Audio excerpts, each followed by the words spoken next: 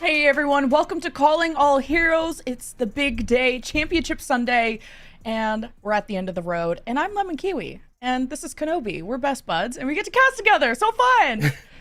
I know. I'm excited. We were casting this. I think it was about 2 months ago. Time is a construct that I don't really understand. If that's been 2 months ago when the last time we were here doing Calling All Heroes, but I'm really excited to be here. I can't believe it's almost the end of the year, and we're here at the end of Calling All Heroes, deciding a champion at the very end of the year. I know, this is such an incredible platform to be able to put a spotlight on so many of our players from the marginalized gender community, and maybe to give them some extra experience to maybe make the OWCS one day, crossing our fingers. We've had some incredible talent come out of this circuit, so please go and support Radiant and Calling All Heroes when you can, and by following their socials at OW_esports. But to kind of discuss the format, what we're up to, there's prizes on the line. Kenobi, this is not just for pride and ego, right?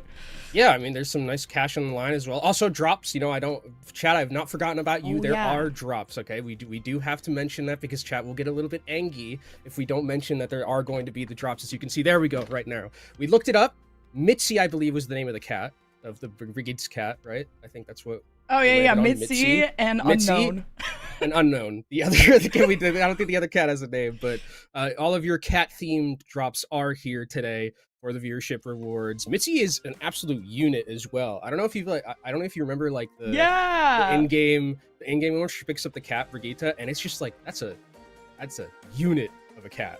That is an absolute unit. And I have that emo and I use it every time. There are so many pets that pop up as an Orisa enjoyer. Okay, don't come for me. But as an Orisa enjoyer, there's also like a puppy that pops out of that one. So maybe we'll get some puppy viewership rewards. But you guys are also getting rewarded for being here, which is so amazing, and our players as well, which is so cool to see these returning names. We take a look at our bracket because this is not the only day we've been here. Maybe you've been under a rock, but we've had a lot of matches, starting with the quarterfinal to the semis. We're on the final day where we're going to be covering the 2 lower bracket matches remaining to see who will join me and my friends that are gaming Kenobi. Not us, but maybe we could be part of that team.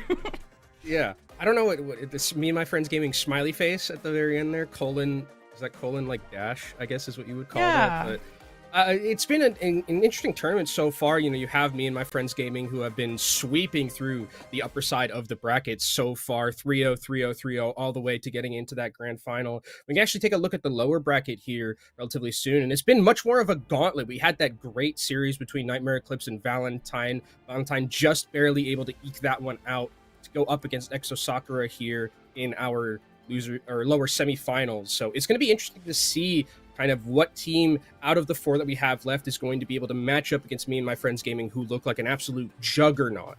Just an amazing story for Valentine too, because I know our casters were interviewing AJMR, the flex support of that team, and just like how much it meant to them from having a break to improving to getting this point. And this is what it's all about, to have these official matches so you can get more reps under your belt, get back into the scene, and just keep winning dollars, because this is a pretty incredible prize pool here of 28 dollars. I watch a lot of RuPaul, okay? $28,000 across all 8 teams, the top 8 teams getting a piece of that, $12,000 for first place. So egos are on the line, and we love Calling All Heroes because there's also so many different identities of teams, whether it's me and my friends gaming, or the Dill Ducks, or Dill Ducks adjacent team, which I don't know if I'm allowed to say it. But and then now there's orgs joining too, like Nightmare.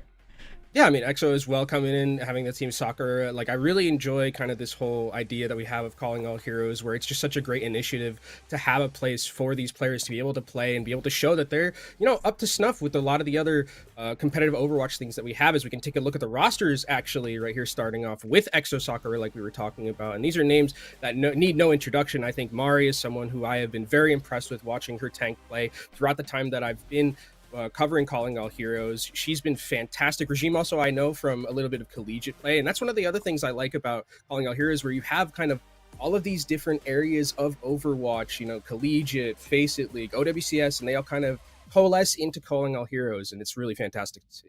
Yeah, the big carries that I'm looking for on this team, Mari, who's developed her hero pool so much from that substitute diva player to now blossoming as being able to basically play anything, but especially abusing the Sigma in her very last match. And great interview discussing the Sigma changes where she didn't feel it was very impactful of a buff, or it's not insane in her words. But even she was saying that Sigma looks good. Mari's obviously, she called herself the carry, and also Jeremy is going to be a person to look out for on the team if they do decide if they are going to be playing today. And there's a lot of synergy already on this team. Like Ivory is new. They had time on Avidity. Ivory and Mari actually played on a previous team together. Same collegiate team as Regime. So they're all buds. Yeah, and I think one of the, there is a team called Me and My Friends Gaming, and I think it's, kind of encompasses the entirety of what Calling All Heroes is sometimes. Just a lot of just friends playing together, people who have had a lot of experience with each other in other circumstances. But we have Valentine here as our next team, and Kindred is someone who I remember back in Contenders, Kindred was with Kindred Reinhardt. Like, that's what I remember about Kindred. Very, very good on the tank play. Someone who I am, again, very interested in seeing how they're going to be performing in this tournament so far with what they had. They had that huge matchup against Nightmare Eclipse yesterday, managed to eke it out in a very, very good 5-game set. But you also have to look at, Phone, HKey, AJMR, and Bernice, all also really good pieces of the puzzle for this Valentine roster. And this team knows how to innovate, okay? Vendetta is fresh off the press. Just got released. Like, who knows? Time is a concept. We discussed that.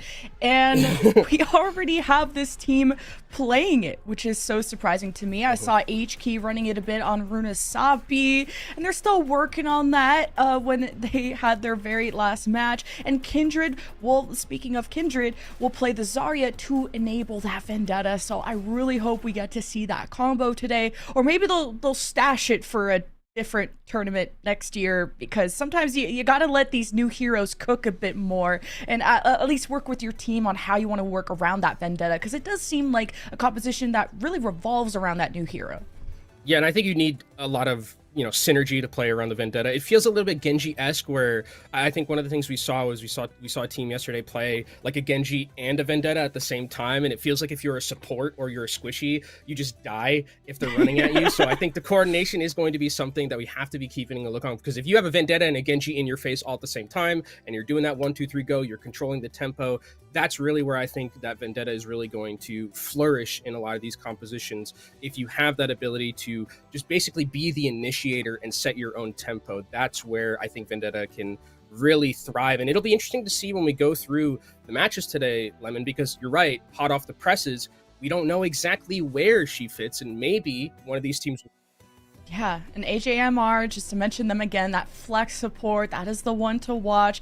And they were talking about all these improvements that they made after they took a break from Overwatch, came back in, and were almost moved to tears during that interview previously about just how much this means to them to be able to win that Game 5. I'm sure the emotions were just swelling after just an intense Game 5. Being able to play so many different compositions too, that is so much on a team's plate. But they are very still confident going into this match today, but they're expecting this to go to 5. They think this is going to be a long day, and they said that with a smile, which kind of freaked me out.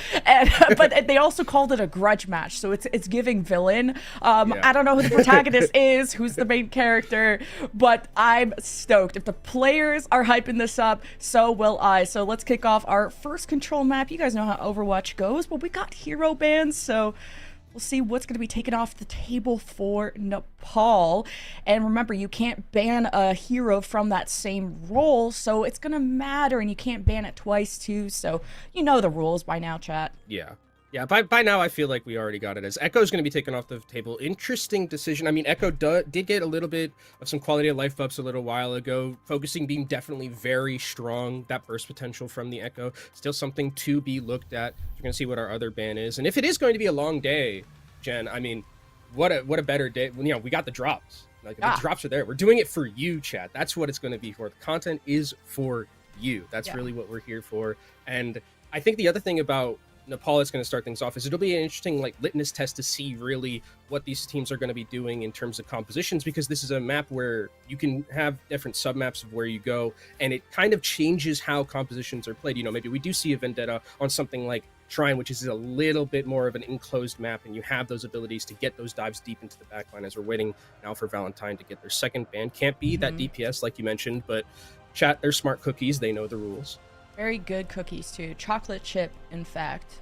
You didn't say oatmeal raisin, and I'm so happy. Okay, you're 80 for saying that. Okay. No. I'm saying no, oatmeal raisins are in the bin. They're in the bin. We don't like oatmeal raisins. Okay, I'm gonna turn into a raisin with how long this hero ban is taking, but at least we can talk about how probably this ban is gonna be targeting H-Key, which I feel like this is a very meta-proof player, because they can play Venture, the Echo, the Vendetta, the Tracer, the Genji. Like, I probably said that twice, but just a lot of things. That is what a flex DPS encompasses, and H-Key is the one to watch. And the Sigma ban comes out. Mari, you better watch out. What you gonna do?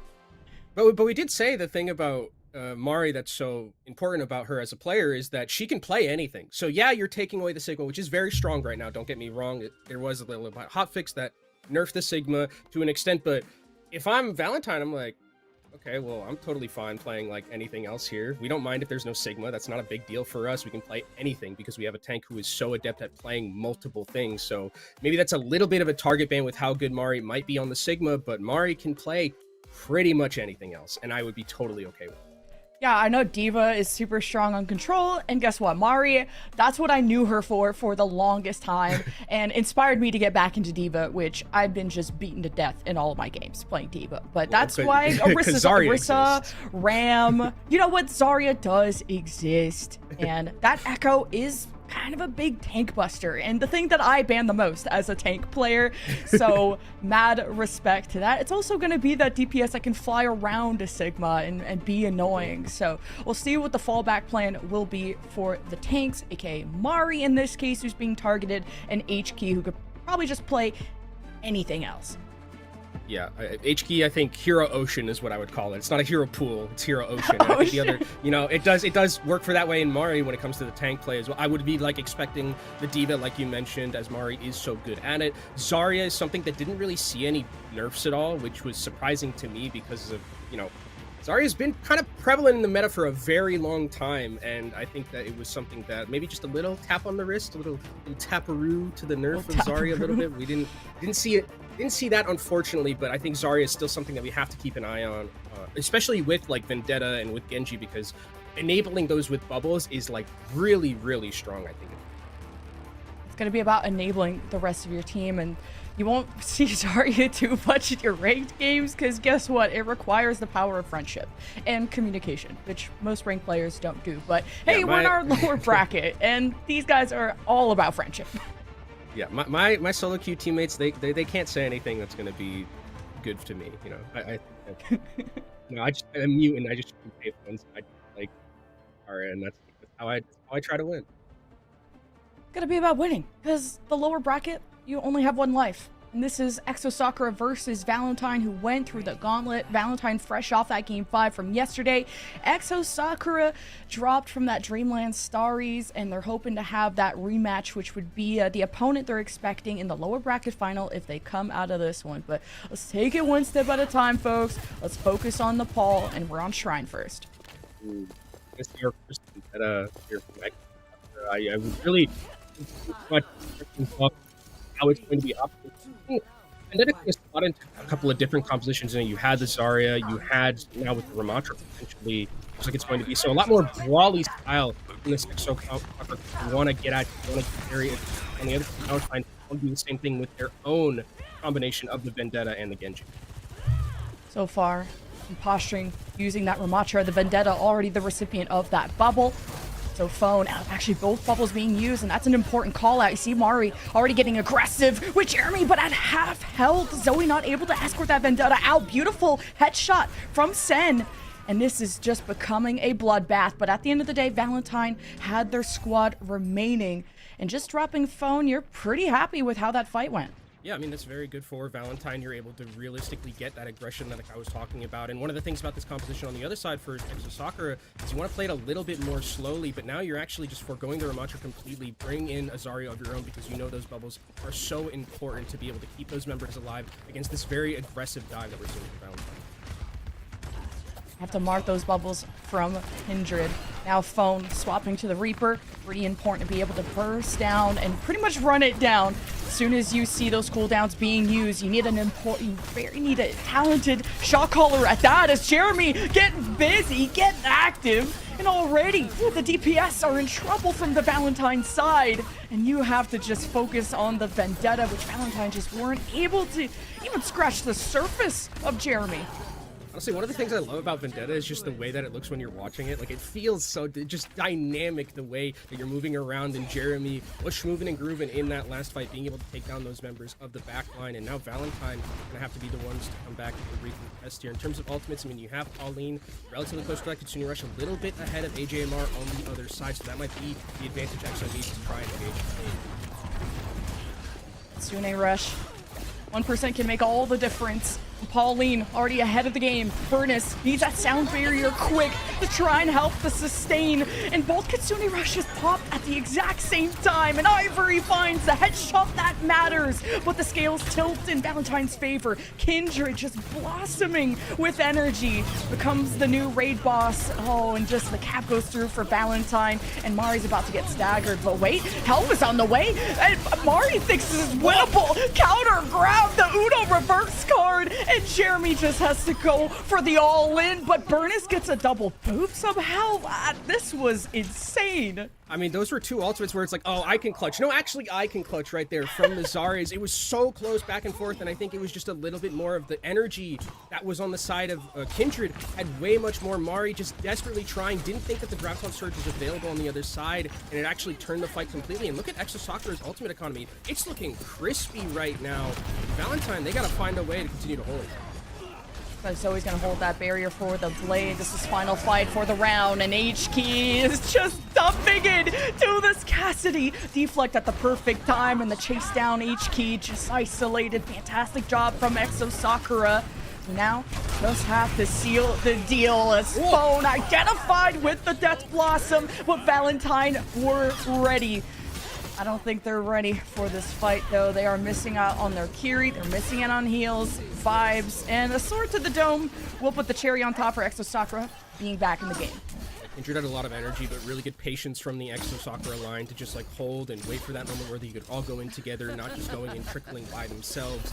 Now Exo Sakura holding out. Do have an advantage a little bit still in that Kitsune Rush, which is a big deal, especially now when we're getting towards that last fight territory. They can continue to through that percentage upwards, because Valentine doesn't really have a lot besides that incoming Kitsune Rush, and Pauline has it way in advance.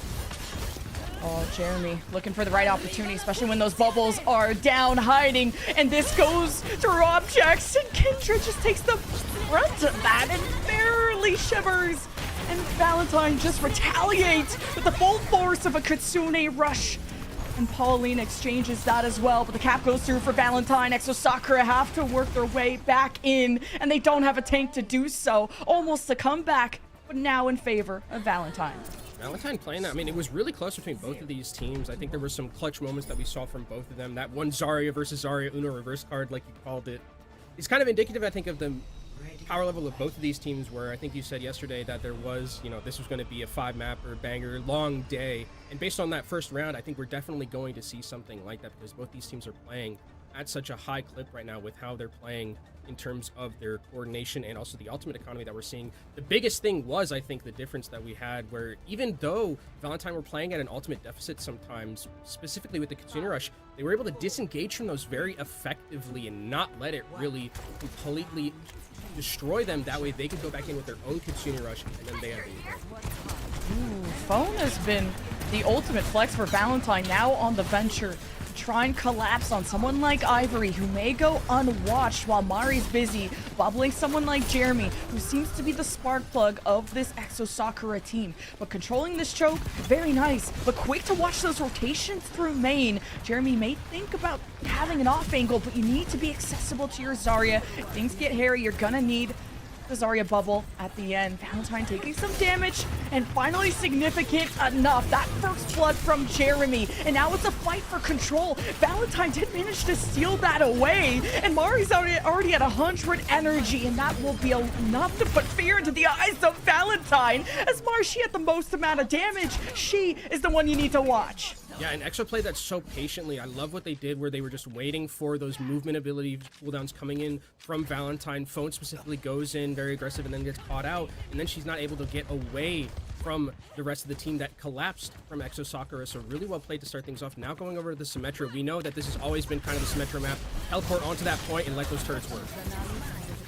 Let him do all the talking. Pauline pretty significantly ahead in the Kitsune Rush battle. H-Key, though, being humbled by Trista Cassidy. Very worried about how that armor was cracked. I like that decision from H-Key.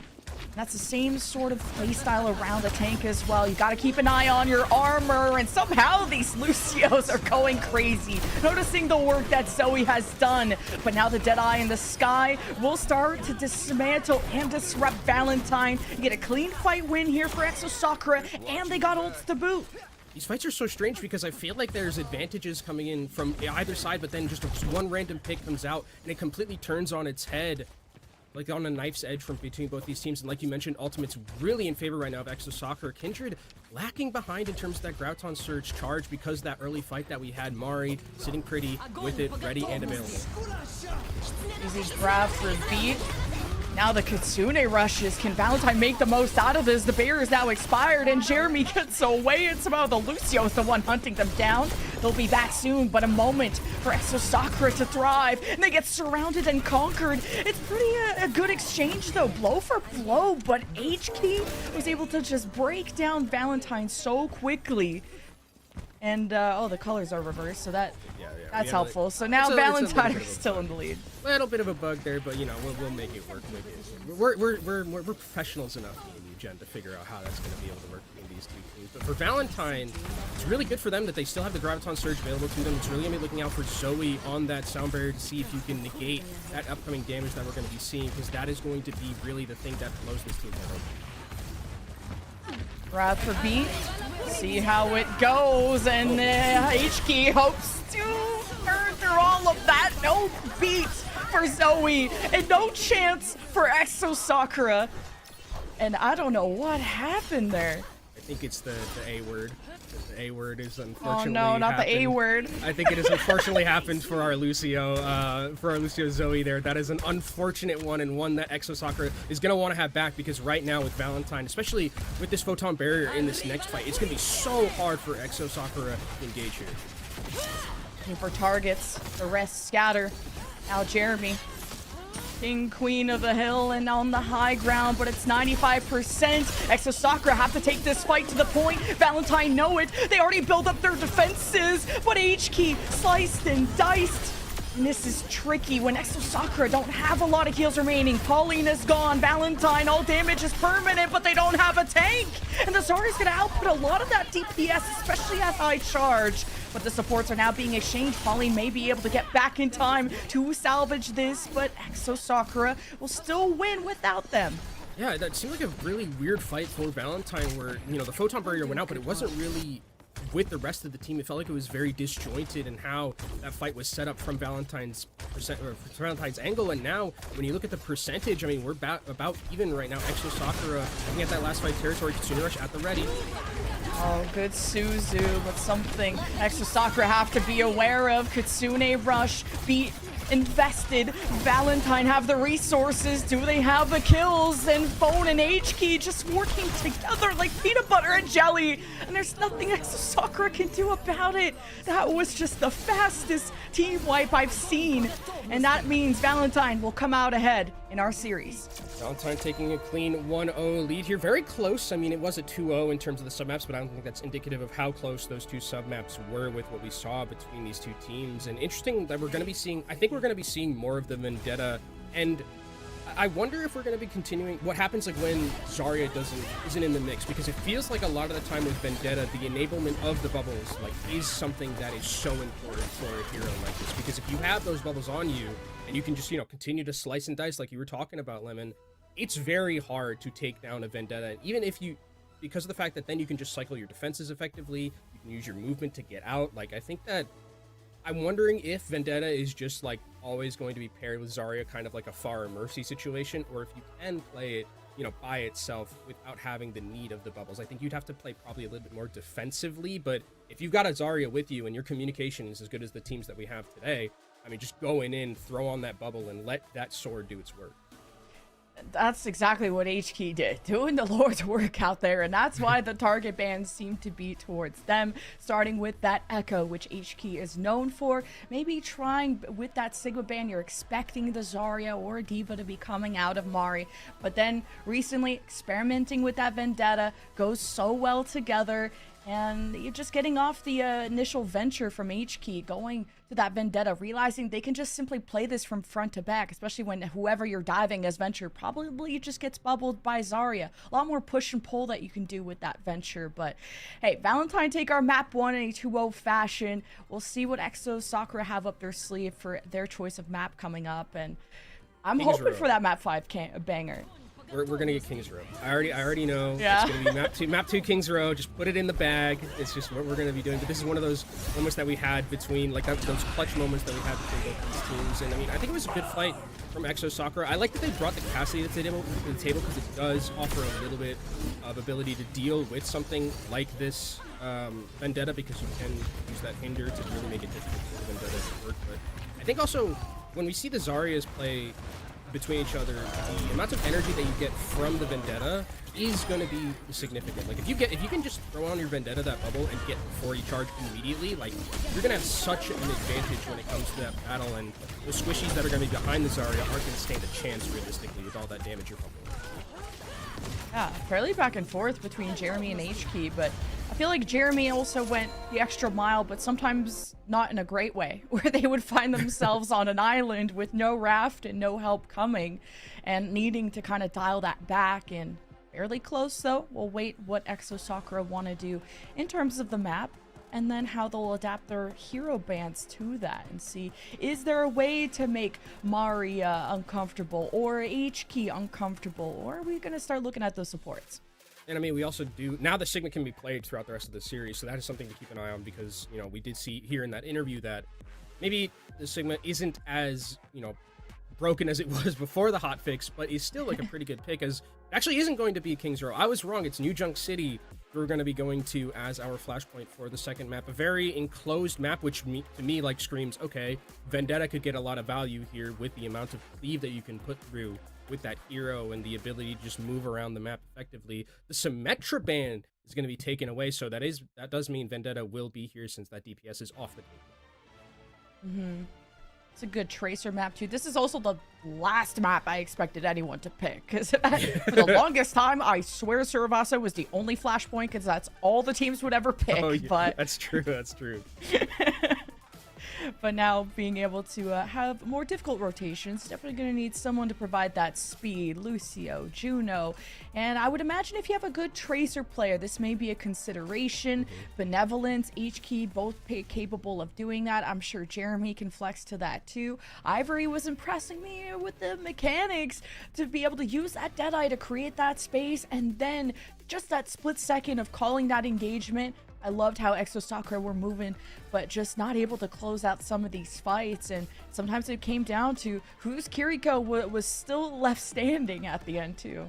Yeah, especially with how good Suzu is. Zarya will be taken off the table, and it was a pretty impactful part of the previous map that we saw. So now my question is going to be answered. Is Vendetta still going to be viable if you don't have something like the Zarya to pocket it in an enclosed map like this? It is going to be a little bit, you know, Cassidy kind of to me screams a little bit more viability if Vendetta is going to be played because of that hinder. I think that this is going to be an interesting map because of the fact that you can play like the Lucio, like, is this like where we just go rush? Like, is there going to be Junker Queen? Because that's something else that I think we've seen still be viable, because you can use Shout to enable the engage of something like a Genji or like a Vendetta. So I wonder if that's where we start moving to kind of still have that ability to enable Vendetta, which seems to be a pretty decently good hero, I would say, Joe. Absolutely. And Valentine, we're already speaking in interviews, just the amount of work that they've done as a team, as individuals to get to this point. They are hungry for the grand final, and it's going to be a long day. We got 2 best of 5s and a first to 4 at the end of the road. So it's about the grind, it's about resilience, and of course the tenacity of New Junk City. You see corpses here on Nepal. After what we just witnessed on Shrine and on Village. But yeah, these hero bans make just the Overwatch meta so exciting. You can't just one trigger comp anymore. Yeah, and it's interesting again that we're just seeing the tank pool being, you know, sectioned out by Valentine. It's the second time that they're banning the tank more so than anything else, so it feels like they know where their bread is buttered when it comes to those bans. And I mean, I still would, if I'm Exo Soccer, I could still rest my cap on the fact that I have Mari on my team, and Mari can play anything, and that's the Sigma that's going to be coming out, it looks like, potentially at the start of this. But also, if you're in Overwatch right now, you know, if you have a couple, I know like probably a lot of people have like different monitors right now that are watching this. You know, you got to have a side monitor for jingling keys when you're playing games. But if you're somehow in Overwatch right now and have this on the side monitor, there's a little esports button, and you can see, you can click it. It'll bring you right here to this channel. So we got the esports tab. We got the esports button. We are it's esports. Just direct, B2B marketing. We got the esports button in the Overwatch. Go ahead and give that a click and get over here. If you're, you know, there's some other people that are playing Overwatch. Get them in. Bring them in the calling over. Yeah, the chat also starts meowing, so don't worry about that if you're new here. we're just all communicating. So Valentine with the brawl, the May. This is going to be tricky for Mari, needing to really save that grasp for if that May wall comes up from behind. That one's gonna miss. Valentine getting set up for the cap. This initial point can very much be a ring around the rosy. And this is why a Tracer's important on this. No one's playing it. I'm not a coach after all. But just to have someone who could fall back to the point to cap, and HKey took a heavy shot there from Ivory. The armor's cracked. Jeremy's on duty to go and finish that off, and does so. What a Suzu from Pauline to help Jeremy out. I thought they were cooked for sure. And that means Exo Sakura will cap first. But the rotations were so crisp from Exo Sakura there. Like, this composition wants to stay away from Valentine as much as possible. Valentine have what I call the T-Rex arms, where they're really tiny, and you don't want to get in their grasp at all. You want to be able to move away, and Exo Sakura did a perfect job of that. Injured was never able to get onto that back line, get any damage done, so Exo Sakura really playing around the range of their heroes super effectively in winning that team. Ooh. That Sojourn, black hole is very scary to traverse through. Valentine, they just get absolutely cooked trying to get through that choke. And Ivory from Cassidy to Sojourn to now poor Phone getting staggered. But Ivory proving to me, if they have space to operate, they are the lethal DPS that you have to pay attention to. But Sojourn being able to jump away makes them hard to lock down. Overclock also available too, so this is going to be Exo Sakura with a treasure trove of ultimates to really just make it difficult for Valentine to get in here. Probably going to have to force some sort of support ultimates on. But here comes the Goridic Flux. That get canceled. Mari still humbled. Kindred does not matter. Phone also gone. HK, just not a single glimpse of hope from Valentine. And I just loved how proactive Exo Sakura were. Mari making that call. That is an incredibly confident player. If she calls the grab, you follow. Yeah, you definitely do. And that's really good ult tracking, I think, from Exo Sakura, knowing that they have the ability, because they won those fights so quickly, they knew they had an ultimate advantage, and they just used the single ultimate, Lemon, so that means they have 4 in their back pocket for this next one. That first fight, so incredibly important. HKey, the armor cracked, in trouble, falling back. You got the Kitsune rush now from Sen and Pauline, so everything's about to get amplified to 2,000. And a beat first. Zoe not able to save the team, needing to maybe pop that more proactively next time. But hey, that's a good sign for Valentine to try and make up for the scoreline.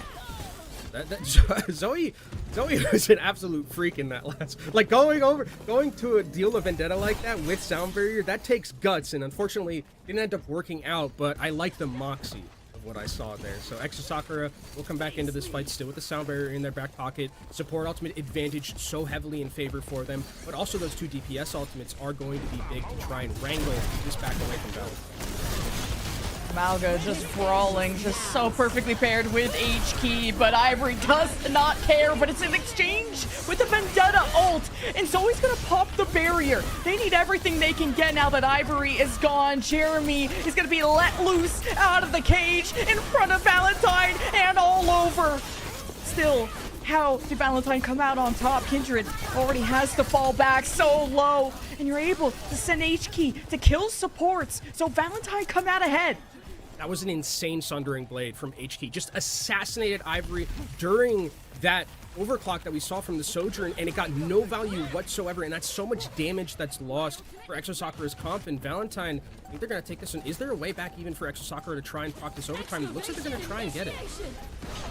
Oh, Phone's gonna pop the ult quickly, taking a page out of Exosakura's book on popping ults before anyone could touch. There is someone backcapping, so that's a later problem for Valentine, I guess. Maybe actually they got split, some falling back to the point, some still fighting forward. So this has become a giant mess. What a pop out from Phone, answering the call.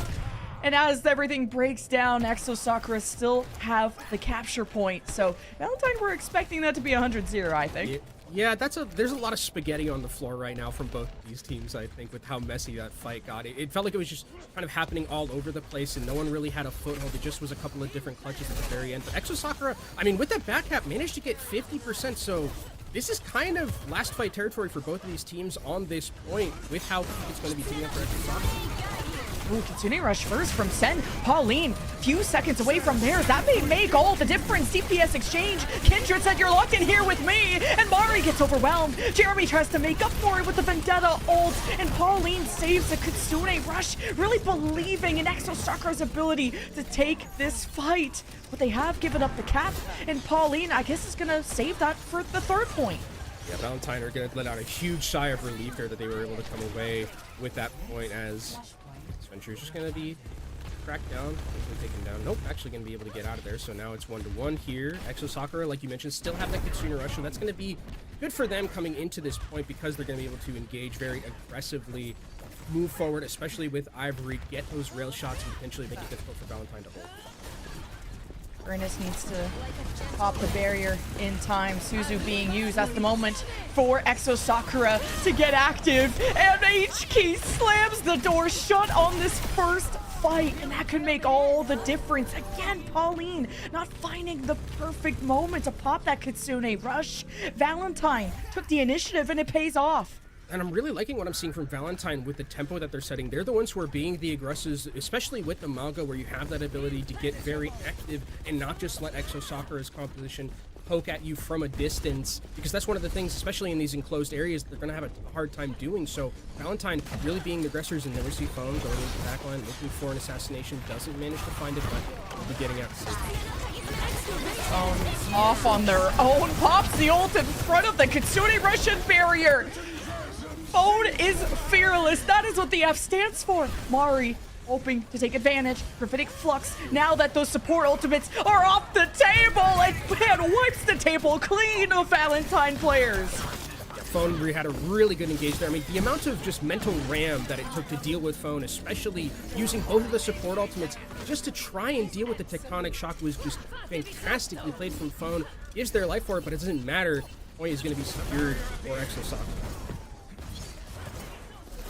Mari can take up as much space as she wants, especially with that shield, setting up Ivory to feel as safe as possible so your team doesn't have to use mobility cooldowns to readjust. Mari has a very important job. A lot more of a stationary tank, but Kitsune Rush, can they hold their ground? Valentine is going to full send it. They're still looking for targets. That's difficult. And Kindred just knocks everyone off the high ground, and Jeremy's in trouble. And Exosakura just can't get the heals out in time. That means they'll drop the point to Valentine. And now someone has to quickly touch for Exosakura. That's going to take down quickly.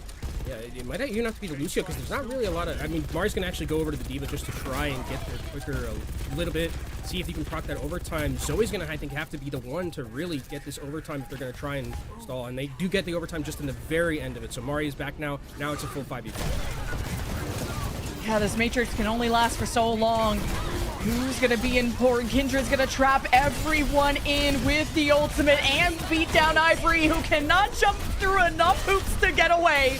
And Valentine, though, are taking a lot of damage from Jeremy. Mari has lost the mech, and the support ultimate's coming just in time. Pauline uses it as soon as she earns it. And Zoe's gonna conserve the sound barrier, and Valentine are just losing the war to attrition. Zoe, not again!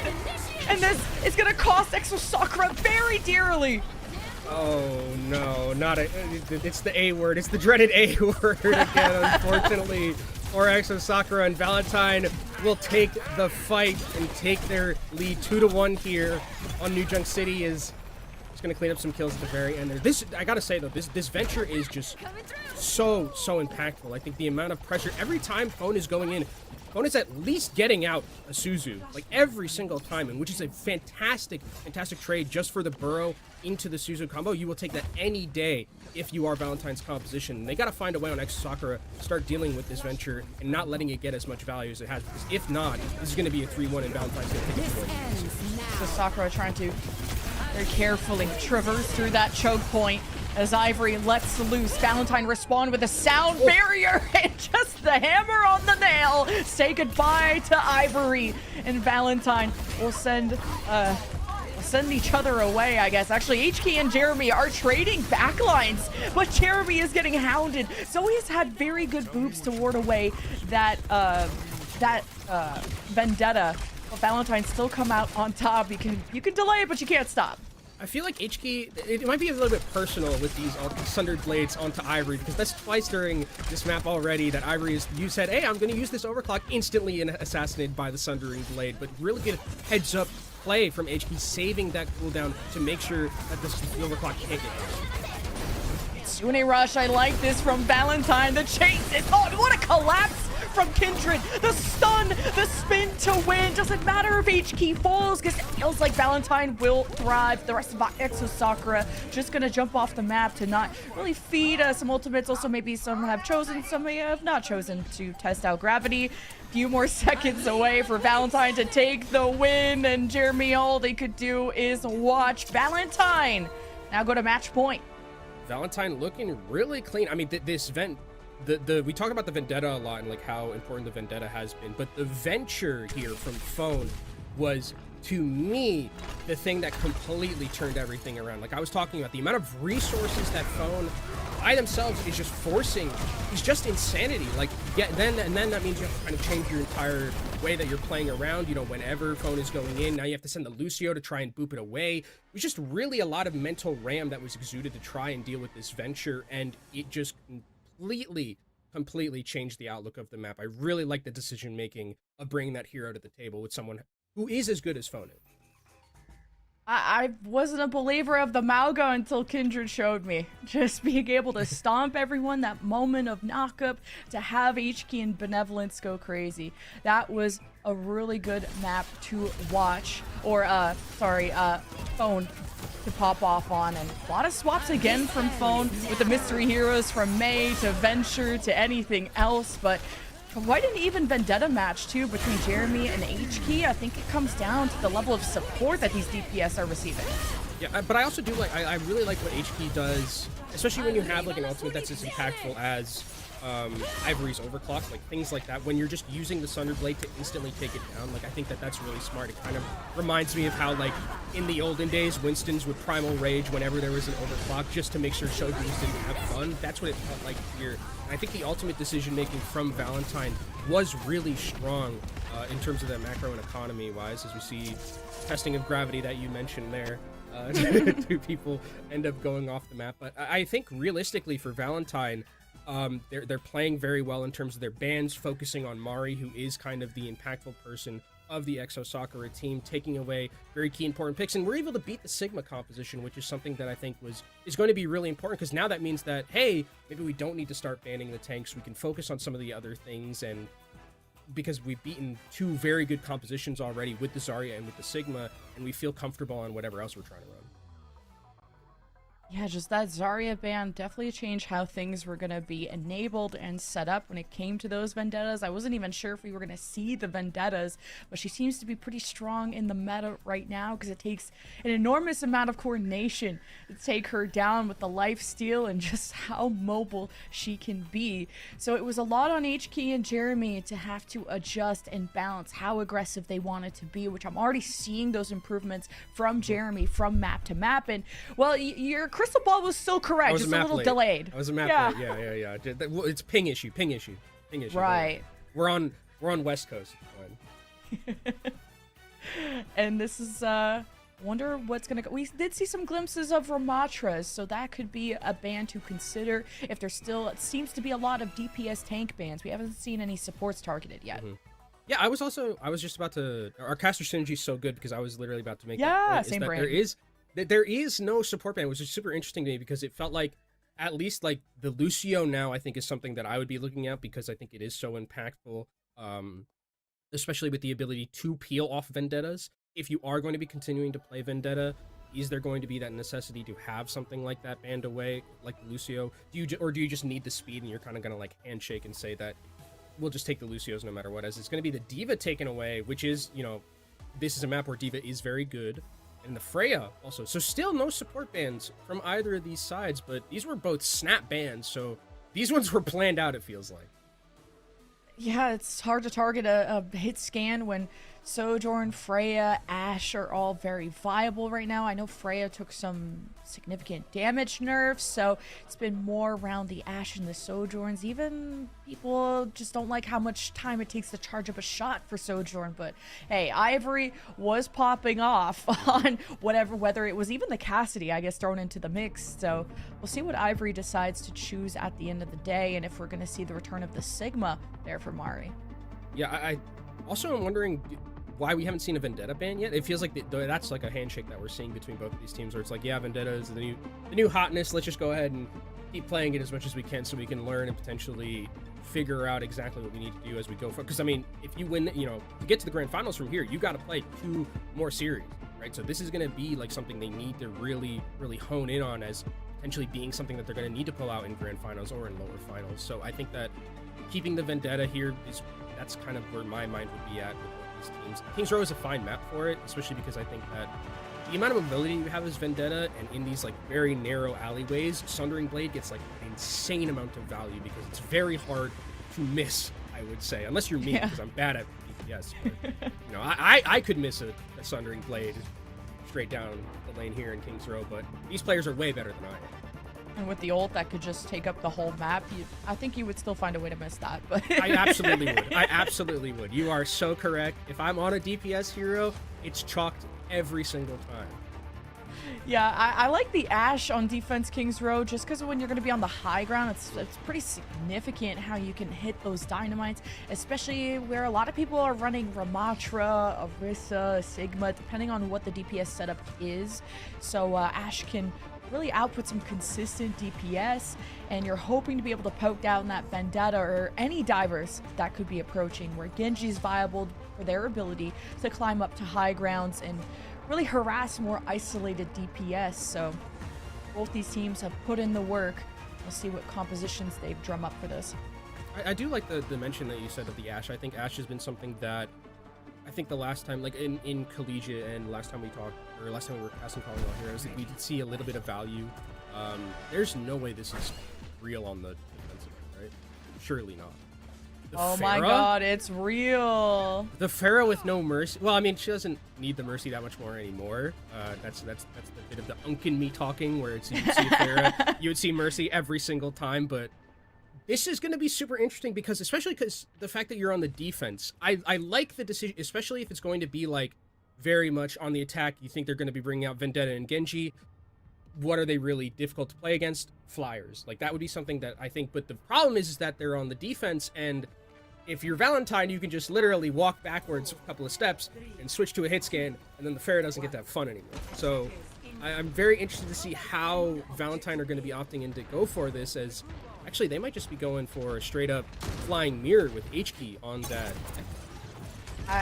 The Zarya is going to be a strong pick against the Echo. Once they throw their sticky bombs out, that's just free energy for you. You cannot return those to sender. So I'm already seeing Mari probably up to almost 100 energy. You can just build that up so fast. Valentine hoping to pressure that down. The more energy Zarya gets, obviously more damage, but becomes a more important target for the other team to go after. Valentine have been able to zone off Mari, though, making her use all her cooldowns, try to get that first hit going. There is a contest from Sakura, but it's not lasting very long, especially when Valentine, well, they just got bursted at a distance from this Pharah. And I really like the decision-making actually in positioning from Exo Sakura, where they bring out this Pharah, and I thought it was going to be a little bit scary, you know, the fact that it's on that defensive end, but you can just hide behind this geometry very effectively. Jeremy moving and grooving really well around, and now has actually forced Phone over to a Pharah. So we have a Pharah matchup somehow in the year of our Lord 2025. Was not expecting that, but here we are. Double flyers for Valentine. And Jeremy already taking down... Okay, Jeremy is just... Oh, God. What the heck? This is a Pharah masterclass. What was that? Was that a conk into a direct on... I don't know, but that was a prediction of all time. So Jeremy had that up the sleeve, and Mari could even bubble once that barrage comes up. But what I'm noticing is Pauline being ahead of that Kitsune rush, which will be on the menu very soon. We've seen also Kindred now going over to the Winston just to offer a little bit more of that ability to get into the backline and dive, focusing onto Jeremy and finally taking out the zap from afar. Jeremy is no longer here. Oh yeah, and with that Diva ban, that's going to be the best tank to deal with a Forest, so a lot rides on the hit scans, being, I guess, Ivory. H-Key, focusing beam 2, burst people down so fast, just like that. Pauline gone. I'd really like to see them be more proactive with these Kitsune rushes. It's always better to be too early than never at all. And I really like the decision making. Yeah, I really like the decision making of bringing in the Winston, because the Winston is just on demand controlling of space, which is going to make it a lot more difficult for Jeremy to get value, especially when the Winston just dives in, throws that shield in your face, and just pushes you away. Maybe you don't get the kill, or sure, but you just control that space, take it all away from Jeremy, who seems to be the carry at the moment. But Exo Sakura, good treasure trove of ultimates in their back pocket. Ari looking for a grab opportunity. Burn is 10 away from the sound barrier. This could get a lot of value, but the copy from H-Key, you got a ton of bubbles, including one from the Winston, but it does not matter. Barrage grab. The end of Valentine. Hearts are shattered, and now they'll have to go back to square one and have to fight through the choke. Yeah, this is going to be difficult, especially because this is one of those places where it's really tough to break the defense. But actually, they're coming back into this one with Kindred, the Winston jumping back in. Somehow, Valentine were able to hold that space in a fight that was very expensive from Exo Sakura. Looks like it's completely nullified, and Valentine are now the ones who have the advantage. I'm so impressed with Pauline's ability to save Mari just now. Great timing on the Suzu, able to fall back and get back to a stable position. Valentine able to break out of that choke, but what seemed to be a full reset fight, and another barrage, this time from Phone, but the barrier from Burn is not in time. Kindred already sensing this fight is cooked, disengaging, needing that final jump for getting out. H-Key also took 2 with them, so a re-engage could be in the cards for Valentine very soon. Yeah, I mean, Zoe's had a couple of Ajaxes, but that time the sound barrier, absolutely perfect that time. Being able to negate everything from that Pharah barrage, taken down by Mari, and now this defense gets to hold their ground a little bit. Valentine gonna come back in aggressively. There goes the Winston dive. It's just gonna be a zoning 1, and now with the Primal, you can get aggro. Wanting to have 3 on the card. Exo Sakura, their hand is about to be forced. H-Key so close to building up the grab after the dupe. 70%. Kitsune rush in response from Pauline. Look at how early that was. It forces Valentine to disengage. Now the Primal emerges. Kindred hoping to make their mark and get that 1 meter. That's all Valentine needs, but it's all washed away. Mari, a lion amongst lambs.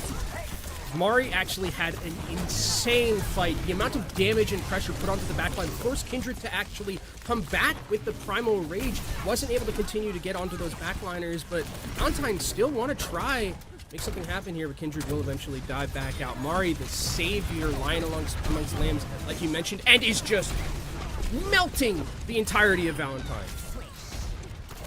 think Valentine could have reset. They're all good, though. Yeah, I would. Now you just have a barrage to worry about. But hey, it's desynced from the grab, so it's not like the grab dragon combo from back in our day, Kenobi, but a much deadlier one now. But Ivory does get humbled by a support of all things. So Valentine may be hungry for a fight. Try and go in here, see what they can find. So a couple of headshots here. Kindred getting taken down very low. Suzu has to be forced. Oh, barrage and a bubble to enable. It's still not enough to get a kill there for Jeremy. Valentine will watch from above, and Phone will be let loose. Have to mark where Ivory is, and Mari's trying to hold as much space as possible. Zoe may be able to salvage this fight with a sound barrier, but so far everything's looking good for the defense. Phone, what a moment to shine. Rains hell down on this defense, and it turns into a cap, all thanks to Phone. On with a fantastic barrage. Doesn't even need anything like a Zarya bubble. Goes in alone, gets 3, and Valentine are able to take a deep, relieved breath here as they're going to be able to get a chance to go through third here. 1 minute and 40 seconds in their back pocket. Ultimates, though, very much in favor of Exo Sakura here. Going to be looking out for those Kitsune rushes. Who is going to be the aggressor? I'd like to see Valentine maybe just use that Kitsune rush early, but it's actually going to be the overclock that comes through. Well, it ends now, and Kindred says it begins now. They just jump in, place a bubble, and they want to be able to play for that primal. So I like that Valentine are trying to stabilize here. Kitsune rush. Valentine, it is time to leave, and they knew exactly what to do. Hide away and wait out the ult. On Surge available here soon for Mari. Going to be cleared, though, potentially by that sound barrier on the other side. Both beats exchange. Mari's gonna wait for that beat to expire before going for a grab, but Valentine are wasting no time to try and prevent that win condition from going through. There's already a Kindred the primal's been used, and it's expired, and H-Key deletes too with a few sticky bombs. This could be the end of the road, and it's in sight, that finish line. Kindred's trying to ignore Mari, but now you have to pay attention. There's no one else to. Valentine have wiped the floor yet again of Exo Sakura.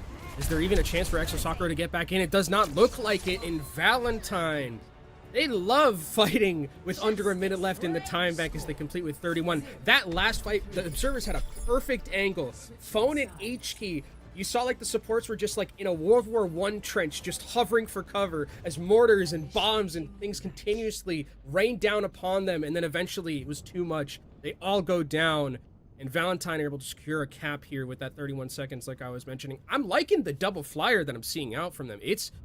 Jeremy looked fantastic on the Pharah, but 2 flyers against 1 seems to be the difference maker.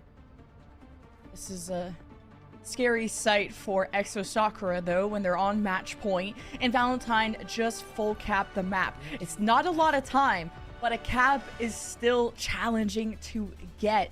But this is one of the most snowbally maps, so if Exo Sakura, they just have to outrace them. But now you have a taste of what Valentine are probably going to bring to the table. The double flyer, as you mentioned, and what could be the answer to H-Key. Ivory did their best to find value with the ultimates, but Valentine were also very good at disengaging, whether it was against the Kitsune rush, Ivory's ult, whatever it is.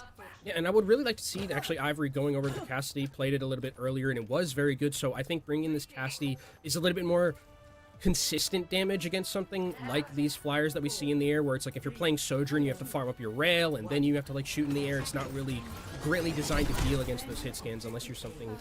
Oh, it's actually okay. I'm down for actually just a Widow as well. This is awesome. I'm down. I'm so down. I'm so down until Ivory. We're not so down anymore. Ivory, yeah, I don't know if we're down anymore. Maybe I'm lying. You need space for that Widow to get to top theater, to maybe round about, and Exo Sakura were trying to get ahead of it. Mari's able to grab the Mega, so smart rotations, but they can only delay for so long. Mari's gonna need support, and they come in just in time. Valentine were full feeding to deal with that Zarya, and they fail. Yeah, that was such a weird fight as well, because it felt like they put a lot of their pressure onto that Widowmaker, but Ivory just went back and switched, and then Valentine had no cooldowns to deal with the upcoming push. So that's a very, very early win for Exo Sakura, who now have a 5.5 minute time bank. And you talked about it, Jen, how snowbally this is of a map. If they win one more fight right here, they're going to be sitting pretty with a huge time. I mean, Valentine are just staggering right now. Well, Yeah, you definitely don't want to be in a small corridor against the Pharah, and Sen had probably just used the Kiri teleport, so far I'm seeing Exosakura having great time identifying those cooldowns. These fights are also so quick that Exosakura are not building up towards ultimates anytime soon. Yeah, phone taking down very low at 1 health.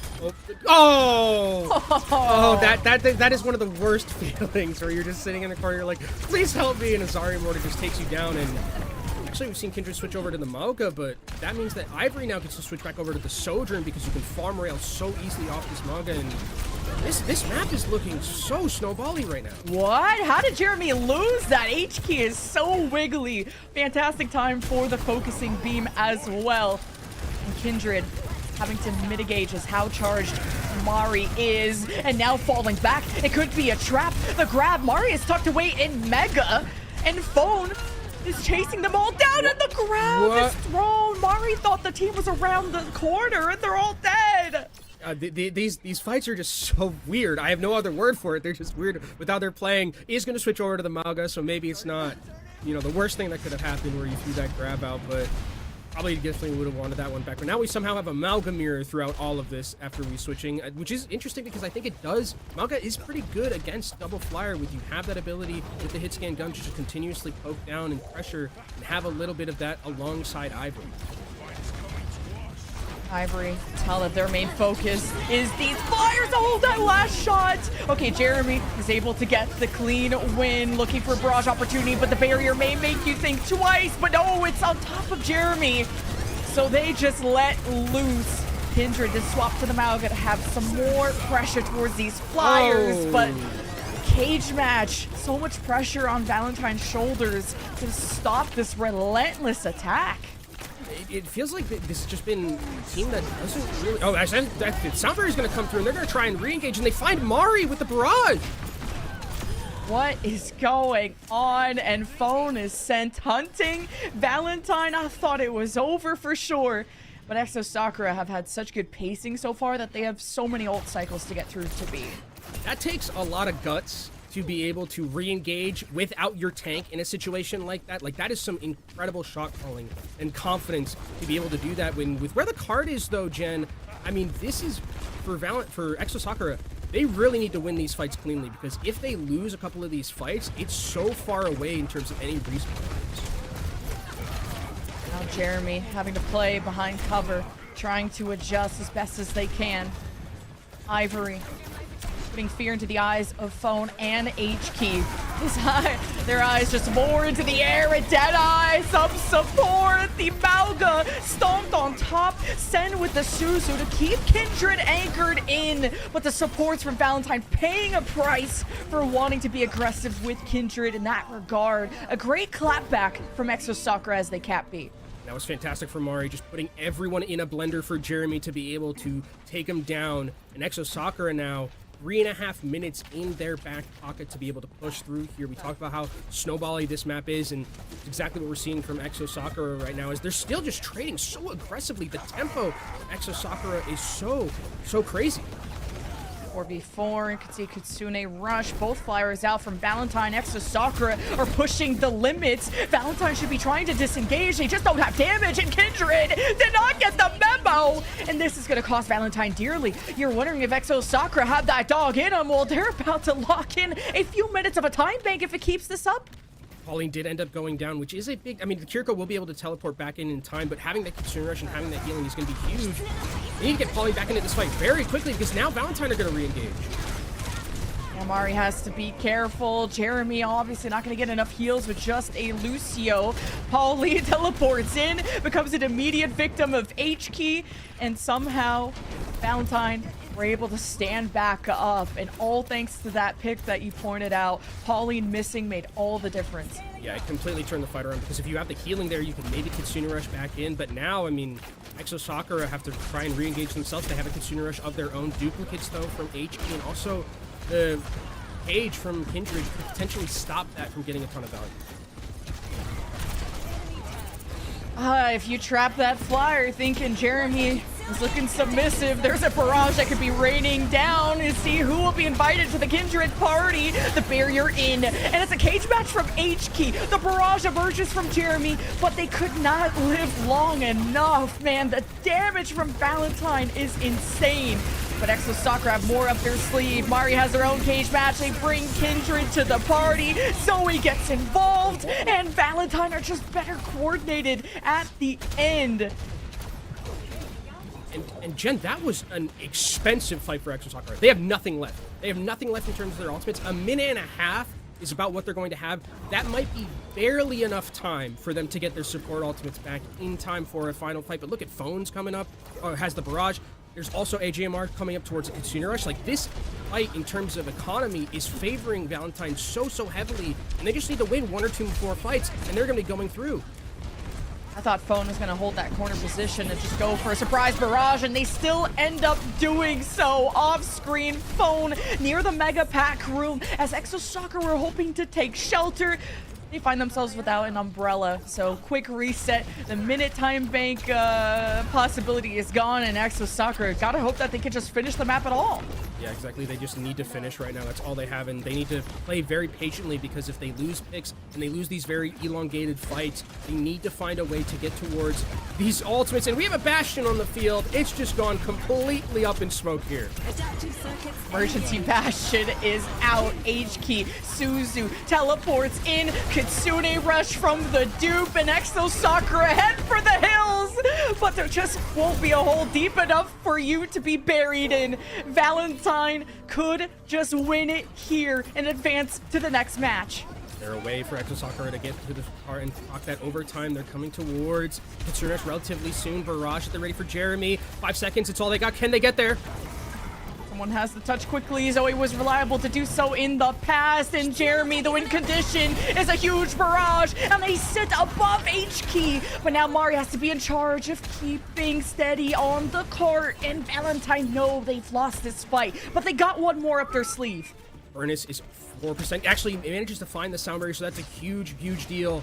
Are they going to be able to get back into this team fight? They can maybe make it last long enough to get the Kitsune Rush, but they need to get on cart now. Oh my, this Malka does not get hindered at all by the Doomfist. Phone's on the off angle to take out the flyers! Phone! The fear, the hero they fear. I cannot believe it. What a clutch Bastion. That is a sentence that I've uttered. And Valentine will advance in the bracket.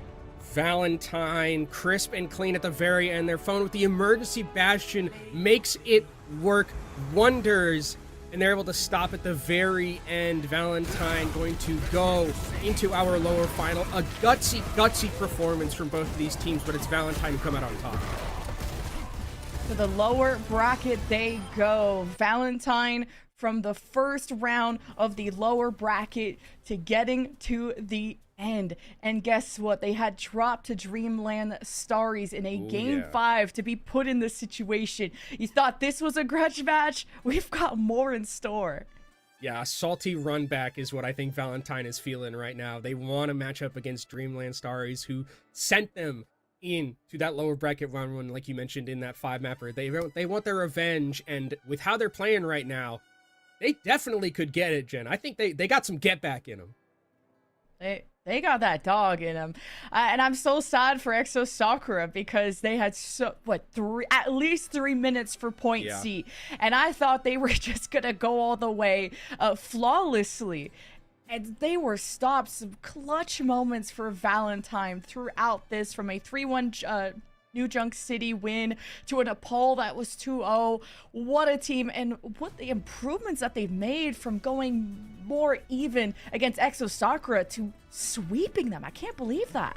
I mean, one of the things I liked about this team that we saw from Valentine is their ability to play. We saw a lot of different variations in terms of composition, in terms of DPS, tanks. Like, they played a lot of different things, which I think going through a tournament like this, when you have to play probably 3 series if you want to get to that grand final, it's definitely valuable to have those tools in your toolkit like we see. And I think that this team is firing on all cylinders, and they're chomping at the bit, I think, to take on Dreamland Starries right now in that lower final. Absolutely. And I've become a new fan of Valentine. Already was, but now I'm a super fan. And that means I get to use my privileges to call up Valentine before their next match and ask them a bunch of questions, but first I have to call them and see if they'll answer. So don't go anywhere, guys. We'll see you after the break.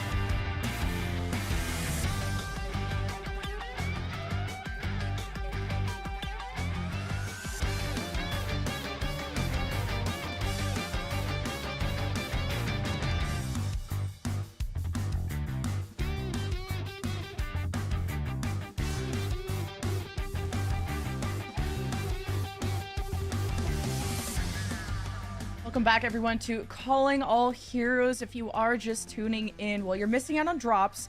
She said the word. Also, a fantastic match, a sweep. We were not expecting that, Kenobi. We thought this was going to go to 5. Yeah, we thought this was going to be I mean, it was a close series. It's kind of, you know, we meme sometimes about how, like, oh, it was actually a really close 3-0. This one, I think, was. Like, the power level of these teams weren't really that different. It's just those small little clutch moments, I think, that really turned the tide, and a few mistakes, I think, from the macro from Exo Sakura that really, really benefited Valentine on the other side. But the series was relatively close throughout most of it.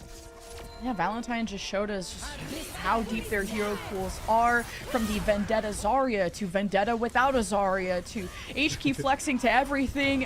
Phone as well, from Reaper, Venture, HK being targeted in those initial bans to ending up with some double flyer business and forcing Exo Sakura to have to, like, actually it was Valentine that copied Jeremy, right? So it was wild to see. Yeah, double flyer. We saw Farah. It was a really, really interesting series in terms of the hero compositions that we saw, because we saw some Winston as well, like things that you weren't necessarily expecting, and that gives me hope kind of for the rest of the day, where we're going to be seeing a lot of cool different things that I'm very, very interested to see how it works out, because Vendetta seems to be the flavor of the day, but it's not necessary all the time, it feels like.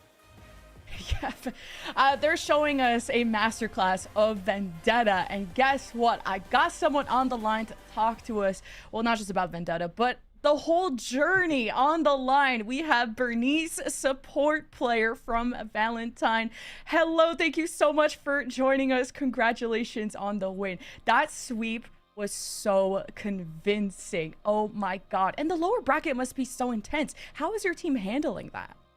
We're doing really good with the pressure of the lower bracket. I think we've all been in this position like several times before, so it's definitely not something that we're unfamiliar with. But it definitely does feel pretty good to like have kind of a strong start, especially because we're working with a roster that we don't normally play with, because our hit scan is on a plane to vacation. And I do think that the enemy team as well, they also have one of their players that was unfortunately on a plane, one of their regular players, and I think that a lot of their strength comes from their flexibility of being able to rotate their DPS players around. So losing that out definitely did weaken their team, I think quite a little bit, which I mean made the map score more convincing for our favor. I mean, you could have fooled me. I think all of you were really. It felt like from an outside perspective, moving very well together and extremely coordinated. And I kind of want to talk to you a little bit about Vendetta, even though you are a support player, I think it does affect you and how it plays. What is your read so far on how to play main support, or something like Lucio, because we saw a lot of that? What is your read so far on playing against Vendetta as one of those main supports? So as a main support, if you're not playing Brig, it's kind of hard for you to enable her directly, just because her mobility, like she goes out of your aura so fast. So the best way to kind of play the Vendetta matchup, in my opinion, is kind of playing it like you're playing against a Junker Queen, which is just you need to boop the Vendetta's like engage slash, and then you just run as far away from her as you can, because you don't want to get one shot and die. I'm writing that down. So you just boop that engage, and then you flee, you run. Yeah, running away, all supports, write that down, okay? Because Vendetta is a menace in the meta right now. But y'all were menace in the server, and now you have to carry that over to your next match, Dreamland Starries, a very familiar opponent, the ones that put you in this situation. How is this match going to be different? It's definitely going to be different just because, we're working with two flex DPS players now instead of a flex DPS and hit scan. So some of our comp options are a bit more limited in some ways, and in others they've also opened up. So we actually don't really know what we're playing. We kind of load in and Phone looks at the hero roster and says, I think this one might be good for now. And then we'll swap accordingly. Okay, so that actually kind of goes into my question, because I was going to ask, what is the comm structure like? Because I mean, you said that you're not necessarily playing with the same team that you normally do, but still, like from a macro sense, to me at least, it looked like you are all still very coordinated. You have a good idea of what you're going to be doing in terms of setting the tempo or taking your turn on the 3-2-1. Who is the person who does a lot of that shot calling, or is it mostly by committee? So when we have Benevolence in, it's usually me and Kindred. But with Phone playing, Phone is such a loud talker that I'm much quieter in the backline. And it's just a lot of trust on, like, we all know how to play the game appropriately for ourselves. And we kind of listen to Phone and Kindred and HKey on, what play they want to make. If they want to go for something and they're loud about it, then it's like, okay, well, we will 100% commit to this call. And if it doesn't work out, you just go next. Okay. I love that you guys are adapting on the fly, and person named Phone is the most talkative. HKey, who's maybe that's your push to talk, is the very talkative. Like, it's been so awesome getting to know y'all through this bracket. You are making that miracle run, so I'm gonna let you go get ready for that. Best of luck. We're excited to watch. Thank you. That was Bernice from Valentine, who is inspiring me to just adapt or run away from Vendetta. Also be loud. That's the other thing. The squeaky wheel gets the oil. And just be loud. If you're loud enough, that's good for us casters too. If we're loud enough, we're just right. We're right. That's good for us. That's good for us. But those who can't play cast, so here we are, just watching the masterclass of Valentine. But can they carry that over to a grudge match? The opponent that sent them into the lower bracket, Dreamland Starries, has been waiting for this moment to do it again. Excited to see how this is going to go. But first, we got to get our team set up. We're throwing it to a break. More time for you to get drops. We'll see you on the other side.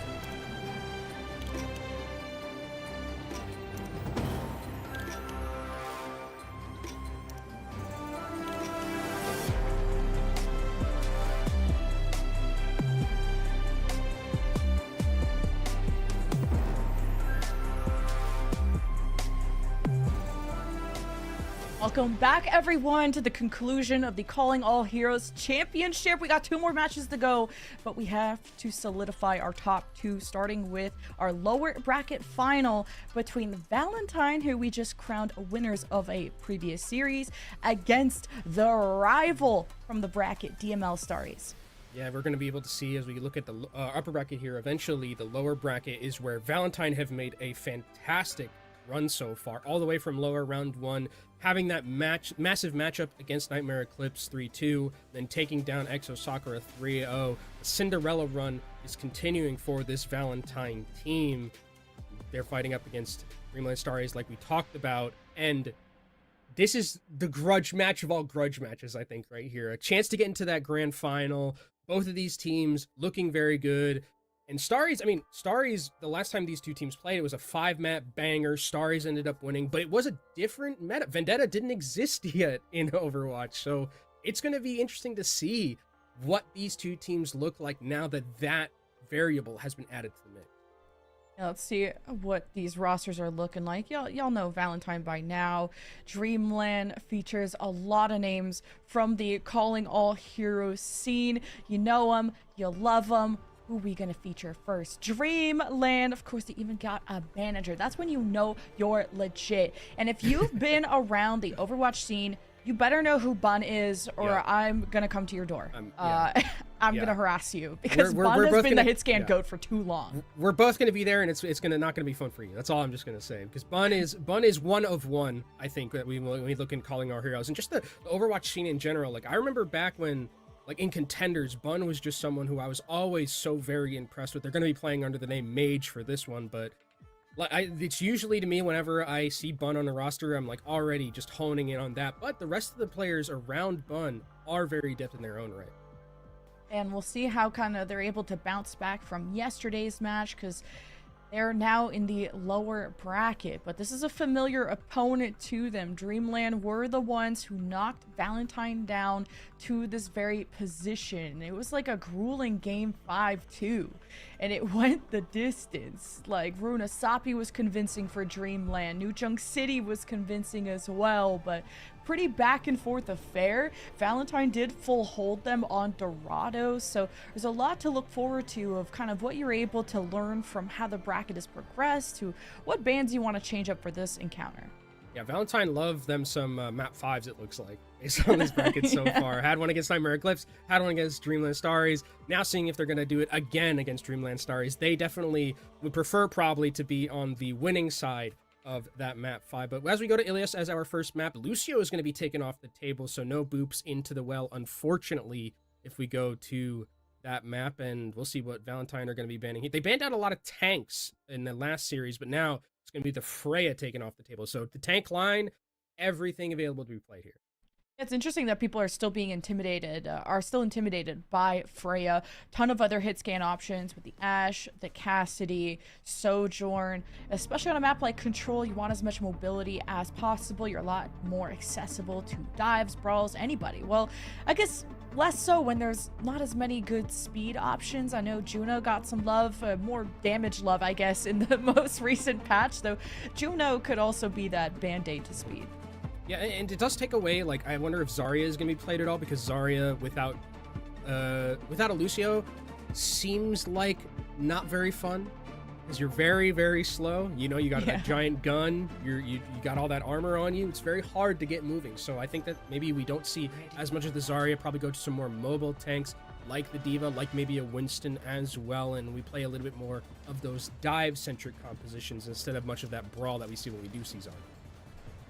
And Dreamland wants to be able to return and face me and my friends gaming.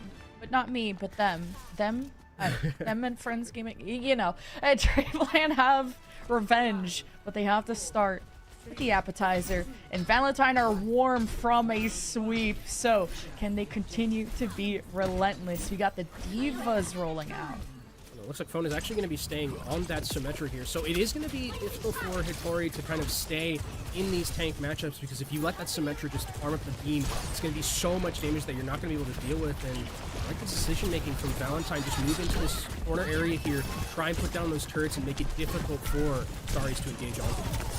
Good matrix from Hittori when you have Mage pop out to just make sure that they are safe to disengage. Seeing HK and Kindred really playing by each other's side. We hadn't seen Kindred play too much D.Va in that previous match, but Phone's already been isolated, and that's going to be the most vulnerable DPS to play against a dive-centric composition like Dreamland is playing. Especially Sen has been quite deadly at range too, so Valentine hope to cap here very soon. They're up in numbers. They're just chasing kills right now, but wait a minute, H-Key is overstepped, and Mage will take advantage, and it's Dreamland with the first cap. Yeah, but unfortunately, losing Phone so early really lost the amount of damage that Valentine want, because they want to get that Symmetra farmed up with those turrets, set it up, also get that beam just working overtime against something like a D.Va. Unfortunately, just weren't able to do that. So now switching over to the Tracer. So we're going very aggressive dive right now. So it's going to be on Dreamland Stars to kind of figure out a way to feel for those squishy members. Alexander's probably going to be the one to have most of the attention put on them. Good stagger on the Kindred, who's just going to swap to the Zarya, the direct counter, what every D.Va player hates. I hate Zarya. That is the thing you would want to ban if you were running the D.Va. And now you get the Kitsune Rush. Small advantage for Juno. And Hittori will have that second life with the self-destruct. It'll take time for Kindred to build up towards that energy. Can be a lot more careful based on the damage that Dreamland have. You got that Kitsune Rush, and Hittori just gets exploded. They were the ones that had the advantage. Now the response, Sen will pop their own Kitsune Rush, and I guess when you use ults, your team is the one that dies. I don't know how that works, and a Dragon Blade at 20 HP is a choice from HK, and Dreamland may just get away with 100-0 if this keeps up. Yeah, the ultimates, unfortunately, for Valentine weren't really the best that they could have been in this scenario, and Dreamland Star is feeling very good on themselves being able to win that team fight. Also have the Tectonic Shock ready and available here from the Venture, and Alexander, she's really close towards an overclock, and there's nothing to deal with it on the other side for Valentine. A strong poke when you have the Wu Yang in the picture. And support those off angles from Alexander. Hittori is being so aggressive. Thought maybe there was someone killable on the Valentine side. Kindred needs to be careful. And Mage just lets loose. Fun with the gun. And Valentine does not stand a chance. They don't have a Kiri, but they have killed most of Dreamland. So the remnants of Valentine will still survive. I think Hittori flew just a little bit too close to the sun there, just too over-aggressive, not staying with the rest of the team, because if that D.Va's in that team fight, I think that fight looks completely different, but Dreamland Stars now have given an avenue for Valentine to get back in, especially when you've got a Pulse Bomb available to you. Grab is relatively close, and you're going to be looking for that matchup. Whenever you got a Graviton Surge and a D.Va on the other side, gotta be wary of that Matrix. This ends can Hittori make the play of the game? Is already being aggressive in Kindred space, making sure their options are limited, but the grab slips by. Kindred pays the price. Valentine will take advantage where they can with no other ults, but maybe HK who could save the day. But Dreamland just not happy with this fight. They're falling back. He's actually going to be able to clean up with the rest of the team, and I mean, Kindred gave her life to be able to throw out that Graviton Surge, but it worked out relatively well, and now you can see Alexander, she's going to go over to this Cassidy just to offer a little bit more of that consistent damage instead of something like those rail shots that you get not as consistently. And HK find any value with this Dragon Blade, maybe comboed along with that Tidal Wave from Bernice, maybe really make something happen in the back lane. Valentine do the 0 to 100. Tide being thrown with HK, probably assembled with it, and collapses onto the supports. Cinnabar has been cooked. And Valentine, though, don't have supports. The counter dive from Dreamland was simply too strong. Hittori will flip it over. Self-destruct to prevent the touch, and the comeback not going to happen for Valentine. I mean, I really like the idea from Valentine using the combination of that Dragon Blade and the Wu Yang ult to try and win that fight, but the counter dive, like you mentioned, was just so well executed that it completely nullified any of the damage that was going to potentially be done with that Dragon Blade, which wasn't a lot because, you know, Dragon Blade, kind of just like in 2025, you're just swinging around a broom. You know, it's not a very sharp blade that you're working with. Well, somebody called the pause. Who are we blaming here? But first round, and it's got pretty much as close as it gets without it being 99 to 99. And I thought HK had done all the work. You had I'm pretty sure the Wu Yang ult on him, goes in with the blade, kills a bunch of supports, but sometimes you have to abandon your supports and counter dive and trade supports and hope for the best, and that's exactly what Dreamland did to come out ahead on Ruins. Yeah, no one cares about the supports' lives, you know? Right? They're just expendable. No one cares about the supports, but I think you're right that the counter dive really there did make the difference. And I think that one of the things, I mean, that could have very easily been 100-0. I think, like I mentioned, Hitori just went a little bit too over aggressive in that final fight where they did have an advantage. But I think against a team like Valentine, those are mistakes that you can't make often, especially with how warmed up they are from that 3-0 and how well that they are playing. They definitely could take small advantages like that and really push the pace. That very easily could have been a reverse sweep of percentage if just a few things had gone different. It's been quite chaotic, and like that the Wu Yangs, this is our first time seeing it on this broadcast, but to just be able to pocket your hit scan, play alongside them, and poke at range, it's been cool just to see all the new heroes come out, from Wu Yang to Vendetta in our previous match. No Vendetta so far. I think HK has been more comfortable on the Genji to be able to dive in, and Kindred being able to pocket, especially on the Zarya, makes dives a lot safer, at least initially. And I think we also saw the Joker Wu Yang skin, so we're really good. You know what they need to do? They need to re-release the Avatar Last Airbender line of skins and give a skin to Wu Yang for that, like a waterbender skin. Yeah. We need to do that. 'Cause that just makes too much sense to me. It makes too much sense. Would you like changes elements? That confuse you if you threw like fireballs and then like when he heals you, he sets you on fire? It'd be kind of backwards, huh? Healing fire. Healing fire. Well, we got to talk to Bernice and how they kind of adapt their comps on the fly. A lot of vocal people on that team. And on the other side, I remember yesterday Cinna had some tech issues in the map 3, so the series was already kind of going against them, but that did not help things. So this is a good comeback moment for them too. Yeah, we continue to see a variation of team compositions from basically all of our teams today, where we're seeing the Hazard come to the table. So again, still having that mobility, but having a little bit more staying power to kind of hold that space against something like a Diva or like a Winston. We'll see if it's going to be able to get some value in that backline with those dives. Alexander would be the focus in my mind to try and make sure that she isn't able to farm up those rails really quickly. I can't believe Phone lived. I'm pretty sure they were actually at 1 HP. Just, you do not want to encounter a Diva in a dark alley. That is the last person you want to duel, and Phone eventually gets found. And just really good marking of Dreamland to identify where that Tracer's pathing is going to be. A lot of space being taken from Dreamland on all sides, now really controlling the cage side of the map, coming out with the cap as well. And I think one of the things about this composition from Valentine is they need to get kills like really quickly, because if they just let Stars continuously poke and let them farm up towards their peak cooldowns, it's going to be very difficult, as Hitori needs to make sure that they get out of here very effectively here. He has the wound healing, should be eventually fine, but I think that if you're Valentine, these picks need to come through quickly, just like that. Whoa! I thought that was a very controlled int from Hitori, because Juno was 75 on Kitsune Rush, and that could have made all the difference. But bag has been fumbled. Dreamland just don't really have enough heals with just the Wu Yang, so Valentine are trying to force a flip. Maybe Mage or Alexander, somebody can keep it contested, squeeze out a few more percentage points, eventually trying to be flipped. Juno will be able to teleport back in, and H-Key is now staggering Dreamland.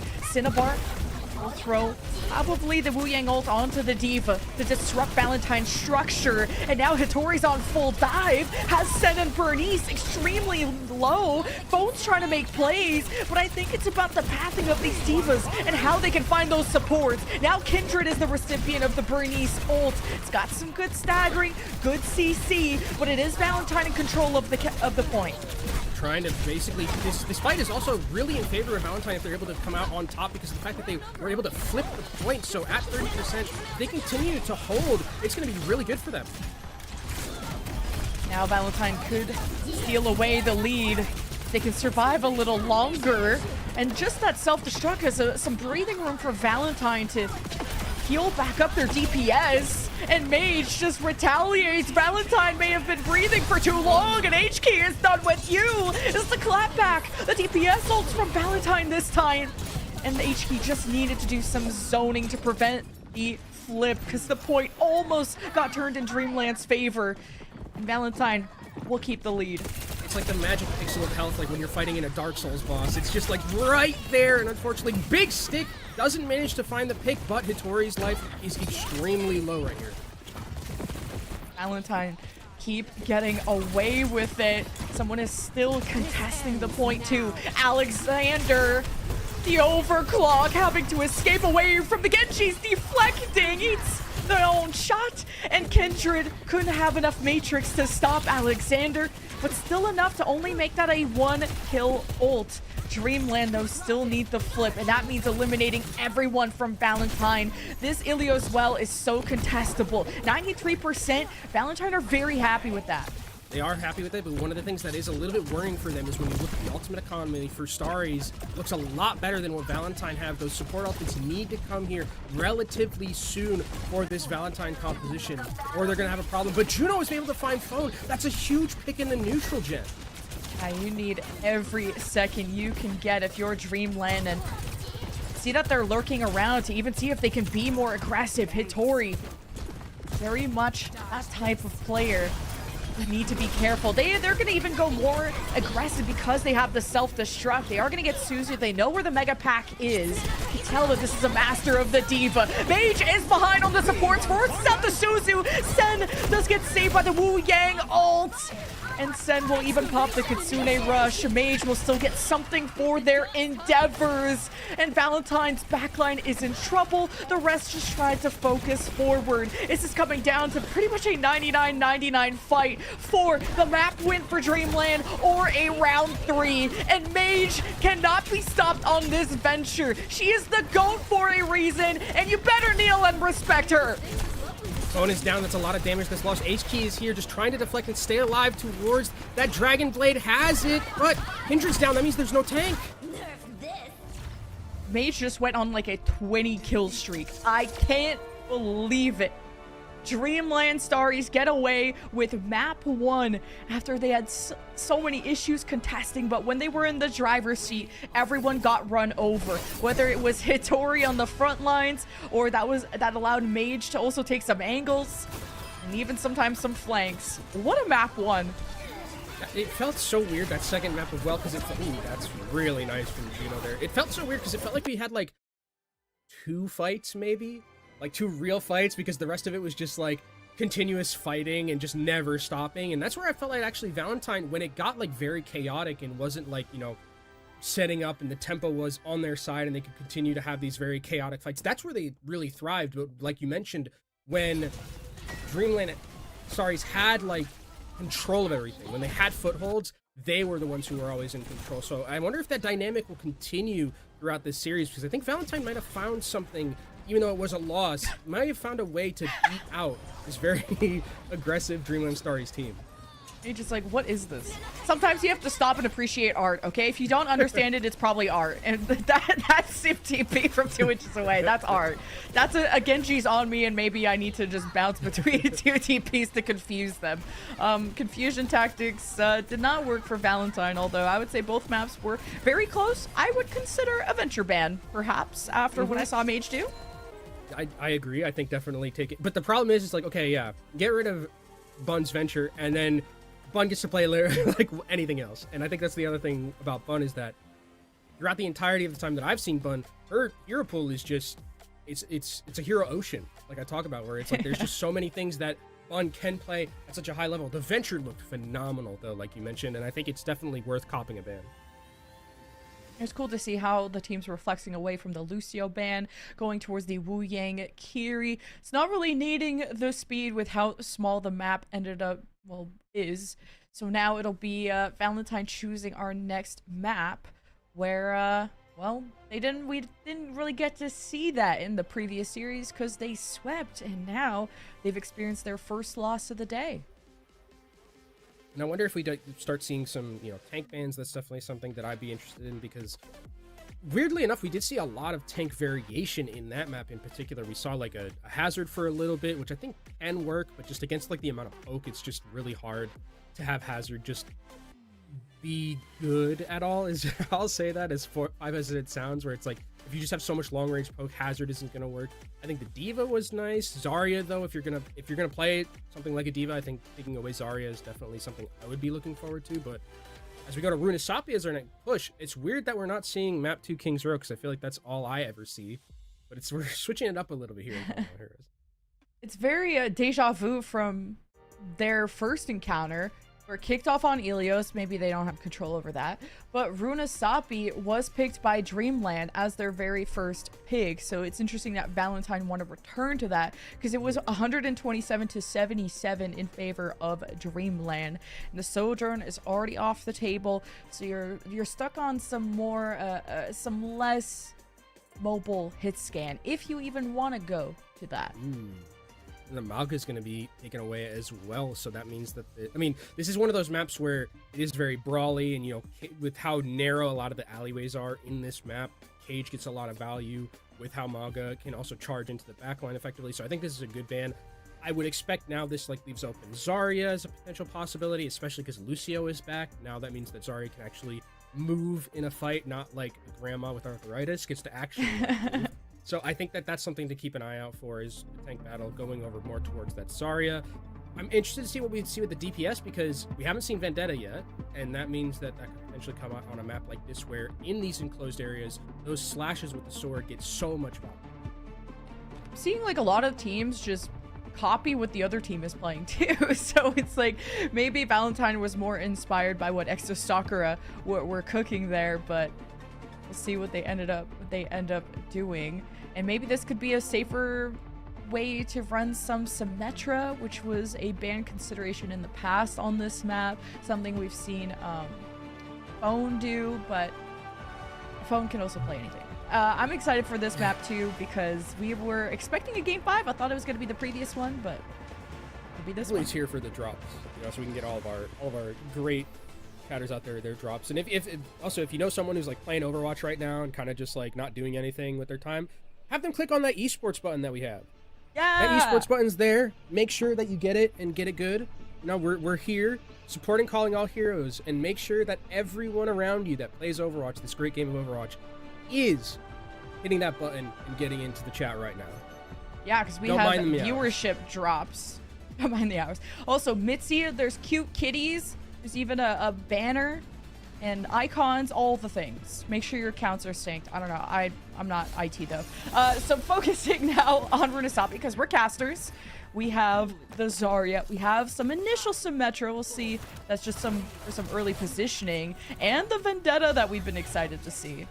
But I'm also very excited to see Mage continuing to stay on this venture. And it looks like we might have a matchup between Phone and Mage, which is a brawl that I want to see. Alexander not going to be opting in for that Vendetta, so we'll see exactly where these bubbles are going to be going from Hitori, because usually if there was the Vendetta, you'd be throwing it on that to be able to enable, but now, where do you use it? Do you use it defensively or somewhere other way? Oh, HK just jumped in, spun. Usually it's spin to win, not spin to lose, but they were completely isolated with no help and out of access from a bubble from Hitori. Or out of Kindred, I should say. Mage, though, has been staying surprisingly close to Hitori. Valentine are already taking quick shelter, which means Dreamland will have a lead. But Phone is not done yet, wanting to collapse on a Lucio. And you heard from other Lucio players, it's going to be really important how they choose to boop away these divers. Ooh, good. Suzu is able to keep Hitori up and fighting, but not for that much longer. Ends up going down. That's a tank lost, and when you're a Zarya against no tanks on the other side, you're feasting. Feasting. Valentine. Somehow Bernice is the one closest to an ultimate. Doing a work. We just buffed them because of the interview, that's all, but Valentine, they already were very warmed up on this very composition. Phone on something different, but Valentine were practicing this on New Junk City.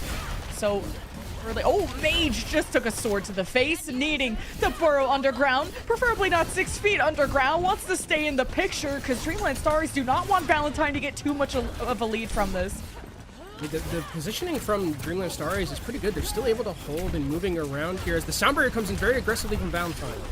Yeah, you're just like, how does Bernice already have a sound barrier? We're all questioning that too. That is the GOAT right there. And we got to talk to her live. I'm already a fan. Valentine already back on their high horse, but Kindred managing to laser down Mage when they're getting overly aggressive. It's not going to be a clean fight for Valentine as they try to stabilize here.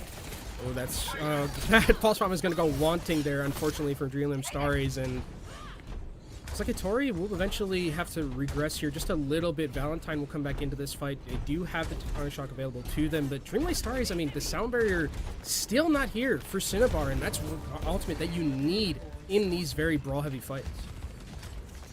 That could be stuck on just kind of speeding and rotating more than anything else, letting Juno take up all the heals, and that's gonna matter. Kitsune rushes, our exchange, and H-Key starts powering up. Who is a victim? No one.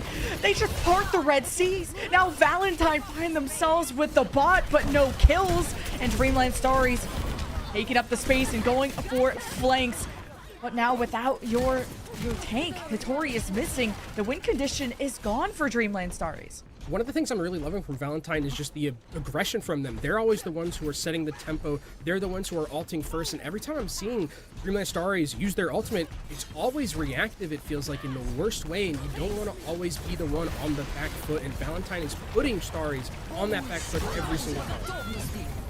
Oh, the beat preemptively grab for grab, but only Dreamland have enough sustain to live through this wave of damage. But H-Key, something special about how they work with phone, and despite not having a sound barrier, Valentine are the ones that came out on top.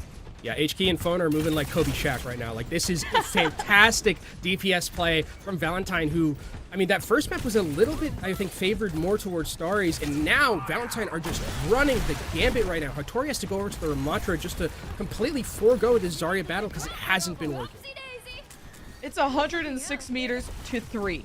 Valentine even deciding to stop pushing so they don't have to be as close to the spawn room doors. They're going to kind of dial back towards that neutral point. Valentine, they're ready to send a message, but sends a little bit stuck. Got very, very low because of this flank from Alexander, and he spotted that teleport already. Bernice going to reinvigorate the team with a sound barrier, a tempo push out of Valentine.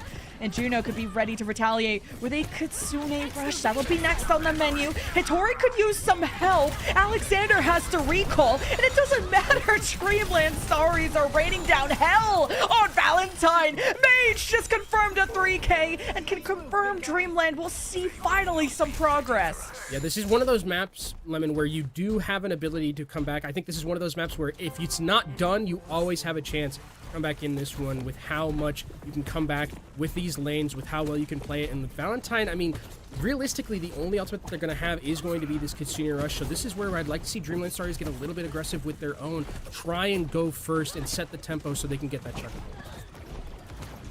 Oh, that's a big pick. Dreamland Stars need everything they can get. And if they want a tempo push, it's a 5v4. Kitsune Rush. Surely this is a big fight for Dreamland Stars when they have the advantage. And Valentine just playing very passive. They know they're outmatched and they're outgunned, and now they don't have their main support. Dreamland Stars are building momentum.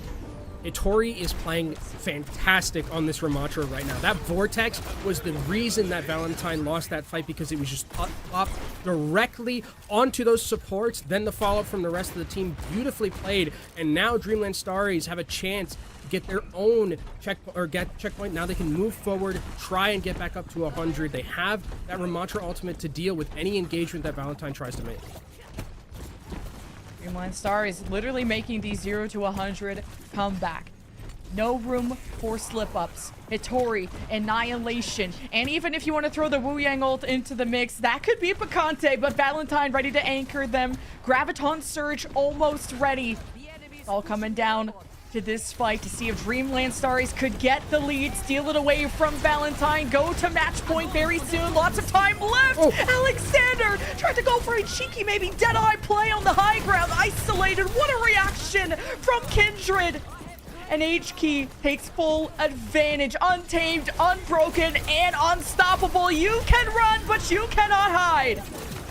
I really love the decision making there from Kindred, where Kindred knows that there's just that one lowly Cassidy that's kind of just in the on the high ground by themselves, and just decides to throw out that ultimate, the secured pick, and that's so much damage that you lose. You know, Zarya's can always look for those big ultimates, you know, 3-4 members, but nothing feels as good as just using that singular grab to win a team fight, no matter who's caught inside. Deadeye will force Valentine to scatter. H-Key very ballsy with the jump up to try and kill Alexander mid-ult. Valentine need to restabilize the lead. Never changed in Dreamland Starry's favor. Valentine need to maintain and overcome. They send H-Key to do what Hitori could not, and just beats everyone to death on the Dreamland side. Valentine may just need to extend this 106-meter lead to something more, because Dreamland Starries are in their shadow. Yeah, we're getting to a point where this is like almost has to be perfect from Dreamland Starries from here on out. Valentine were able to save the Kitsune Rush in their back pocket, but you look at Dreamland Starries, a lot of key ultimates coming out from them, and with only 2 minutes left, they have to be very careful about how they cycle their ultimate economy, because you don't want to just throw everything into one fight, and then if you're Valentine, you have all the cards in your favor. Do not want to walk under that high ground. Valentine playing safe around the corner. Phone actually aggressive to TP to the high ground to split the focus of Dreamland Starries, and it's working. Protective space too because of the Symmetra barrier. I love the ideas from Valentine. And look, TPing aggressively yet again. Phone is making sure that you will not be able to tell Cersei it was him. And now for Dreamland Starries, this is it for them. With only 1 minute and 30 seconds left, with where the bot is, they have to be perfect from here on out. They have 3 ultimates in their back pocket, and Valentine, for them, it's all about just trying to get as much out of Dreamland Starries as possible. Even if you're losing team fights, at least get 2 or 3 ultimates out of it. Valentine looking for the full completion. No comeback possible unless Mage can be stopped. A huge retaliation from Valentine. They throw the grab into the mix. Hitori can't go for Annihilation unless Cinnabar makes the call. For now, it's just going to be Hitori owning the real estate with the Annihilation, enough to send Valentine out. But with less than a minute remaining, they're very happy with this 126 meters that they have. The other thing I'm very worried about here, Lemon, is that Valentine, you see Bernie's coming up towards that sound barrier, and on the Dreamland Starries, you don't really have that defensive ult to blanket through anything, and Valentine have been so good at getting aggressive, using that beat on tempo, and just running over Dreamland Starries. Dreamland Starries need to make sure that they take this fight before Bernie's can find a sound barrier. HK could go for another dupe on Hitori, seeing that would be an option. Already cracking the armor of the tank. Valentine holding strong. And oh, well, who expected a Deadeye around the corner? What a sound barrier, too, from Bernice. Valentine are here to dance, and Dreamland don't want that kind of date. They're getting run down by H-Key, duping their own tank. That's disrespectful. That's unheard of. And Valentine will send them away with love. 126 meters to 96. Talk about revenge. Our series is tied. Oh, and I'm hoping we get the 5-mapper. These are 2 teams who are playing at such a high level here, Lemon. Loving what I'm seeing from them. Really liking what I'm seeing from Valentine, especially with the way that they set that tempo. We're always the ones who were going first, especially with how kind of one-sided the first map was. This one was so much in favor of Valentine. They lost the control of the map maybe like once, but beyond that, it was all Valentine all the time. And the way that they were able to cycle their ultimates, use their macro effectively, just perfectly played from Valentine, and no wonder they picked that map. I would like to also raise my hand, Teach. Can we ban the Venture? Mage is still a problem. Yes, there were some good reactions from Kindred, and Valentine still won, but Mage can still take over a lobby. That is still the raid boss, in my opinion, but Valentine still won, so ooh, why am I talking? I mean, I think you're right that I think Venture should at some point, probably with how good both of these Ventures are playing. Phone had a really good map in particular. Mage had a lot of clutch moments as well, but I think definitely taking away something like the Venture could be something we see as we go forward. Interesting, we saw a lot of movement away from the Vendetta, which was surprising to me because in their previous series we saw Vendetta pretty much all the time, but now Valentine and Starry seem to be moving away from that altogether. H-Key has been proving why Exo Sakura banned the Echo against them in the past. Like, I'm pretty sure getting at least 2 or 3 kills with the dupe every single time targeting that Ramatra. And, I mean, Alexander did their best to try and control the area to make these Flyers nervous, but H-Key looked as confident as ever. Such a flexible player, and why they were signed to this team. And now Dreamland Stars, they have to choose the next map. And I wonder, is this where my crystal ball is a little bit late, where we're going to be going to Kings Row or something like that? But I think that, interestingly enough, now that means that, like, we saw the Mauga ban, which I think probably would have been played on that map in particular, like we saw. Getting rid of the Sojourn was interesting as well. I think I'm starting to believe with what you're saying, where it's like, maybe we just get rid of the Venture, maybe we just take that off the table, especially depending on, like, if we go to, like, a very enclosed map. Like, you know, if we go to, like, New Junk City or something like that, I would be totally in favor of getting rid of Adventure because of how well these two players are playing it. Do you ever return to Dorado? The Dreamland did pick this in their first encounter, but they got full held, and it wasn't pretty. But sometimes when you have a few days to kind of download what happened and how you want your set your future to be, that's always an option. But Flashpoint in the cards. New Junk City was strong, but this time Suravasa, after maybe Valentine just winning on New Junk City, they want to bring him elsewhere. That makes sense. Yeah, I mean, if you're Valentine, though, you're also probably feeling pretty good because, you know, when you played Runasapi last time, you lost. So now you've broken serve a little bit in this regard in terms of the series that we've seen. Suravasa is where we're going to go as our next Flashpoint map, not like New Junk City like you mentioned, which I think is understandable because I think it's understandable with what you mentioned.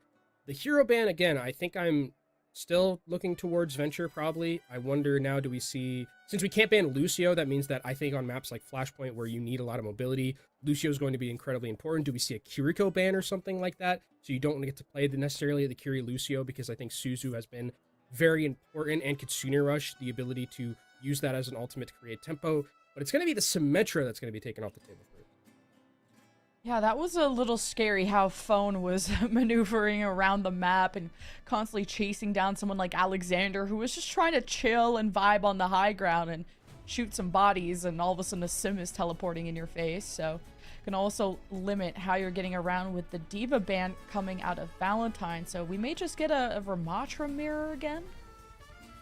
Yeah, I think that's definitely possible. I think also, I still always default to like Zarya, especially with the fact that Diva's not going to be playable here. I think Ramatra is good, though, especially with how Hitori played it. So I would be expecting Ramatra, Zarya. I think Zarya doesn't have a natural counter, but if there was one I would kind of think would be something like Winston or Ramatra. I think those are two pretty good to play against Zarya, especially with how strong she is at the current moment. Definitely with how enclosed some of these points are. Still have to worry about Vendetta, that new variable that we have, and with Zarya being able to be played, always have to keep that on our eye. I know it was 126 meters for Valentine on Runasapi, but it did feel like one slip up cost Dreamland the whole map. Like, that was very comebackable, if that's a word. It was so close at the end. Like, one good grab spelled the total breakdown of the comeback that Dreamland Stars were so close to getting. I think they were at 96 or something. So I wouldn't count your chickens before they hatch if you're Valentine, because that maybe was a win, but not one you would write home about. Yeah, that's one that you made like a very clutch play to win that one. It still just counts as one on the board, huh? You know, there's still counts as one in the series. You can talk about it later in VOD review how it could have gone either way, but you're still feeling pretty okay, I think, taking that map off, especially because you lost it earlier against them in the previous week. So as we go into Suravasa as our next map, again, still interested about the Vendetta. We saw both of them, or actually we saw HK rock out on it at the start and then switch off of it to something else. And I wonder if Dreamland Stars are just saying like, hey, this new hero, you know, we haven't had time on it so far. Maybe we just continuously push it to the wayside for things we're more comfortable which is an interesting dichotomy when you have a hero kind of thrown into the meta as recently as Wednesday. Do you try and like force it, or if you're just not comfortable with it, don't even bother? I don't know about this Junker Queen though. Yeah, okay. I don't know about this Orisa though. Same situation. As a Orisa connoisseur, Zarya is just no fun. The only thing you can rely on is Fortify to give you a bit of extra health to get away from the Zarya, but if she's full charge, you are so cooked. You gotta keep your distance, and judging by Mage being on the Mei, gonna try and isolate or poke at a distance, and Alexander's found an angle and an opening. Valentine have to respect this. Beautiful bubble on H-Key to pressure Alexander back, but you're gonna need more than that. You have to throw everything and the kitchen sink at this Sojourn. I mean, it was a beautiful bubble on the side of Valentine, but it was even a better Suzu from Juno to be able to negate all of that incoming damage from HK and save Alexander, who had a fantastic flank. She breaks open the fight, and now look at this aggressive positioning from Starries. They might want to back up. They don't want to get too over aggressive. His phone eats a javelin to the face, but should be able to get healed up and get back in. Now the Reaper will be good to break down this chonky horse. Careful of the javelin, the spin to win, and look how overwhelming Valentine already are, just collapsing on Juno and Cinnabar, forcing them back, and maybe even trying to get a cap underneath the noses of Dreamland. You can only just rely on Hitori to be that everlasting anchor. H-Key is going so unchecked right now, and booping is all Cinnabar can do. The flip did go through. Phone paid the price. Low HP totals on the Valentine side, so I don't know how long they can last. And Kindred is very charged, but does not have enough healing. I think Kindred had her AirPods in, because Major's just standing there on the Mei behind, just waving hello, taking him down, and Dreamland Starries are going to be able to take this first point relatively easy here, and doing it completely in the neutral lemon. They haven't had to use a single ultimate. I don't think there's a way for Valentine to come back into this one and contest. They might just have to chalk this one up to the next point, but even if they do get on and proc that overtime, they're going up against an ultimate bloodbath. It's purely a coordination thing for Valentine. Alexander overclocks, though. It's time to win and send a victim after placing the Kitsune Rush. There's just not enough heals. H-Key's blade does nothing, and Valentine gets shattered. Huge plays out of Hitori. Hitori's been making this Zarya work. These are Roman Reigns level spears that we're seeing from this tank player. Dreamland Starries looking phenomenal. I mean, we talked about how the matchup between the Orisa and the Zarya isn't the most favorable one, but the way that they're maneuvering around and rotating is just so crisp and clean that there's no way back for Valentine. But Alexander has done the cardinal sin of Overwatch. They're shooting and deflecting in. I would blame literally anyone else for shooting that deflect, even though I'm pretty sure it's a charge shot from Alexander. Sometimes your biggest enemy is yourself, and how about everyone on the other side? The Terra Surge almost fully charged. The Blizzard on top, a huge investment from Dreamland to counteract the Graviton Surge from Kindred. And who's left standing? There's just a few members of Valentine to cap.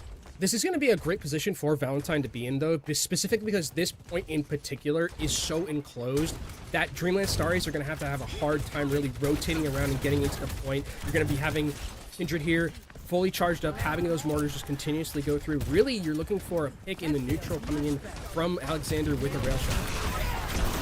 Oh my god, Phone has all the colors on the kill feed too to get that Death Blossom going. Man, completely caught Dreamland Starries off guard. No ice block, no javelin, no response.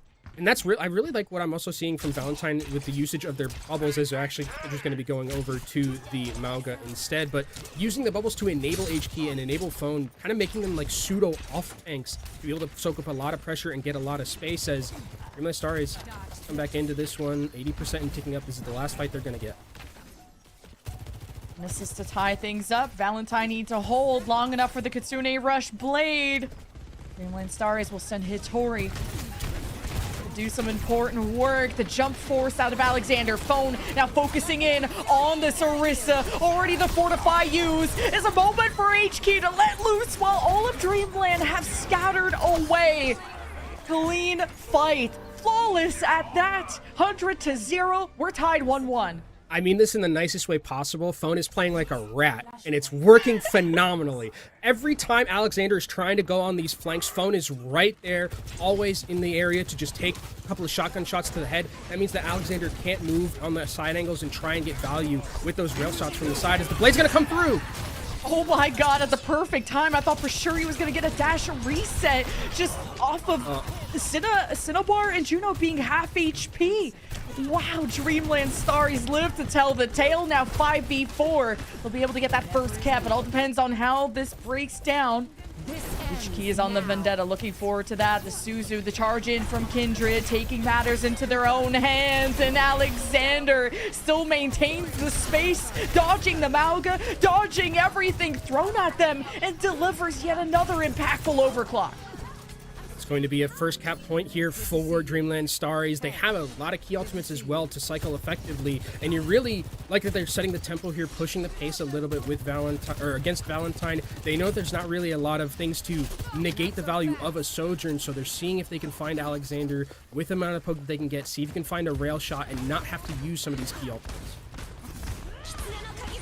Now Kindred charges in to maybe set up this Death Blossom, the sound barrier matched. Blow for blow. Kitsune rush though. Extra damage from Dreamland Starries. And oh my god, the Terror Surge canceled just to deal with that Death Blossom. A selfless tank rewarded. Hattori with a double kill. And Valentine down for the count. And this is a dangerous spot. Dreamland Starries could steal away this point. Aren't not going to be able to, unfortunately, at the very end of that one. As Dreamland Starries, they had to use a lot of very key ultimates in that fight, but they do have the Blizzard, which is kind of the great equalizer in some of these fights. Valentine, though, Kitsune Rush, and the Cage really can make this happen, but they need to get someone onto the point to crack that overtime. Could easily Blizzard forward to stop the touch, and the Cage match, I don't think really secured anybody within it. Forces out the Suzu, Kitsune Rush, and Kindred will pave their own road and deals with everyone in their path. Dreamland Starries got nothing out of that Blizzard. Pure coordination from the Valentine side, but it's quite a comeback that they have to get away with now. Yeah, 2 or 3 fights is what they're going to need, and when you look at the ultimates for Dreamland Starries, not necessarily that close to a couple, except for that overclock. But we've seen in the other matches, Lemon, where we've seen these ultimates coming in from the Vendetta just to completely negate anything that comes through an overclock and counter it. So we'll see if that's going to be what HK is going to be looking to do. Wait for that overclock to come through and then throw out your Sundering Blade.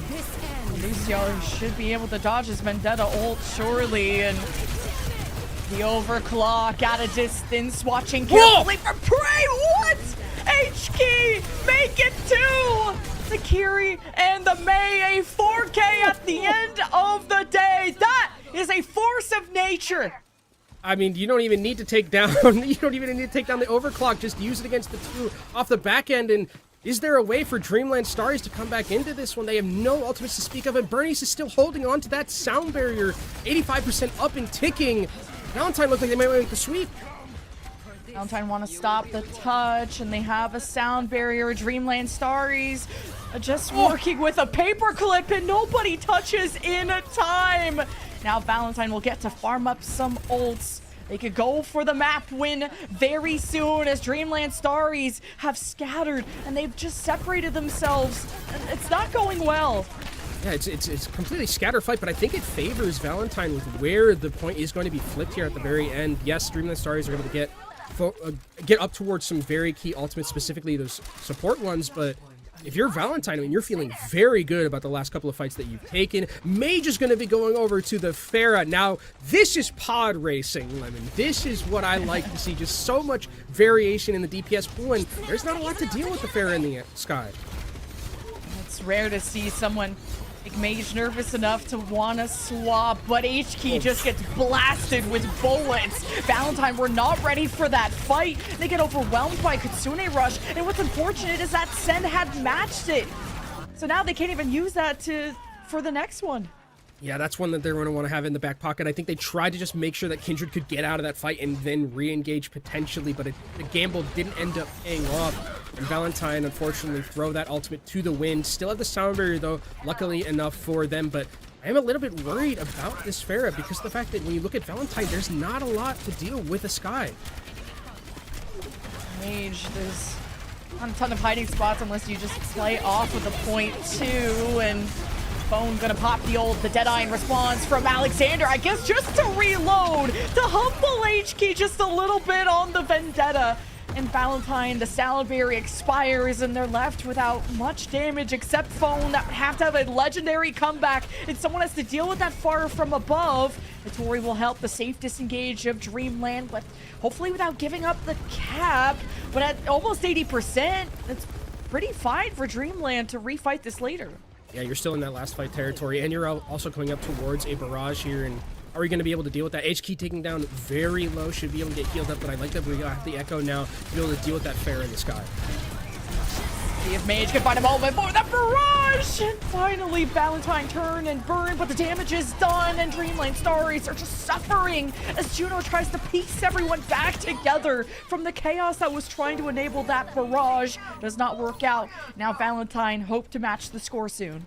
Valentine still holding control of this point. Kitsune Rush relatively soon here. Mage going back over to the Mei just to try and make it difficult for this Malga to maneuver, but look at Phone on the flank, waiting for that perfect moment to dive down, eventually get one of those backline members.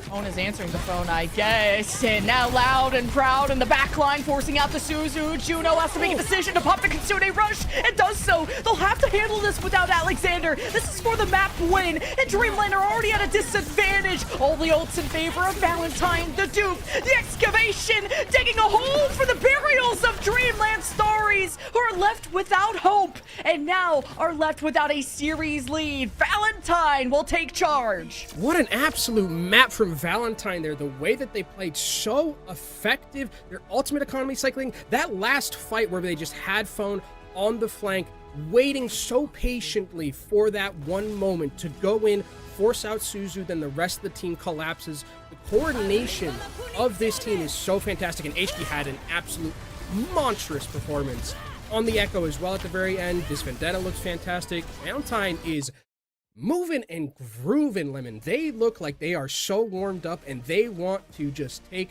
this victory away from Dreamland and get to that grand final. You heard it from Bernice. How do you deal with a vendetta? You boop and you run away. But we forgot about step 2. We booped and then got into a small room with the vendetta, and that's uncomfortable. Big sword, small room, bad. It's just gotta make sure you respect H key and keep your distance. This has been a fun series so far. 2-1 match point for Valentine. They are hungry for that grand final, but they gotta finish one more map, and we gotta go to a break. So we'll see you after.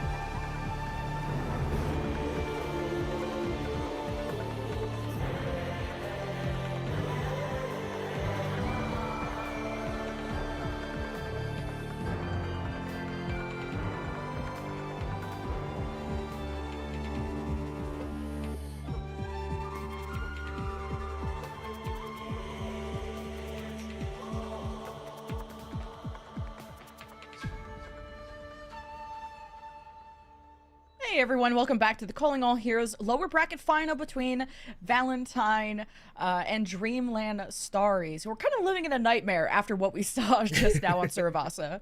Yeah, they're not feeling as great as they would have been in the previous series that they were, but this was, you know, you have to say this, Valentine, the last time these two played, had a 2-1 lead, and Dreamland Starries got 2 off the trot and won the series. So it is possible for this to still go 5 and for our lovely chat out there to still get their drops. Of course.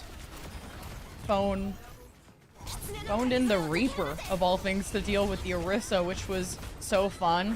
There was a lot of dives initially from Valentine. I thought they would have won even the first point. I thought they were all over Juno and Cinnabar, who maintained a distance and dealt with that pressure very well at the beginning until Valentine just full committed, closed in, and went to the Vendetta so that they could maybe confirm a lot more of these kills. Yeah, and I think the thing about that I'm going to be interested in, again, when we go to like bans and stuff, is that it feels like it's so interesting to me that we've seen a lot of the bans, and it feels like the play of both the teams still fits kind of pretty much everything, right? We've seen a lot of versatility from a lot of these compositions that we've seen. Like, we're seeing Pharah's come out at the end, we're seeing May's come out. So it feels like the breadth of hero pool that we have from both of these teams really makes the bans kind of hard to like pinpoint exactly where a problem is.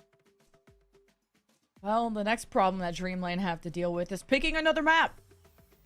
That's coming up next, and a lot of good choices. Surely you got to go to a payload map of some sort, and maybe your crystal ball is just super delayed, like three time zones off about the King's Row pick. Yeah, maybe I feel like it'd be weird to have an Overwatch series without a King's Row pick. It feels like it's like natural, you know, it's like it's nature taking its course when we have King's Row, Scrim's Row as it's called. But the interesting, I always say when about maps like that where it's like, when I hear maps like that, I'm like, it's not really an advantage to play King's Row, I feel like, because everyone knows how to play King's Row. Yeah, especially for Calling All Heroes. Everyone here loves King's Row. And drops and cats. There's a lot of meowing in our chat, and I'm glad that we came up with drops specifically for cats, which includes Mitzi and an unnamed orange tabby, which you can be as chaotic as an orange cat in your games. But we love unnamed unnamed orange tabby. We love unnamed orange tabby. We love all cats here. All cats, all meowers. You are all welcome in the Calling All Heroes chat. I don't know where my cat is. That's important. While you do that, I want to while you look for your cat, I'm shouting out everyone who is here supporting the Calling All Heroes scene, especially Radiant, who's been doing Calling All Heroes for so long, and all the players and all the orgs that have joined us too. It is a scene that is growing more and more every year, and I hope we get news soon on what's going on next year. But the holidays are afoot, so yeah, don't terrorize my game. Santa's watching. Yeah, you're gonna be on the naughty list if you terrorize Jen's games. Don't do it. So yeah, you know, what would be like what is the thing when you load into a game of Overwatch and you're like, this person should be on the naughty list? What is the thing? What is the hero all that like Zarya players? Okay, there we go. I can only ban so much. And you've been with me. I'm slamming my desk if there's a Sigma or a Zarya. Like, I just know you're a beta because you play that against me. Like, if you counter me, you're lame. Me Orisa, me Alpha, okay? So, what it is, but hey, we finally get the Venture ban that we were hoping to see. Hey, okay, we got it, finally. Whew. Okay, you can only ban so much, but it's been banned finally. We do see the Venture off the table, which has been a premier pick, it feels like, for both of these teams so far throughout this series. It is going to be Shambali, so I'm like thinking like this is where Ramatra is usually, it's probably like I would argue his best map. And then I think that like Zarya is still probably pretty good here. Mauga is still good, but you can't ban that. So I'm interested to see what Valentine will take off the table here. And something that won't bother their tank too much. Kindred needs some input here. What do they want to play? Because Sigma's in the cards. I think if there's no Ramatra, you play Sigma and you figure out what can be a more slow-paced comp around the Sigma. Or if you end up banning the Sigma and you want Ram, then it's going to be a lot more fast-paced. You're just running it down. But honestly, we have some very flexible DPS in this lobby that I don't think this Venture ban is going to bother them too much. Yeah, I think the DPS flexibility has been really strong. The tank flexibility has been really strong. And I wonder, like, do we see, like, is this where we see, like, some support bans? Like, Kiriko has seemed pretty premium throughout the entirety of this series so far. Kitsune Rush has been very good, but this is, like, a map where I think you can play, like, some BAP or things like that. Lucio can't be banned, but I think this isn't a map where you necessarily need so much speed. I think you can get away with things like a Kiriko Wu Yang or things like that. So we'll see. Since it can't be a DPS, we'll see what it is going to be when it is the thing. It is going to be the Zarya taken off the table. So that like, screams to me where, like, Ramatra and Mauga pilled at this point. Like, that's where I think we're going. Yeah, that's easily where we're going for sure. And is HK gonna want to return to the Vendetta or the Genji, or you could have, because since this first road is pretty long distance, the double hit scan super viable as well. Depends on who's gonna be on defense. And the Flyers, I wouldn't say are very friendly on this, but these teams have proven us wrong many of times. Yeah, I think also, like, Echo is, you can, like, kind of maneuver Echo around, like, some of the geometry I've seen teams do with this, where it's like you can, like, surprise people from, like, on high and hit them like an RKO from the top rope potentially, and get those assassinations. But I would be like, I'm thinking this is probably going to be like a more poke centric map, more so than anything else, because of those long lanes that you have. I don't want to be like a doomer or anything, but when that game 5 happened between Dreamland and Valentine also started off that series 2-1. Just saying, I'm just pointing out the facts here. So I don't know. It's true. And it's it true. still ended Dreamland's favor. So it watch still out. did, and it is a map that, you know, I think is it's interesting to me that this map is, like, kind of, especially with the Zarya taken out, it is going to kind of be something different that we haven't seen before, because I think also Sigma is something that we haven't seen too much of in this series in particular, but on a map like this, I think is incredibly viable, especially with how those, like, recent buffs that we saw to Sigma. Especially to try and deny any hit scan from the other side.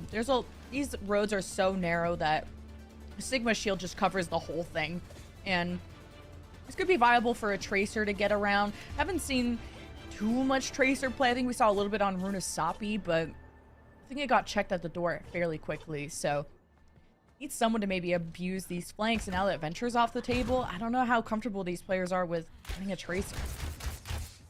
Also, Tracer, I mean, against a lot of these long range, like, yeah, you have some flank potential, I think, but it's still, like, if there is going to be, like, a Kiriko on the other side, it's like you're just one kunai to the head from, like, recalling, and it's super, super difficult to maneuver around these kind of, like, enclosed areas. You do have some flank potential, but I actually wouldn't. Okay, if that Zenyatta worked, I would have been upset. That shouldn't work anymore in 2025, the year of our Lord. Phone. Oh. Well, that's one way to deal with a flyer, is a charged right click. Oh my god. I don't know if you want to run flyers against H-Key. That is usually a targeted ban from other teams. Get rid of H-Key's Echo. Totally took over the lobby on Runasapi too just now. Valentine gonna push through the left side, try and destabilize Dreamland's structure here on the high ground, but they're also disengaging at different spots. I'm a little worried for Dreamland here. Usually you want to follow through the back staircase towards the Mega, towards anywhere else. But Valentine can't seem to get the chase down, and Valentine are suffering losses. Okay, I do have to say that Hitori, like, I don't consider Ramatra, like, a very pop-offable hero. Like, yeah, I know how you're going to pop off, like, throwing up shield and punching people. However, those vortexes from Hitori were so good at stopping every single engage Valentine were going to make. Like, every time Valentine were trying to get aggressive, Hitori just threw down a vortex, made it so difficult for them to move forward, and the poke just continuously made it a nightmare for Valentine to move up. So I think this is really, really good play of the Ramatra so far. Could just push the cart and heal through the pain of your Valentine. Dreamland, you'll have to force their hand, and H-Key forces Mage to kneel. That's a great start for Valentine. Phone will have to watch out, though, for Alexander, who's ever so deadly on the Sojourn, and the first ultimate of the game is an overclock of all things, and that will pick off the wings of any flyer and anyone who stands in Alexander's path. The card is moving, though. Okay, that's unfortunate for me. Yeah, it was. To be fair to Starries, getting that far, at least, or to be fair to Valentine, getting that far is actually, like, not bad for them, because that means that Dreamland Stars have to move their positioning away from where they were doing so well on that high ground, and now it's a little bit more even areas with Valentine, and that's where they want to be, especially with Amalga in this composition in this match. Cine Rush's exchange, the Mauga did collapse onto Hitori, forcing Cinnabar to use the sound barrier, and Phone sacrificed himself to place his sim barrier, allowing Valentine to push the cart safely through the right side, and for Dreamland to take shelter in the Mega Pack room. So I love macro-wise what Valentine are doing, and they managed to conserve the sound barrier. So this should be a cap unless Dreamland Stars have a miracle up the sleeve, and maybe that miracle is Hitori, but maybe broke LOS from their supports and not able to withstand what Valentine has brought to the table. And I mean, it really did just completely turn on the head that the fact that they were able to get that little extra movement of the cart, because that meant, like I said, you move completely Dreamland Stars' defense away from where they want to be. They want to be at range, on high ground, not near the tiny T-Rex arms of Valentine. And Valentine were just saying, like, thank you very much. We'll take this team fight because we know it's so enclosed. They played so well in the macro, like you mentioned, just being so patient with those very key ultimates. And this point is also just a dream for Amalga composition. You're so enclosed, you can get a lot of value, and H-Key takes out Alexander. That's so much DPS you've lost on Dreamland Stars. A brilliant read to know that the hit scans like to sit at that window to find picks onto the back line. And this is not a great spot for Flyers, so I'm curious if Mage is just going to hold at the exit for a barrage opportunity, and Valentine just seemed to be always one step ahead of the plans of Dreamland. Really seeing where this barrage is going to be going to. Actually, H-Key goes aggressive. Can they find it with the Focus beam? She can, and that's a perfect assassination.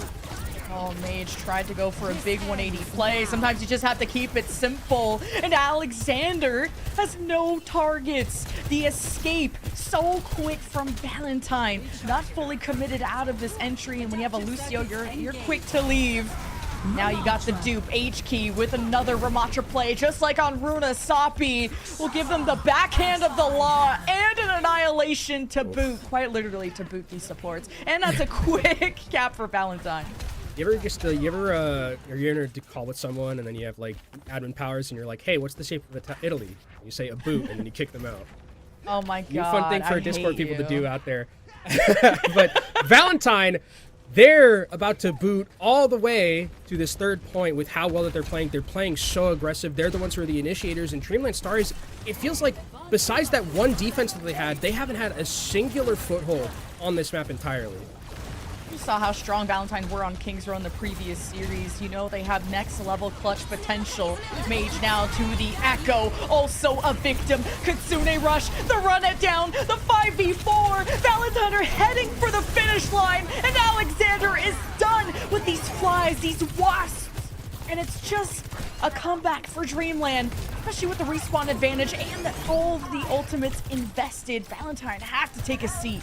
Yeah, Dreamland Stars have to, I mean, realistically here, string together a couple of really good fights because they're going to be going up against a sound barrier, which is going to be something that I think Valentine is just going to go aggressively with, throw it in, layer it over the barrage, so the barrage is just secured for free. This is all Valentine's to play for right now, unless Alexander can maybe find a way with an overclock to make a miracle happen. Oh my god, Phone is feeling this barrage, and Hitori just tried to take someone down with them.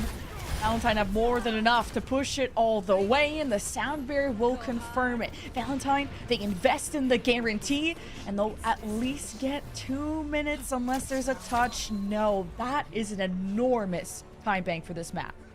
Yeah, I was going to say, like, you took the words right out of my mouth. 2 minutes for Shambali Monastery is like 5 minutes on any other, like, payload map. Like, it's a lot to be able to go, because this is one of those maps where you're lucky sometimes if you even finish. You're lucky if you get to the second point sometimes, but 2 minutes in your time bank, that just proves how well Valentine are playing. The way that they're cycling their ultimates is so effective, the way they're using their aggression, not letting Starries just stand on ceremony and get that defense that they wanted. The tempo is so much in their favor, and really, the way that Dreamland Stars have won fights is just Alexander finding rail shots, but it's a lot to ask for. It's a lot to put on the shoulders of just a singular player to continuously have that amount of pressure on them. Alexander is hard carrying. You were not kidding. I needed to see the stats, the evidence. I've never seen Mage get bested like this in a while. And I mean, I knew them more for hit scan stuff, like even Sojourn, when Sojourn Jail was a thing. Like, that was Bun's playground. And now having to deal with this flyer, H-Key just seems to be one of the best echoes we have in this bracket. Yeah, and H-Key, I mean, has realistically, in the matchup between Mage and H-Key, even though it's not like a straight one-on-one matchup, but a lot of the times we're seeing H-Key be very aggressive, get those assassinations on the Echo, and, you know, if we're looking maybe looking a little bit too far into the future, but if we go to Grand Finals and this Valentine team is playing, like, we need to start banning H-Key's Echo, I think. It definitely needs to be something to be looked at, because the way H-Key is maneuvering on this Echo in particular, she's just playing fantastic. Now we're just cycling cooldowns and shields for Hitori on the Sigma, just providing a much stable base to play behind. Mage is on the Freya, just been often banned in these maps, being able to fly up and try and deal with the double flyer setup.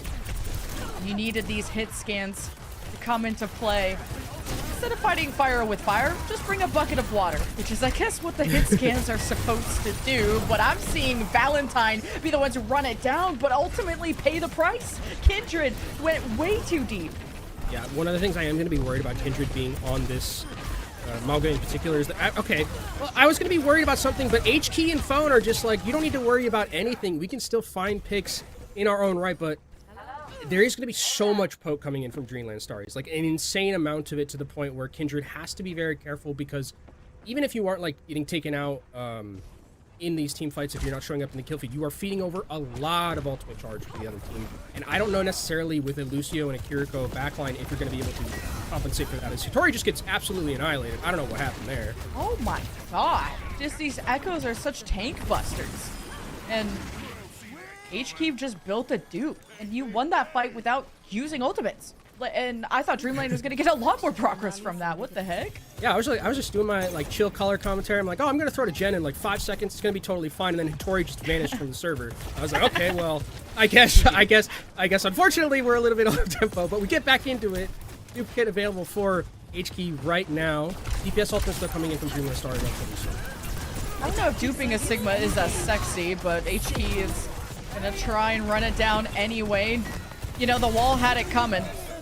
And looking for the grab flux. Wolf should be able to finish off Hitori, and does so. H-Key a masterclass, and that's why they play the Echo. They can play anything and best you at it.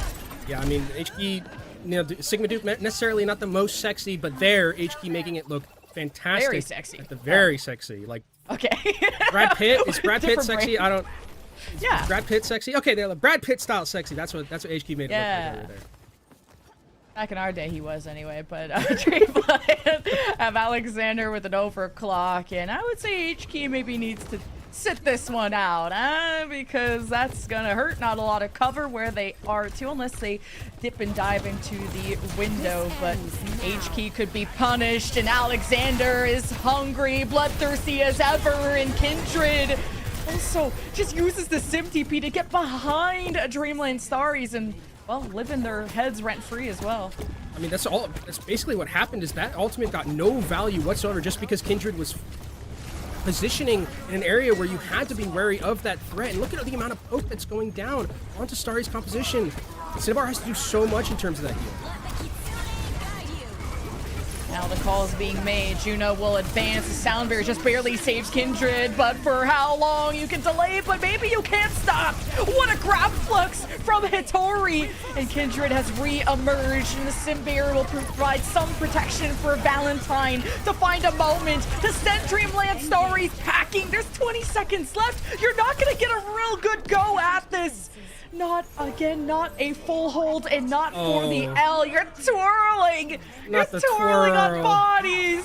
Someone's got a touch, and there's no Lucio, and there's no Tracer. Alexander read like a book and shot like one too. Valentine to the grand final. Valentine complete their salty run back, complete the Cinderella run all the way, Lemon. From lower bracket round one, it has just been win after win after win after win, and now going to face me and my friends in that Calling All Heroes grand final. What a run it's been from this Valentine team. I don't know if the friendship's gonna withstand against this team. Valentine are on a roll. and it was Ilios, right, that they slipped up, and we were like, whoa, this team is aggressive.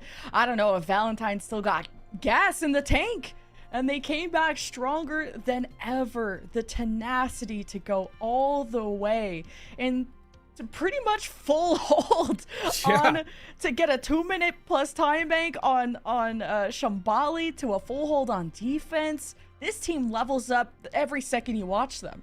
And I mean, they've had 2 series that have been really, I mean, the first one, like, they've been both competitive, so they've been warmed in the fires of these matches to go forward, and, you know, it's been very easy, it feels like, for me and my friends in the top upper bracket. It's been 3-0, 3-0, 3-0.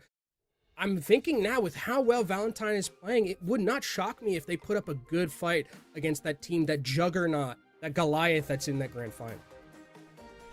Well, Bernice did tell us in a previous interview how just their understanding of how to play against the Vendetta and just how to break down every composition. It's a team that does their homework and does the work. And look how it pays off. They're in the grand final. It's $12,000 for first place, y'all. A huge prize pool on the line. And maybe they'll grace us with an interview. I'm going to throw it to a break. I'm going to ask real nicely, and I'll see if I grab someone. But we'll be back for the grand final.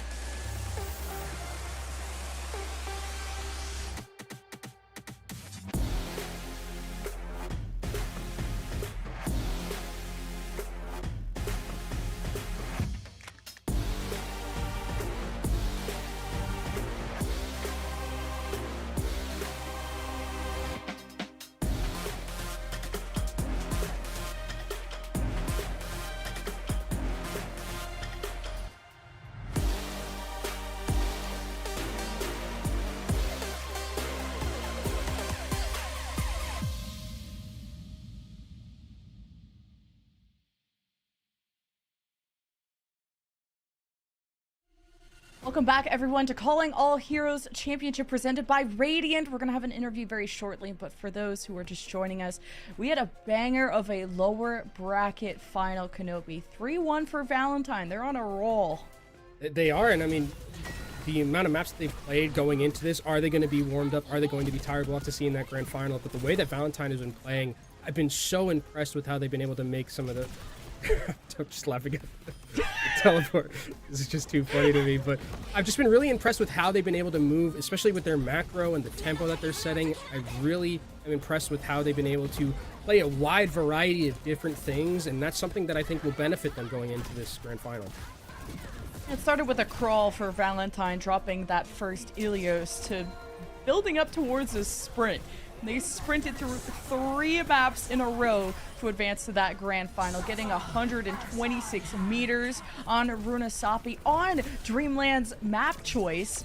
And HKey was running wild with these Ramatra dupes. And then we went to New Junk City, where it was the dive special from HKey, the death blossoms of all types of colors from Phone, and different tanks from Kindred, from Zarya's to Maugas to everything, pretty much. Yeah, I mean, that's one of the things I think that's been a real boon for Valentine, is just their ability to play pretty much everything that can be brought to the table, even though they have this, we heard from Bernice that there was some issues with, having only 2 projectile DPS, but I think it was interesting that we heard from Bernice. She said that limits them in some ways, but also opens up a lot of different possibilities, and it feels like it's something that many of the other teams weren't ready for. From the dives to the double flyers to Reapers to Metras. This is such a well-versed team who also can dance. Oh my god. The full hold was not just convincing, it was sending a message. Not only, well, the final message, unfortunately, to their opponent, but to the whole bracket to watch out. Team has not been able to beat Valentine, and we were just so enamored that we needed to get Phone on the phone. The jokes write themselves. So Phone, Flex DPS extraordinaire, joining us for that post-match interview. How's it going? What a series from you. What happened? Because Ilios didn't go your way, but the rest of the series very much did. Oh yeah, I mean, once we got off Ilios, we felt like we got a groove. I basically decide what character I'm playing 5 seconds before the spawn door opens up. So low key, it's just whatever I feel like playing that map is what we end up playing. And okay, after that, oh, go ahead. Sorry. No, sorry. No, you go ahead. It's your time. It's your time. Thank you. So after map 1, once we got in the more like brawly maps, like they didn't bring us to any like dive maps, which I was surprised about because they didn't want to play a lot of Lucio. At least they tried to play Wu Yang, and they beat us on non-Lucio, and then they kind of forced the rest of the series and kind of got rolled on it, so I didn't really understand that. But when we played the double flex and they were able to play Lucio, me and HK just like dominate, and everyone does. It feels great. You did. Yeah, it was hard to pick our favorite player because you guys played everything from the Symmetras to Mage had some words about some of your teleports on Ilios. You can check out the replay. It was really funny. Yeah, I saw that. Don't worry about it. It's fine. But I want to know your story because I was just so impressed. I've seen you around calling all heroes in the collegiate scene. How has your journey been as an individual? Yeah, this year has been like the highest of highs and lowest of lows. Beginning of the year, the big upset against Supernova and with Amplify making OWCS like unforgettable. You live off that high for like weeks. It's crazy. And then just kind of like downhill for most of the year after that. And then for this calling out heroes for LCQ and for champs, I just got a message saying like, hey, do you want to fill? We have a player that can't play the entire tournament, and that's what today is. So Benevolence, who would be playing now, our hit scan player can't play, so I'm filling in.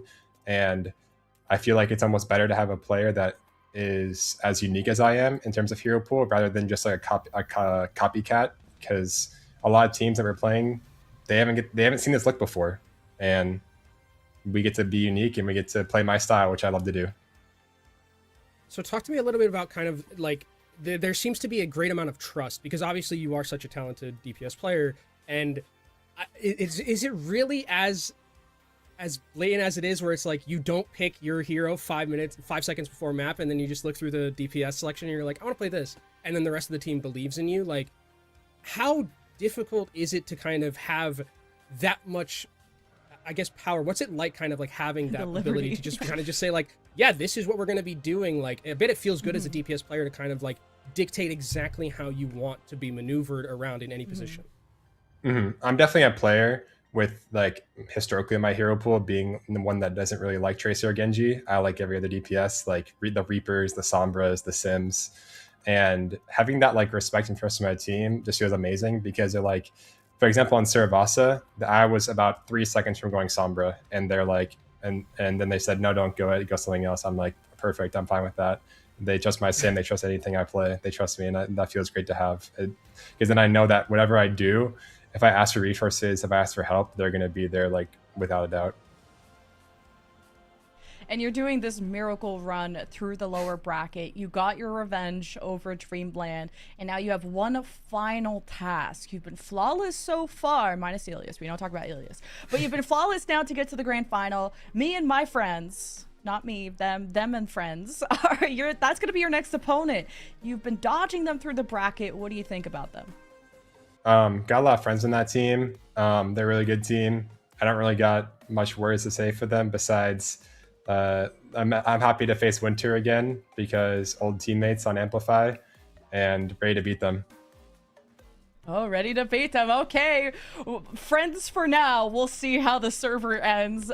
Congratulations on this win. So excited to see how this bracket will end, and best of luck. Thank you so much. Thanks for casting today. Thank you, Oh, phone. thank you, phone. We have hung up the phone on phone, but they're gonna be answering the jokes right themselves. But they've got a call to answer, and that's the big grand final around the corner. Kenobi, I don't know if me and my friends and the friends on that team are still gonna be friends. Yeah. There's friends on both teams. There's friendship everywhere. It's just a great big friendship party here in Calling All Heroes, and I'm excited. I just love the words from it's like, hope you're ready to lose, and I was like, ooh, gotta be in for a good one after that. That's fighting words, and I'm so ready. So ready to get into that grand final.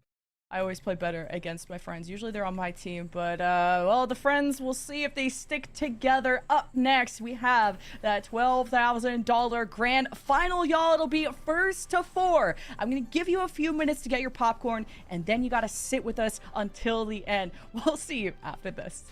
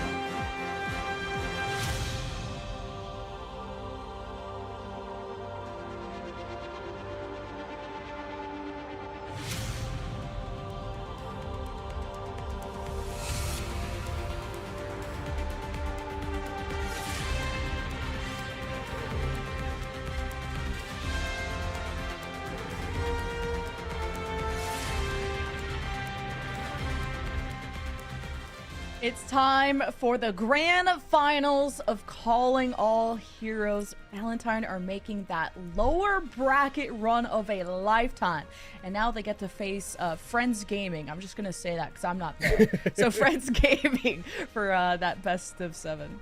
Yeah, it's not me and my friends. It's them and their friends and their gaming, and you know, we're here casting. That's all we're doing right now. But this is going to be hopefully a great series, like we've talked about. This team from Friends Gaming has just been absolutely tearing through that upper bracket, not having even lost a singular map. But someone else who's tearing through the lower bracket is Valentine, all the way from lower round 1, now getting here, only losing a single map on the day. And that's the kind of momentum you need to go up against a great, great team that they have waiting in the grand finals against them. That is gonna be a fun match. Valentine can sometimes have these slower starts on, well, specifically Ilios. That seems to be one of their worst maps. We'll see what we kick off with, but other than that, once you kind of heard it from Phone, once they get the ball rolling, it is hard to stop how they're able to scale up. But these two teams that are in our grand final have not faced each other in this bracket. But you did hear from Phone, they've got some friends on that team, and they specifically pointed out wanting to beat Winter, or very excited to face Winter, but also beat them. Yeah, teammates from Amplify, and I think that this is going to be a hopefully great series. You know, if you aren't already watching, make sure to get in, get your friends here, get everyone here. They have the esports button on the Overwatch client. You don't have, there's no excuse anymore. There's no excuse anymore to not be here. If you're playing Overwatch, you know that this is happening right now. So get your friends, get them all here, get your popcorn ready, because we got a great Calling All Heroes Grand Finals. For how much money, Jen? $12,000 for first place. It's a lot of dollars, right? Did I do that right? It's a lot of dollars. Did I do that right? Yeah, I don't watch a lot as of much cookies for RuPaul's. Santa. Okay. I know. We could be watching. I'm not as RuPaul's I'm not as Drag Race, cultured but, as you are. I'm not as cultured as you are. You know, everyone thinks I have a brain worm, but it's it's there. But 6,000 for a second, so you know, you double your money. There's a lot on the line for this match, and top 8 getting a piece of that prize pool. So this has been such an exciting bracket, and we finally get the conclusion. And you're here, chat. You're here with us, and so are me and my friends that are on your screen right now. Winter being the one to watch on HitScan. And they are gaming. And Peace is also someone who I have known for a very long time, going back to Contenders. And when I see Vendetta, I'm like, that's a Peace hero. That's a hero specifically for Peace, and I wouldn't be surprised if Peace brought it out in a matchup like this, because I think one of the best Genjis that we have in Calling All Heroes, maybe just in Overwatch, in NA in general right now, and Collegiate as well. So I think that's definitely something to keep an eye out for. But this team is full of a lot of pedigree when it comes to the Calling All Heroes circuit. And yeah, how deep is your hero pool? Is it more like a puddle or an ocean? And Peace has to go up against Phone, who showed us a bit of everything from Reaper, Sim, Flyers, everything, Grounders, I don't know. And you'll get to see his favorite hero being the Reaper. And HQ was also extremely excellent at anything. I would say especially the Venture and the Echo.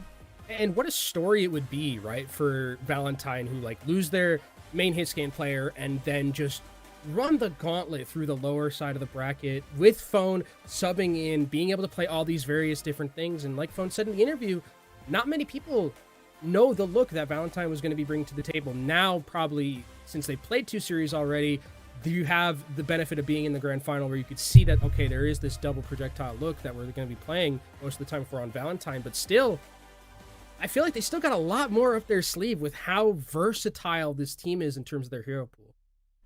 Absolutely. And even Valentine don't know what Valentine are going to do, because Phone literally said in the interview that they pick their hero 5 seconds before they roll out.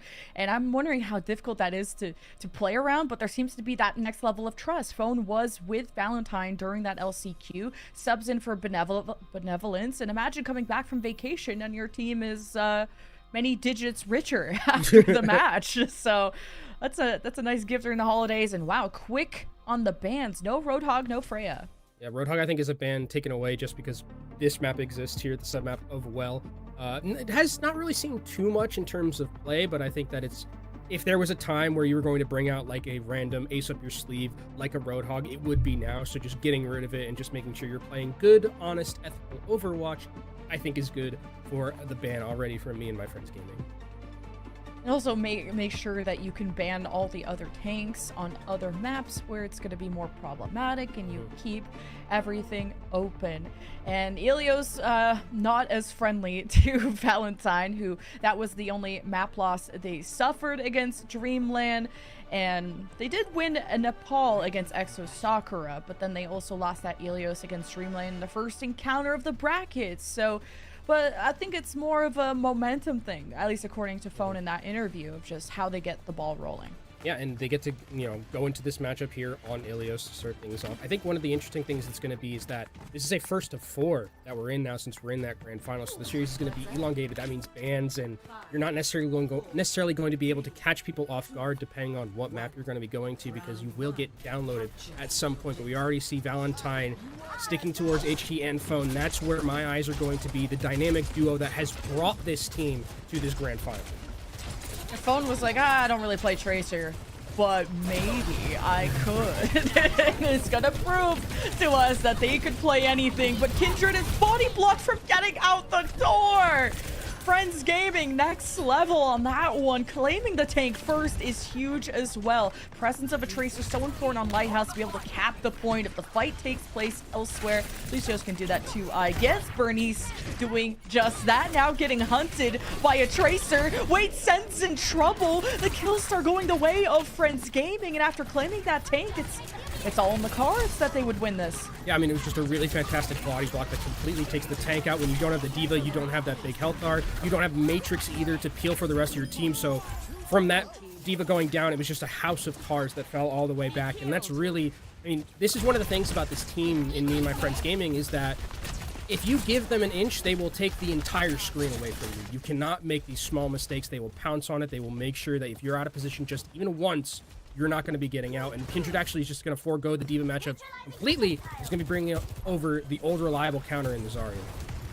Great counter and a TP to the high ground to try and destabilize Winter to force that jump out, make them a more huntable target. The Phone's not on the Tracer anymore. It's going to be about enabling those rotations, maybe setting up the sim turrets on the point and make that very difficult to navigate. The sound barrier pop from Nenwai, and that's 15% faster than Bernice. I'm just telling you the numbers, chat. Friends Gaming are just that much ahead of the game. They also have the Kitsune Rush about 20% in front of the other team. And Valentine, they're going to stagger this Diva as well. Like, this is just... This is not fun, what's happening right now to Valentine, is they're going to have to be able to wait just a little bit longer. Kitsune Rush again, 4Z's ready and available. Important fight for Valentine. You need to get some morale going. Make sure that these, probably the only ult cycle you're going to get is impactful.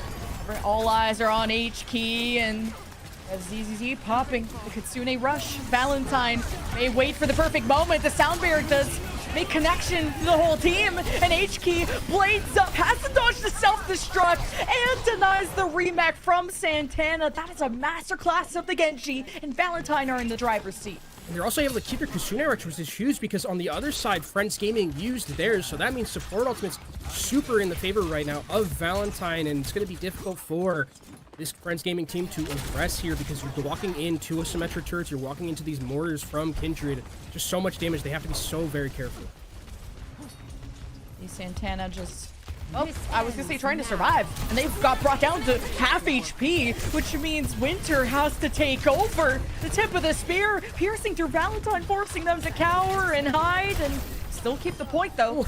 Kitsune Rush, see that Friends Gaming trying to respect that space. TP in and out, Phone trying to provide some shelter and safety, but Friends Gaming just run Valentine over as soon as they all corralled them thanks to that overclock. Yeah, that overclock was so... Graviton Surge committed here. Actually, he's going to be able to force out the sound barrier, but the stick is so perfectly placed, Lemon, onto Kindred, and Valentine try to buy back in, get like maybe 20% more charge on the point, but is that really going to be worth it in the end? I thought that was going to be like a swap ult, because there was like only 2 people alive from Valentine, but they are the clutch gods for a reason. Sometimes you just got to go for it, think later. That's not going to work. That strat not going to work out this time, but what a quick flip thanks to that Sim TP. And Friends Gaming May just watch that lead disappear very soon. Phone is trying to dodge all the dives, and Santana was more focused on destroying the teleporter than the very low HP Symmetra. This is where the Lucios could find some boop kills too, but Valentine are going to make sure they can maintain the point.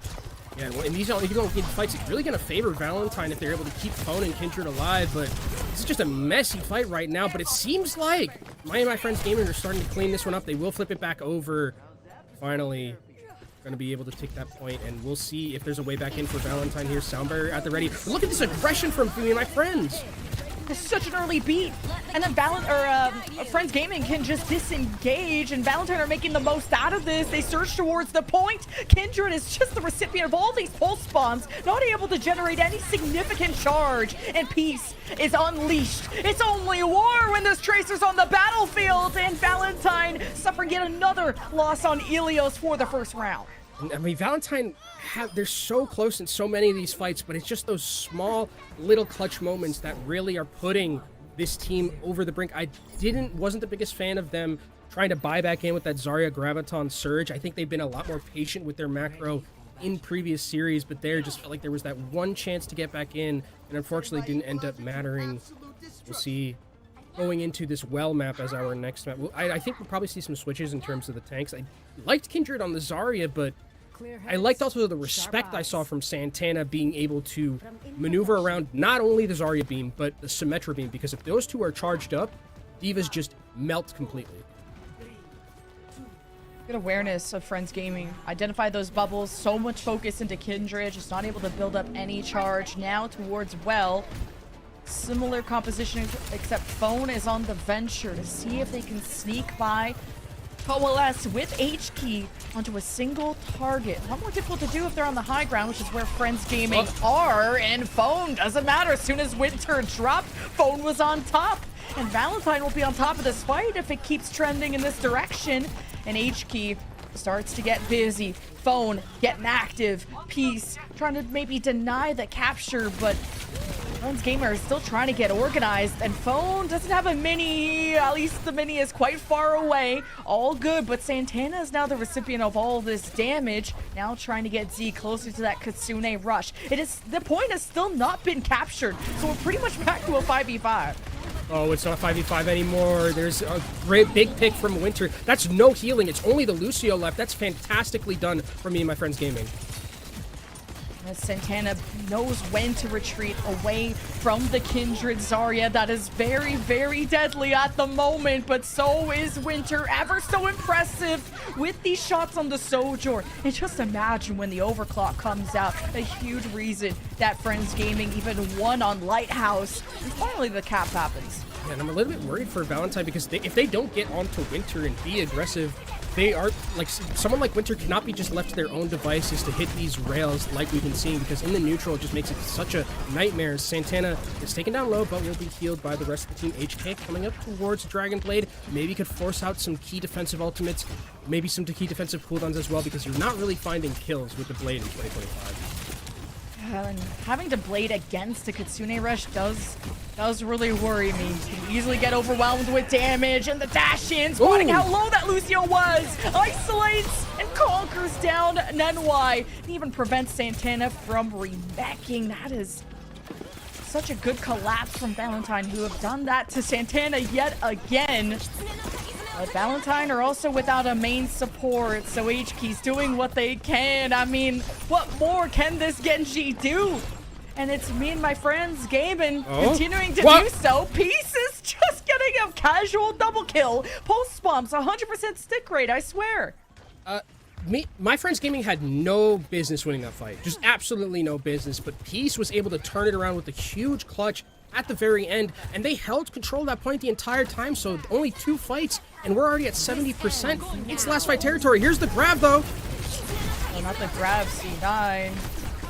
Kindred does isolate a bunch.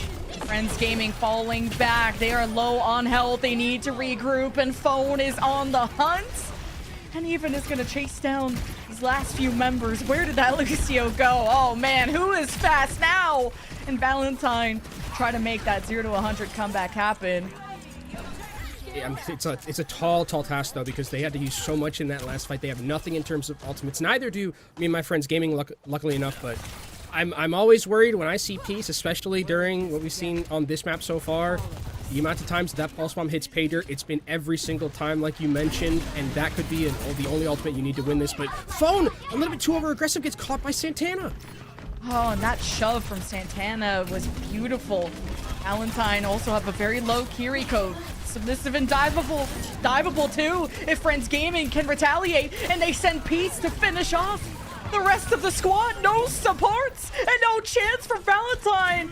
This Ilios was about sending a message, and H-Key will be silenced for good.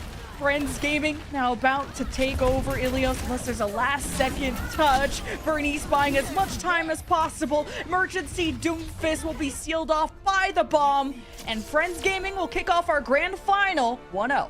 1-0. They want to get that perfect record throughout that upper bracket, and it's a little bit what I talked about, where if you give this team an inch, they'll take everything, because they had a really good last fight there from Valentine, and then Phone gets caught out just a little bit too over aggressive, instantly taken out, and then the fight's completely over. Like, really, really fantastic execution coming in from this Me and My Friends Gaming team, who are showing, to me at least in that first map, why they are all the way up here in that grand finals, not having lost a map in the winner's side.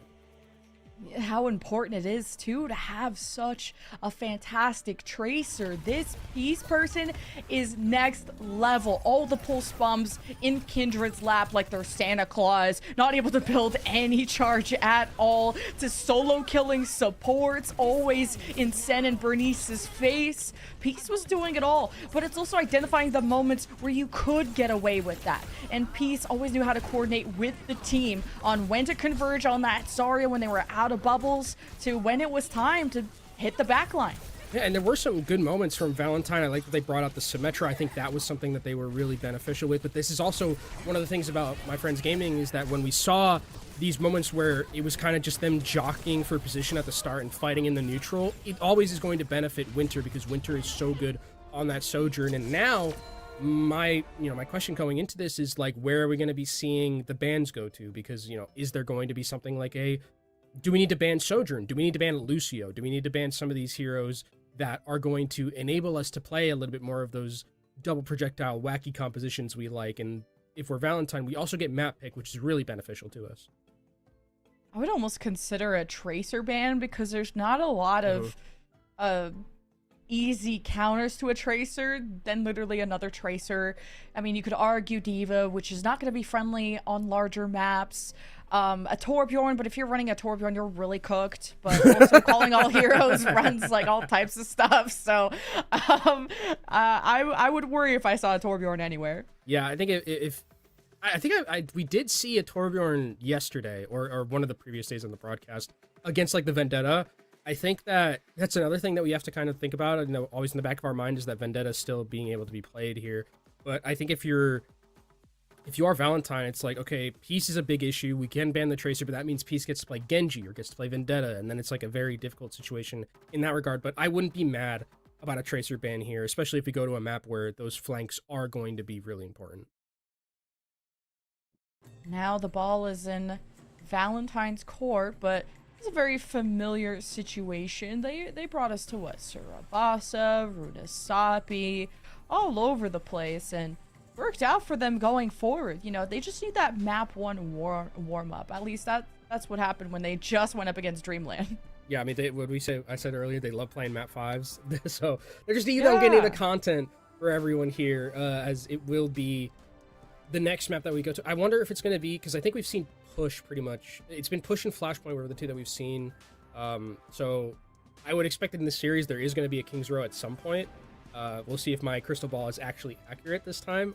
That's why I didn't say what map. I just said we're going to see it at some point, so that way I can be correct no matter what, even if it's map 2 or map 5. Yeah, it's honestly weird when you don't see King's Row. Also, it's the holidays, and it's one of the few maps that has a holiday version. That's true. So. Runasapi, man, you gotta hope you forgot everything of what happened against Dreamland, because 126 meter plus push from Valentine quite literally looked unstoppable. Yeah, Valentine looks really good on this map. Taking away the Sojourn, I think, is good. That's just a winter respect ban, very understandable. And now we'll see where the second ban goes to. It could be the tanks. You know, you get rid of the Zarya. I think that's possible. Get rid of a Lucio, I think, is another option in that ban phase. But I love the Sojourn ban, kind of taking that away from Winter, who was really, really impactful on our first map. And is it going to be that similar brawl? I mean, we've seen everything from Mauga. Oh, we've seen everything from Ramatra too. So no Mauga, but you know, Ramatra in the cards, and that was such a good dupe option too for H-Key. I could easily see that Echo making a return and targeting those tanks. So what are you going to give H-Key to dupe? Yeah, I think you give Zarya doesn't feel like a great dupe normally. Like whenever I think about duping Zarya, I'm just like, it feels like pretty bad. Sigma isn't sexy either, but then they still got at least one kill with it. So. Yeah, the Sigma looked okay the one time that we saw it. I think that it would be interesting to see if we did see a Sigma at all on this map. This is screaming to me like Zarya, Lucio, Kiriko, and then the DPS are going to be a little bit different. Maybe we do see a Venture matchup between both these teams. I think that there's also potential for the Vendetta still to be something to look out for, especially with Zarya being on the table. And since there's no Sojourn, what is Winter going to fall back to? Because they were insane to watch on that hero. And now it's Freya, Cassidy. It seems like a lot of teams like Cassidy as well. If there's going to be a brawl, you want to hinder some of that. You lose out on a bit of mobility, but Cassidy has gotten back into favor quite a bit recently. But there's so many good hit scan choices, so it doesn't matter. And I think if there is going to be a Cassidy, Hinder's pretty good against the Venture as well, just making sure you take him out pretty quickly. So I think that there's a lot of options that we have on this map. I think tank is like going to be, I would be surprised if it's not just a Zarya mirror, which it looks like it's going to be. The Symmetra is the other thing that we really have to be looking out for, because Phone has been known to bring it out in these scenarios, and it's something that you have to be like so keenly aware of a Symmetra, because if you aren't keeping track and that beam gets charged up, it melts the entirety of it. And you saw what Phone did on Shambali, placing the teleporter behind, like on the other side of a team fight, breaks the brains of anyone. No matter how good you are, the way you're able to 180 turn around, like you said, keeping track of that Symmetra, which what you're supposed to do, but what could also ruin a fight for you if not done properly. So Kindred hoping to enable H-Key to give us another play of the game. How about another 4K? Ooh. And Peace, the first victim, a double kill from Kiriko. Okay, I'm sad. And that's one of the things that I actually really like about the Symmetra is you can kind of have engagements on demand, because one of the things that me and my friends benefited from so much was they would kind of just stand on ceremony and they just like poke and wait for Winter or Peace to find an angle or find a pick in the neutral. But Valentine, with this composition and with the Symmetra, can just say, screw your neutral, we're teleporting directly onto you, what are you going to do? Exactly. Making these hit scans uncomfortable. That's the name of the game for someone like Phone. Ever so aggressive with it. Santana just has to... I know it was trying to focus down those teleporters on Ilios, and that was enough of a distraction to open things up for Valentine. Phone, very, very low. Able to fall back. Initial progress from Valentine. It's about the marathon, not being a sprint, but somehow Friends Gaming sprint ahead, and Peace is just tearing them apart. And because of the fact that you called out that Phone was so low, that means they couldn't use that teleporter to get that engagement. So that's when, if you're me and my Friends Gaming, you can say, great, we can go now. We have our moment to shine. We can get a pick in the neutral, and then we can get aggressive. And Phone is actually going to completely forego the Symmetra. It worked on that first point, but now I think bringing in this Venture is going to be a lot easier to maneuver around with. Winter very close towards that bolo shot. An ultimate that can just win fights completely in the neutral. Just the tempo that Friends Gaming are playing at is, it's a good call to swap off of the sim that needs to dictate her own pace, and Phone just gets rolled. Who cares about a bubble? It got bursted morally and physically. Friends Gaming are all over them like butter on toast, and they're gonna steal away this lead. Yeah, it's like butter on toast, jam on toast. Just put everything on the toast right now with how well that fight looked for me and my Friends Gaming. Only having to use that one bola shot to win that fight as well, so they're looking pretty when it comes to the ultimate economy. They can rotate these effectively. This is a very snowballable map as well, and one of the things I'm seeing is that it feels like every bubble from me and my Friends Gaming is going over onto Peace, but Kindred, there's just so much going on that Kindred has to be forced to use things on the Lucio, use things on different members that aren't necessarily just his characters. Phone, a little bit of trouble, coordinates with the team, bubbles thrown, grab from Santana to stop the push from Valentine, countered by the sound barrier as Peace a bit of healing before trying to charge up that ultimate. Santana, though, with all the energy, just carves their name into Valentine's heart, and Friends Gaming will continue to get away with this. And Kindred's been bested, and now there's no chance for a comeback from Valentine. Especially with Bernice going down, that's all. There's no mobility anymore. Phone actually annihilates Peace. That was pretty nice. Just a quick little murder before heading home. And Sen just TP'd out, so this is a chase down from Friends.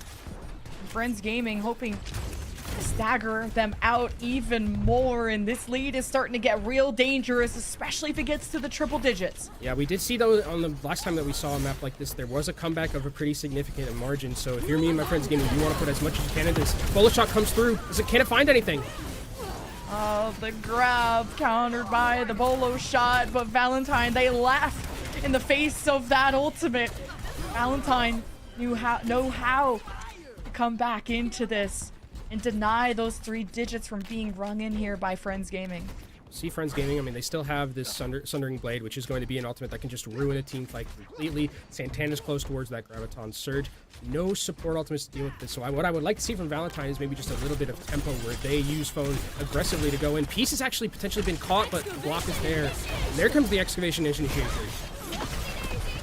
For a good target, not making some great connections, is forcing out all the bubbles from Santana, but not the best ult I've seen out of Phone, and things are getting dire, and a good pin down on Winter, but Phone is gonna need some help. HK has different goals in mind and is falling back for heals. An important disconnect between HK and Phone has costed Valentine the fight. And I mean, they did get the checkpoint, which is something that they're going to be able to hold their hat on, which means they are going to get the closer respawns. That's good enough for them, but still one of the things I'm worried about is Bernice hasn't gotten towards that sound barrier nearly as quick as I think you need, and now has gotten NY a chance to catch up in that regard, and Kitsune Rush a little bit here ahead for Z's instead of AJMR. This is an ultimate economy fight that shouldn't really be lost by me and my Friends Gaming unless something disastrous happens. Now a grab at the ready. That's how Friends Gaming can get to those triple digits.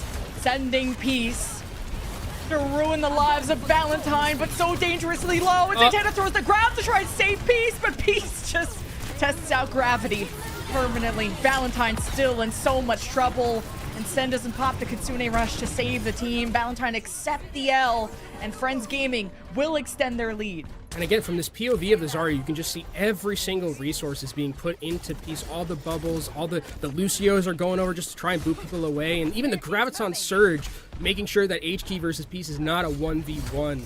Peace is having so much fun being able to be aggressive on this hero, something that we know them for, loving that aggression on Genji, on things like the Tracer, and on this Vendetta. Seems like it's working out really well for me and my Friends Gaming. Valentine need to string up multiple fights in a row. It starts with the Kitsune Rush, but you need a target to lock down, and Santana's the only one in sight. And HK still able to pin down Winter. Successful this time, not needing help from anyone else. NY is on an adventure and dies. Another gravity tester that we have here on Runasapi, and these stagger kills are not going to be great for me and my Friends Gaming. They need to get out of here in time. They don't want to be able to just take these little fights that aren't going to be in their favor. They want to set themselves up. They want to be in a position where they can have a full 5v5.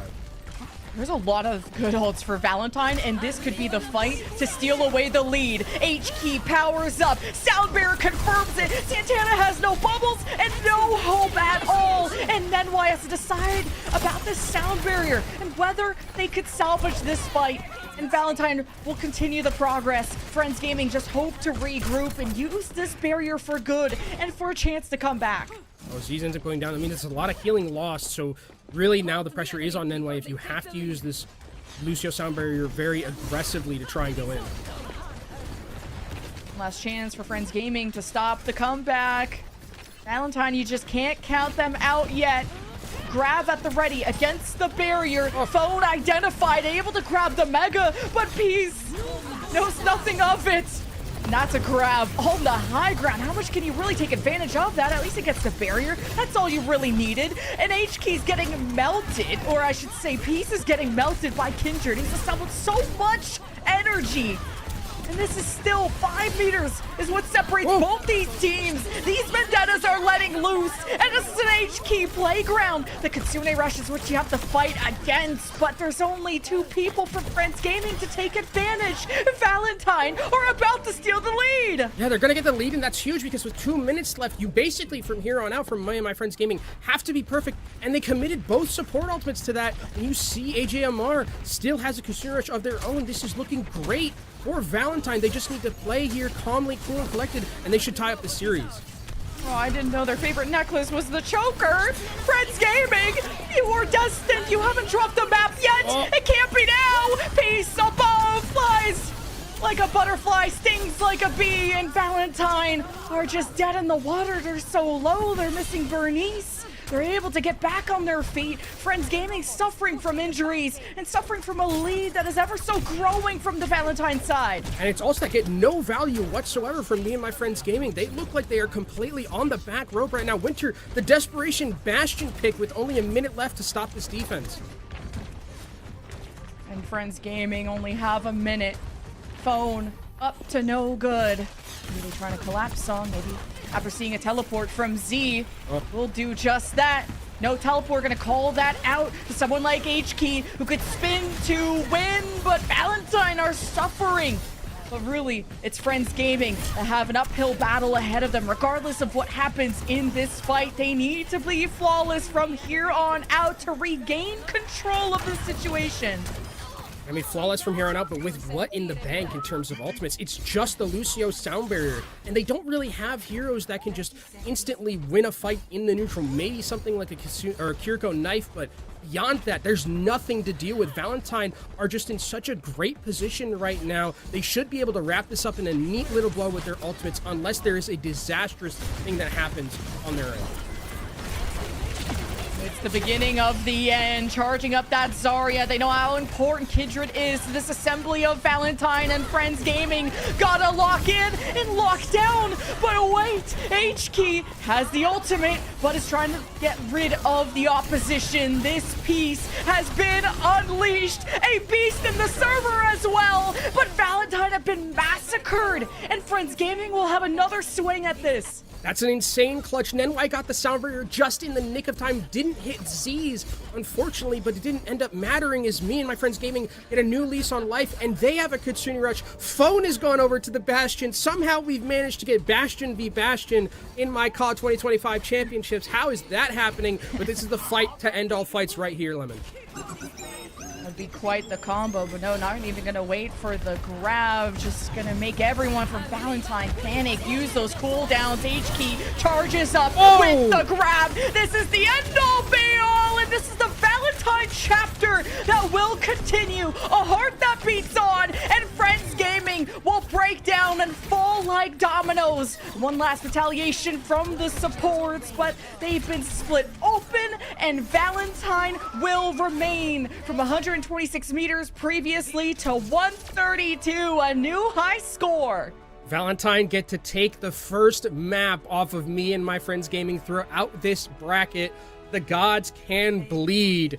And now we all love to say it, and casters all the time, we got a series on our hands right now. That was fantastically played from Valentine. And now I'm like thinking, we might need to ban the Venture. Phone's Venture might need to get banned at some point, because the way that Phone is able to play this hero is just absolutely phenomenal. The amount of pressure, the amount of just cooldowns that are gotten out from the pressure being put down from that Venture, it's just incredible, and I think it's gonna have to take a ban at some point. I just have to steal a quote from one of my favorite casters. I can't believe my eyes. And that's like that if he were here would not be able to believe his either. That comeback from Valentine is legendary. Like, they were down 90 meters and just grinded their way to 140. I can't believe it. Valentine are a different beast. It's just pressure makes diamonds, and they shined in that match. I mean, they love kind of having this like warm-up game of map 1, I think. It's like they just take map 1 as the warm-up. It's just control, doesn't matter. It should be fine after that. But it's weird to see me and my friends gaming. I mean, we've seen something from them so far. Their ultimate economy is usually very crisp and very clean. They get value from their combos, but it felt like they were just completely put off on this map in particular, and in a matchup where they had some good moments to try and win those fights, like we saw with the combination of the Zarya Graviton Surge and the Sundering Blade, but it just didn't end up mattering. And Valentine, the tempo that they would set, even at the end there, throwing in that Graviton Surge, it being the thing to initiate the fight and completely win it for them. I mean, really, what can you say about how well Valentine are playing on that map? So good. And whether it's the Vendetta or the Zarya ban, that's a consideration going forward. It also just depends on the map. And Friends Gaming will have to reveal their hand on what, how deep their map pool is and what is going to be their strength. Because like we've pointed out, they haven't dropped a map in this entire bracket. They've been beating everyone else on their map picks. Yeah, and now they're going to be in a position, like you mentioned, where it's like, yeah, I don't, you know, where is the, where do you finally go if you're the one who has to now break serve, and where are those bans going to go? Now, I mean, if you are me and my friends gaming, you're thinking, okay, at least we get back our Sojourn. That's going to be something that I think they can hang their hat on. But it's going to be a position that they're not very familiar with, being that the fact that they have 3-0'd their way to this grand finals. But Valentine, I mean, they look really good on that map. The amount of confidence to be able to clutch that out and come back is really impressive.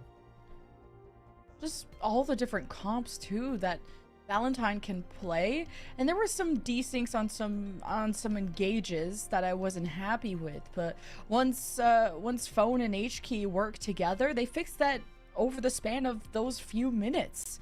And that's a type of team that knows how to communicate, and Valentine are also a team that are technically playing with a substitute.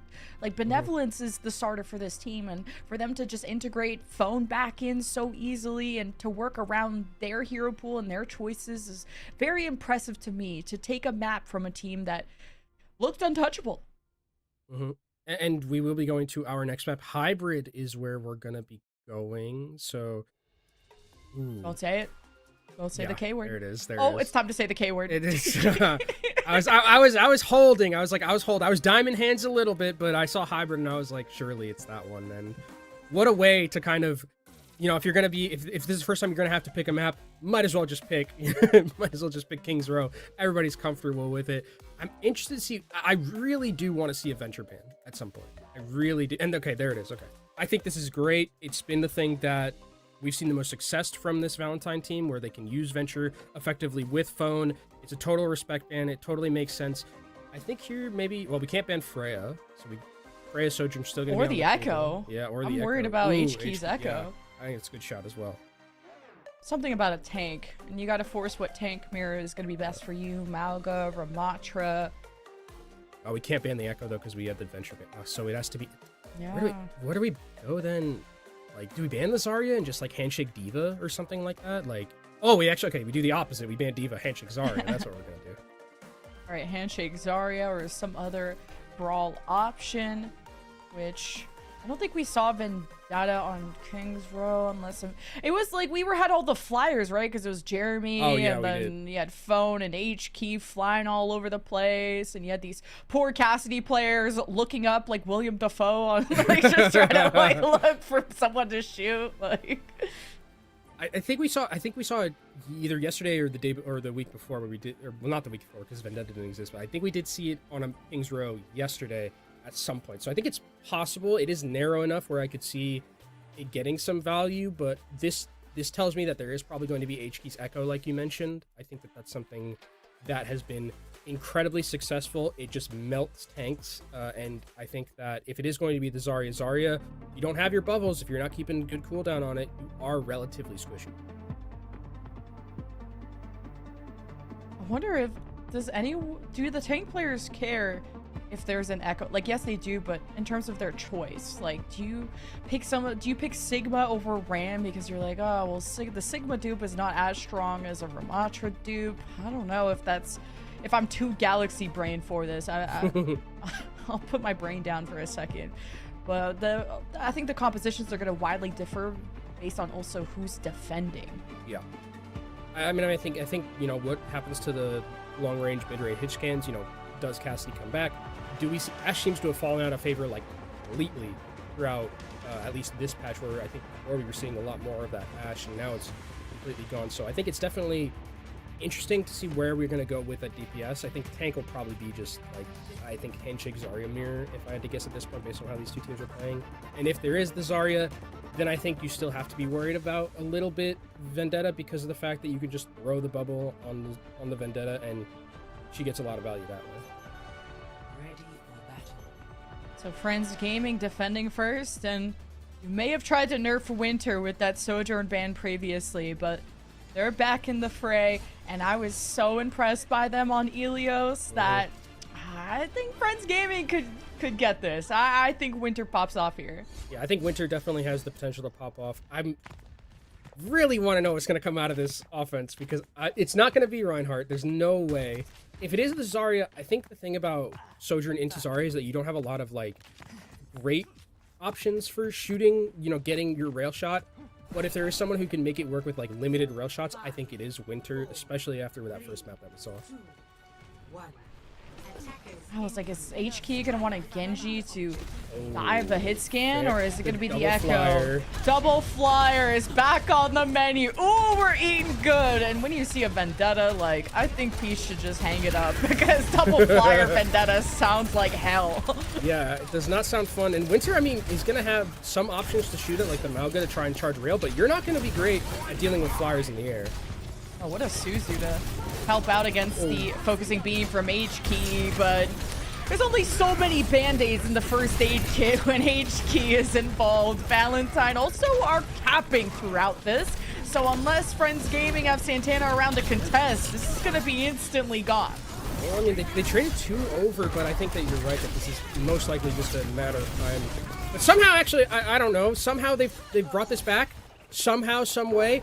Just because I think the thing that Valentine did was Valentine just kind of ignored Santana, and Santana was like, great, I'm going to be like 100 charge. If you don't instantly kill the rest of my team, we're going to win. And that's exactly what happened. And that's I think the clutchness of me and my Friends Gaming that we're seeing right there, being able to turn a fight that completely was out of their favor back into a win. Yeah, 2 ticks.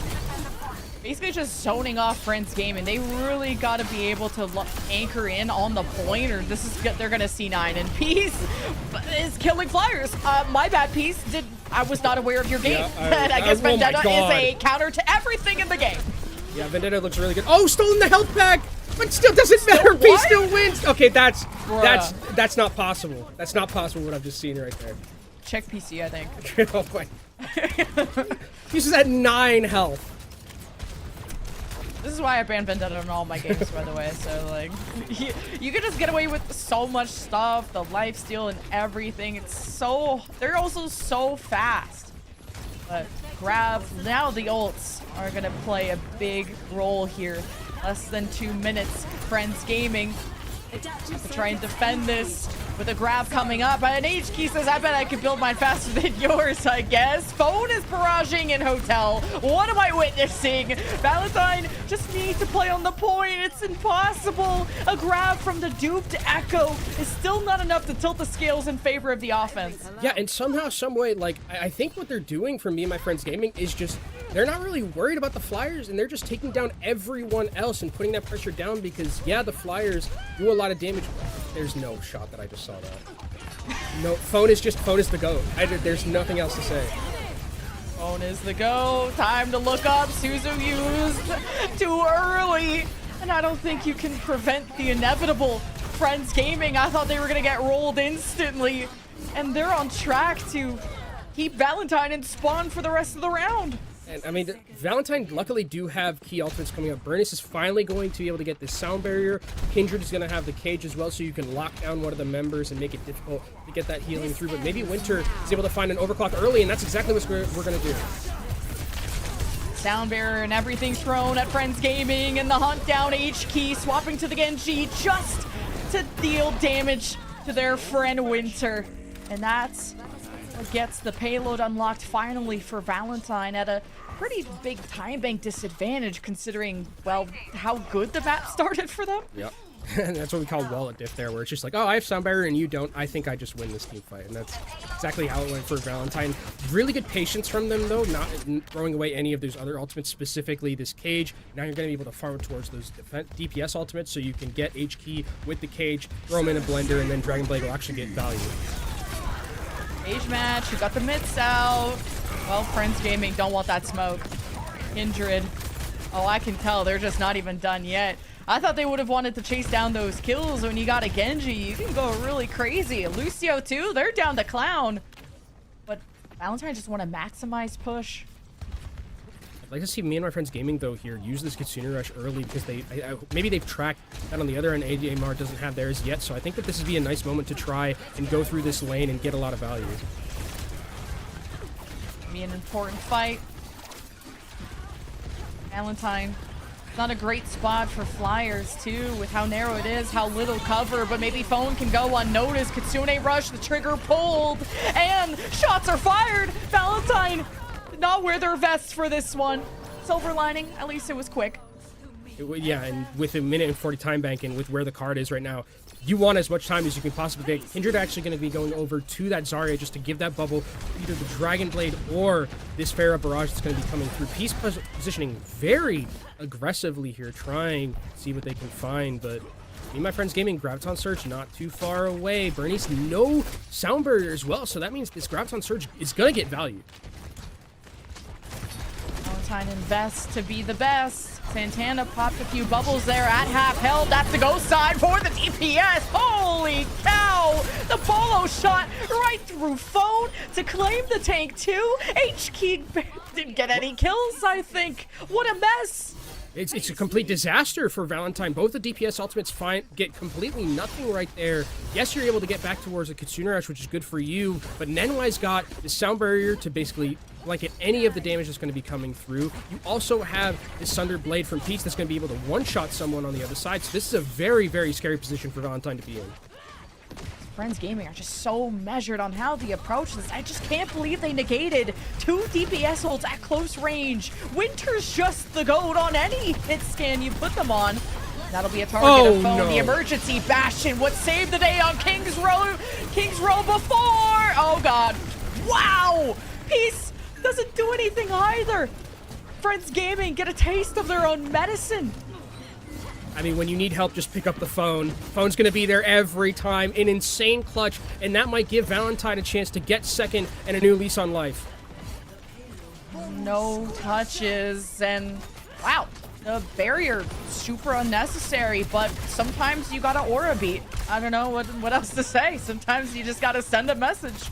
Yeah, I think they really wanted to go aggressive there, but I think you're right. It wasn't really necessary to...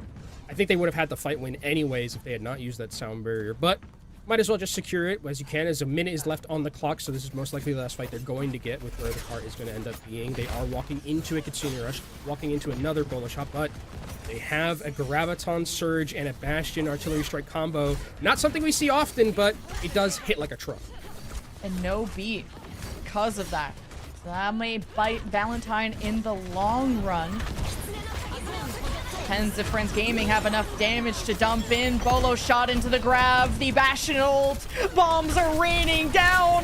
But I'm only seeing blue on the kill feed. Friends Gaming blue in the face. They'll have to respawn soon or Valentine are going to cap. Yeah, Valentine look like they're going to be able to cap this one. Juno just to desperately try and use the speed to get back on point. Actually switches over to the Kiriko. The Desperation Bastion on the other side. Santana so close to Graviton Surge has it. That's thrown at the last second. Someone has to contest as well. Friends Gaming gonna rally for the final time in this round, and Valentine have no breath left in their lungs. Just a Kitsune Rush and vibes, and it ends here. Not a full completion, but it still could be enough for the win. I mean, I think if you're Valentine, you take as much as you got there at the end, because it was looking like you were gonna get caught halfway through second, but you managed to, at the very end, with phone hitting like a vac level of shots onto Winter, who was just flying away. That gets rid of the Freya, and then on top of that, being able to take down the Vendetta that was using also the Sundering Blade, perfectly placed Suzu to give that time to make sure that the Sundering Blade didn't come through. I mean, Valentine clutched out that fight on second. So super nasty.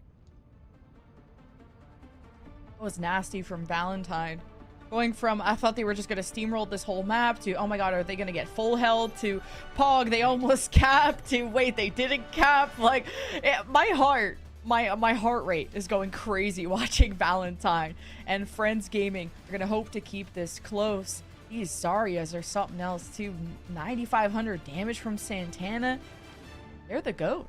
I gotta say, I'm just loving watching Valentine, like you're talking about, just the heart rate going up and down. It's like a roller coaster, man. You see so many different things. Like, I'm seeing Bastion come out. I'm seeing Symmetrus, like, just all of this different stuff that we don't normally see. That's like, I think we talked about it before, where it's like, yeah, usually teams are just going to be playing, you know, the standard stuff, but the innovation from Valentine has just been so fun to watch. See if Friends Gaming can go all the way. The finish line at the end of the map. This is for a lead in the series, in this first to 4. As the Vendetta and the Freya emerges from the attack. It'll be a little tricky on attack to run that Vendetta, but man, Sword Lady mobile, just Bernice in trouble. And Peace now has to fall away. The focusing beam claims Peace, and Z didn't realize in time. Is this gonna set this attack back? That was the perfect. The Vendetta jumps in and then run away. Great job from the support play. We knew that was the way to get away from any Vendettas. Perfectly played, and Peace doesn't manage to find anything. And HK farming up very quickly on this duplicate. Is it something that me and my friends are going to be aware of? Friends Gaming opt to better enable Peace this time, and well, Peace got cooked again. That's the double laser comp of Valentine when you got an Echo and a Symmetra, but Friends Gaming are leaving a bloodbath behind. And it's only a couple of friends remaining after all is said and done. I mean, it felt like Valentine used everything to take down Peace, and Peace is like, okay, well, I give my life for the rest of my team to just get you in the back. But actually, Valentine won't try and recontest this, it looks like. Yes, but Friends Gaming do have respawn advantage, so this could turn into a snowball if this doesn't work for Valentine. And farming Peace is very easy for Valentine. Killing everyone else on Friends Gaming, not so much. Peace is global taunt, I feel like, right now. It's just every time Valentine sees Peace, it's like, them right there, get them. And they're doing a good job at it, but it's not winning them team fights, and that might be an adjustment that you need to make on Valentine's side, because you look at the ultimates that we have right now for me and my Friends Gaming. I mean, they're so far ahead in support ultimates. There's going to be the dupe on the other side, but I'm very worried about this being snowballed through second, and then me and my friends having a huge time bank going. Sune rush advantage. Peace gets into position, needs some support, comes back, relaxes a little bit. My heart rate was going crazy there yet again. Kitsune rush, things are about to ramp up yet again. Suzu, HK just trying to save the team. The dupe defensively for HK is unheard of. Usually they're copying tanks or a DPS, and it's Friends Gaming that are in the driver's seat. And Valentine are just barely putting a stop to this. And you still got the sound barrier, and Bernice is only 8% away right now. Is there a way back into this one? Graviton Surge. Oh my god, the Suzu was insane from Sen. And Kindred has to try and counter the grab, but wait from behind as Peace with the dunk on the tank. And Valentine cannot even take advantage. It's not over yet. Looks like HK and someone is, maybe even Bernice, are chasing down a backline, trying to trade what they can before they fall. And these staggers are going to be important for, I don't think there's a recontest. No, I really don't think there. If they recontested here, it'd just be giving alt charge away, and that's something you don't want to do, especially when you're getting snowballed like this. And a 5-minute time bank? Okay, 4 minutes and 45 seconds, just a little bit off. Don't do math on casters, as this is still a very hefty time bank, and all they have to do is just basically complete the map. Peace is up to no good, and well, we got a gladiator match on the high ground, and Peace somehow lives. Not used to that. Peace has been really measured since the second part of this map. Valentine will hold the corner, and Peace sets in, gives a lot of charge over to Santana. All the bubbles have been to this Vendetta. It's a very slow-going affair, front to back. Now Kitsune rush yet again for Z ahead of Sen. Wait, HK got a pick onto Nedwide, and oh my god, everyone from Friends Gaming just got obliterated. Yeah, Kitsune Rush and Bastion turret mode seems pretty good as a combination, like we see there from Valentine. And you are, as weird as it sounds, it's actually good that Z's didn't use the Kitsune Rush, because now you have your own to re-engage here. And you really, again, only need that singular completion of the map, and you still have 3.5 minutes. I mean, it's a lot to ask for. All good. Better to go for the guaranteed fight, but how are they going to respond to Peace just constantly charging in? They're trying to find the punishing power in Friends Gaming. Use a lot of bubbles, and the Bastion ult will force Santana ahead, and the Suzu. Friends Gaming have used some important cooldowns. Kitsune Rush, it's do or die, and Valentine are doing a lot of dying! And the card is halfway to the end, and this is going to be a significant fight coming up with plenty of time. I mean, what exactly the do you box have of victory's there. What exactly do you have to get out of here? I mean, you're just going to try and stagger and stall as much as you can, but you're right. That box of victory is literally sitting right there, and there's a Graviton Surge from Santana. Oh, this could be a C9. You can't just all leave out the same door. Santana whoa. Stuck at the wall. Just hesitated on the grab, and that is what costed Friends Gaming that fight. That's a complete just misplay from me and my Friends Gaming. I don't think that they were expecting the amount of damage coming in from the Bastion, and a fight that was basically just a win for them has gone completely out the window. They still have the Graviton Surge, luckily enough for them, but they've given Valentine another bite at the cherry. Gaming trying to just go for the guaranteed win, surely.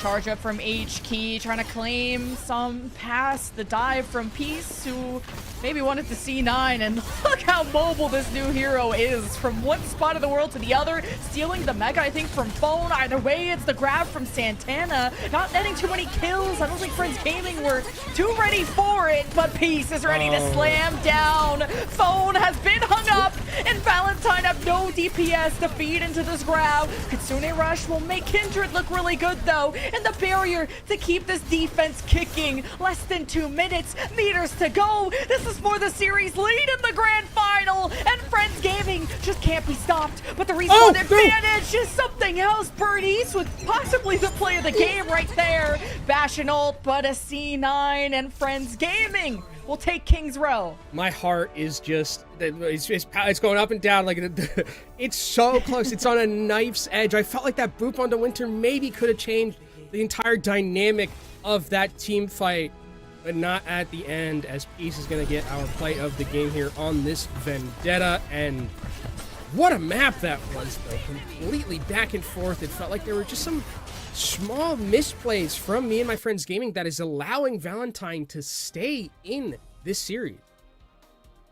Just a masterclass and a vendetta plays from both sides, really testing those limits, sometimes being limited and sometimes I don't even know. I was so entertained. My jaw was on the floor, and I hope we get to see more of these vendettas, because I was worried about Peace at the beginning. There was a lot of punish from Valentine with how extended Peace were, but then Peace kind of wheeled it back a bit, and it was perfect after that. And I think that's the mark of a really good player. Like, this was also absurd. This shouldn't happen. But, like, it's the mark of a really good player when you can kind of change in the middle, like, and adapt yourself and adapt your play style to be more beneficial to the team. And even though, like, Peace was getting, you know, 6-man pretty much every single team fight, still being able to switch that up and just keeping cool and saying, okay, yeah, if they're going to use all of their cooldowns on me, guess what? I have 4 other players that I have complete trust in to be able to turn the fight in my favor. So, well played from me and my Friends Gaming on that front, being able to keep their composure, which is how I imagine they got to this grand finals at that 3-0. Valentine didn't have really any fights on their terms when it came to that point B push, like HK copying a Kiriko. That's when I knew we needed to call 911, because I've never seen HK have to copy a support, and it didn't even net them like a saving grace. Everything from Valentine fell apart. They just couldn't stabilize, and that's just how snowbally. That's just how it be on King's Row. So Friends Gaming will take a lead 2-1 in our series, and I could tell that this could be a marathon. Yeah, I think this is definitely one where if you were a little bit late to the stream and you weren't here, first of all, what were you doing? I mean, COD Champs is on like calling all heroes Right. champions. Like, what were you doing? There's nothing more important than this, but You were here. you were here. I know, that's what I'm saying. And then, like, now we have potentially a 7-map banger in the chamber. Like, come on, we got to get those drops are being got for sure. Yeah. Yeah, shout out to our teams for giving us maximum time on this broadcast so we could farm all the Mitzies and the unknown orange tabby cat. Still need to find an owner for that. And you can go and visit the kitty room on one of the Overwatch maps, the deathmatch map. I forgot what it's called. But the cat room in there. Yeah, I know which one you're talking about. Museum of Cats. I love that Yes. one. Ooh, Oh, Sarabasa. Sarabasa. We said at the same Jinx. time. We're so synced. Thanks. You owe me a. An unbranded Yeah, you soda. owe me a you owe me a generic brand cola. And that's Valentine's choice, and we saw just how good they were on both flashpoints, to be fair, winning both of them today.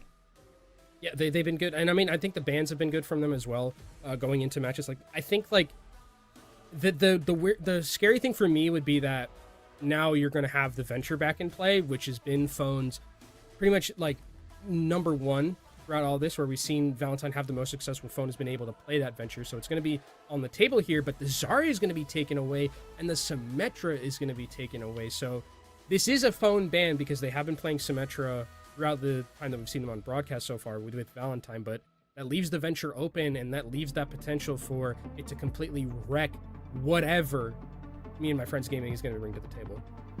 I think maybe HQ would just have to keep returning to the Genji, although the Dragon Blades have been countered quite heavily, but it just feels like the best gap closer to going after someone like Winter, who's been pretty stable on the hit scan, able to free fire. You need someone to pressure that back. But if we have the Vendettas out, then you need to look at that. Something stationary like a Symmetra I don't think is going to fit the bill with just how fast-paced both these teams like to play. Yeah, a lot of chaos it feels like with these teams, and the Symmetra teleport does kind of help you just cheat something like your neutral where you can just TP onto someone, which you've seen work a couple of times, but I think it's very much a respect ban that we're seeing to Phone. And without the Zarya, now I'm wondering where the tank matchup goes, because it feels like Zarya has been so important in a lot of these compositions, being able to give bubbles to Phone or being able to give bubbles to Peace on that Vendetta. How now is that going to be able to work when we don't have that in play? Are we going to be seeing Junker Queen? Are we going to be seeing Ramatra? Like, things like that start to creep up when you don't have this pick of Zarya. Diva also could come back to the table. Phone played Reaper last time, but that was against an Orisa, so very valid, very understandable. But we also need to wait for 5 seconds before doors open for Phone to decide what they want to play, which is literally, I'm not flaming, that is what they said in the interview. Yep. So We were told by Bernie's too. So yeah, double confirmed. Haven't gotten a chance to interview Friends Gaming to see what strategies, what vibes do they like to thrive off of. But if they win this series, which it's going that direction, I'd be excited to talk to some winners.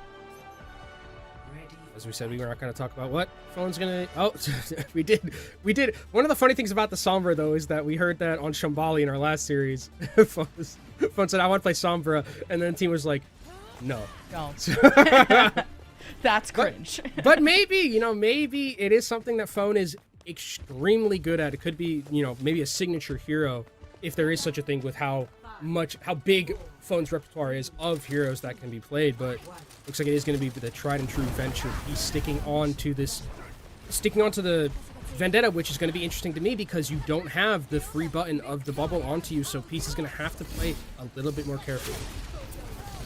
Kindred was really scary on the Malga before, so aggressive, so good, and to run it down, get a good CC, could pop up for Phone or HQ to take advantage of, and Kindred's already getting active. They have Friends Gaming on the back foot. Look how low all of Friends Gaming are, which could also be good support ult charge, but Valentine won't let you send that message. They are farming. Sen was a victim. I'm a little worried about the lack of heals on the Valentine side, but he'll be back soon. I think it should be fine. This is going to be me and my friends continuing to get this percentage. They did get it in time, but now Valentine flipped back over. This is where you want to be if you're a mug composition, just holding and being able to poke.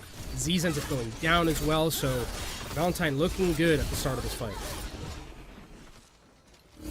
Valentine definitely setting the tempo. It is blazing fast, and Friends Gaming They need to keep some space for someone like Winter. And the D.Va's good at peeling.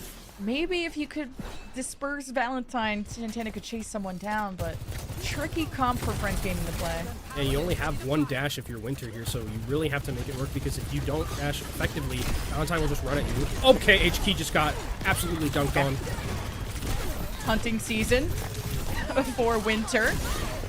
Not usually that season, but Phone also gets away with a double kill, mainly onto that Kiri, which bodes well for Valentine trying to win this first point, or at least be able to refight here very, very soon. Friends Gaming constantly on the retreat, and with that stagger, should pretty much confirm the first point. Yeah, I mean, again, it's the value that they're seeing here of this venture, because the dives are so effective. Like, Winter, yeah, is able to take down H-Key, but that's the one rail that you have, and then the rest of the team followed up extremely effectively. But there, Winter finally gets revenge. And with an overclock ready, this is probably where we're gonna see me and my friends hold their positioning a little bit more effective. Friends Gaming trying to do some fighting, but they have to face the sound barrier and the demise of Valentine that they hope to deliver. And Winter already got a Suzu, and Kindred just smells blood in the water. Valentine are just sharks, and Winter happy to hunt any prey on the other side. And the mechanics to hit a Vendetta swinging at you. Winter is resilient, and that means the first cap for Friends Gaming. And I mean, the thing is, it feels like Winter's being bullied a little bit because of just how much Valentine is putting resources into taking Winter out, which, because they know that Winter is the carry in this team, especially with that Sojourn. Those rail shots are so effective, but that was a sound barrier, and you saw every single one of Valentine's members just dive onto Winter, but the peel was absolutely fantastic from Friends Gaming, and they're able to hold. They have support ultimates in their back pocket. The sound barrier is going to be great to deal with the onslaught of ultimates coming in from Valentine. Defend with Kitsune Rush and Barrier. Friends Gaming can set the tone and also kick off the fight when they want, but caught off guard by Kindred, who was looking for a cage match and encounters a mech. And Santana will hold on thanks to the sound barrier of Nenwai and the Kitsune Rush. Kindred may have trapped themselves into a fight and is no longer in their favor. Valentine coming out still ahead, all thanks to H-Key. Now that all those cooldowns were expended, H-Key swung for the fences, and it's a home run. But again, I mean, Valentine are playing this so effectively where they know that they just overload Winter and just put every member in their face. Winter's not going to be able to do anything, get those value off of the rail shots, and it's what you need to do when you're dealing with someone who is as good as Winter is on the Sojourn. And Lemon, we've seen this movie before. Phone sitting here waiting patiently, looking for a flank. Who will be the victim this time? And Winter finds the shot that rings true, denies the sound barrier, and Phone gets punished. Nothing for their endeavors. And Valentine pulls the trigger a little too early. They're the ones who shot themselves in the foot. This time Winter finally does get revenge, and it's really going to come down to, is Winter going to be alive in these fights, or are Valentine going to find a way to take her out? Because if Winter is alive, is able to hit these rail shots, it's the detriment completely of Valentine.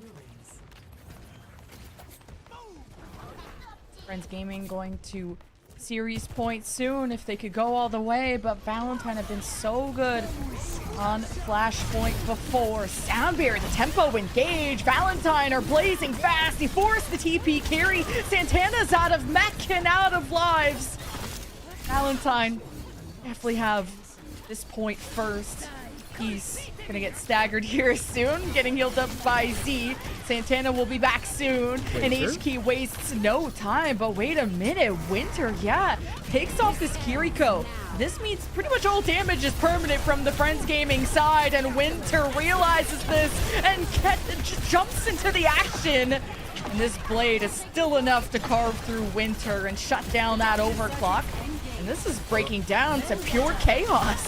Yeah, it's a complete chaos right now. I mean, it looks like, though, the duplicate was committed by Friends Gaming. They want to try and buy back into this one, but you just have H-Key just slicing and dicing on the point right now, and a very expensive fight from Friends Gaming goes completely wanting, and Valentine just happy just taking up their own percentage here. Oh, that was a pretty wild fight, I gotta say. and it's just been Friends Gaming hit or miss whether they can counter HK on this vendetta, not wanting to use their own, just trying to play out of sight, out of mind, in the air or away. And even when Winter gets pressured, they're so mechanically good. HK charging up a double kill! Not again! Friends Gaming certainly have to reset after that, and that means the point goes to Valentine. Yeah, that one's chalked. You just completely give it up. Actually, you don't want to get staggered here if you're Santana. That could be really disastrous, and Valentine are actually trying to... No, I think they're going to let that Diva go away. Now they're gonna. Oh wait, oh my God, this is such an insane lottery for Valentine being able to get this point. Out of all points, it's the one right behind them where they have all the positioning to work with. And you got a cage fight. Kindred says if you touch this point, you'll be stuck here, and only one of us is walking out. Phone up to no good, trying to force the TP, and the Suzu out of Z is not even enough. Both HK and Phone can't coordinate and do enough to stop these supports until Valentine. The rest of the squad had to take over.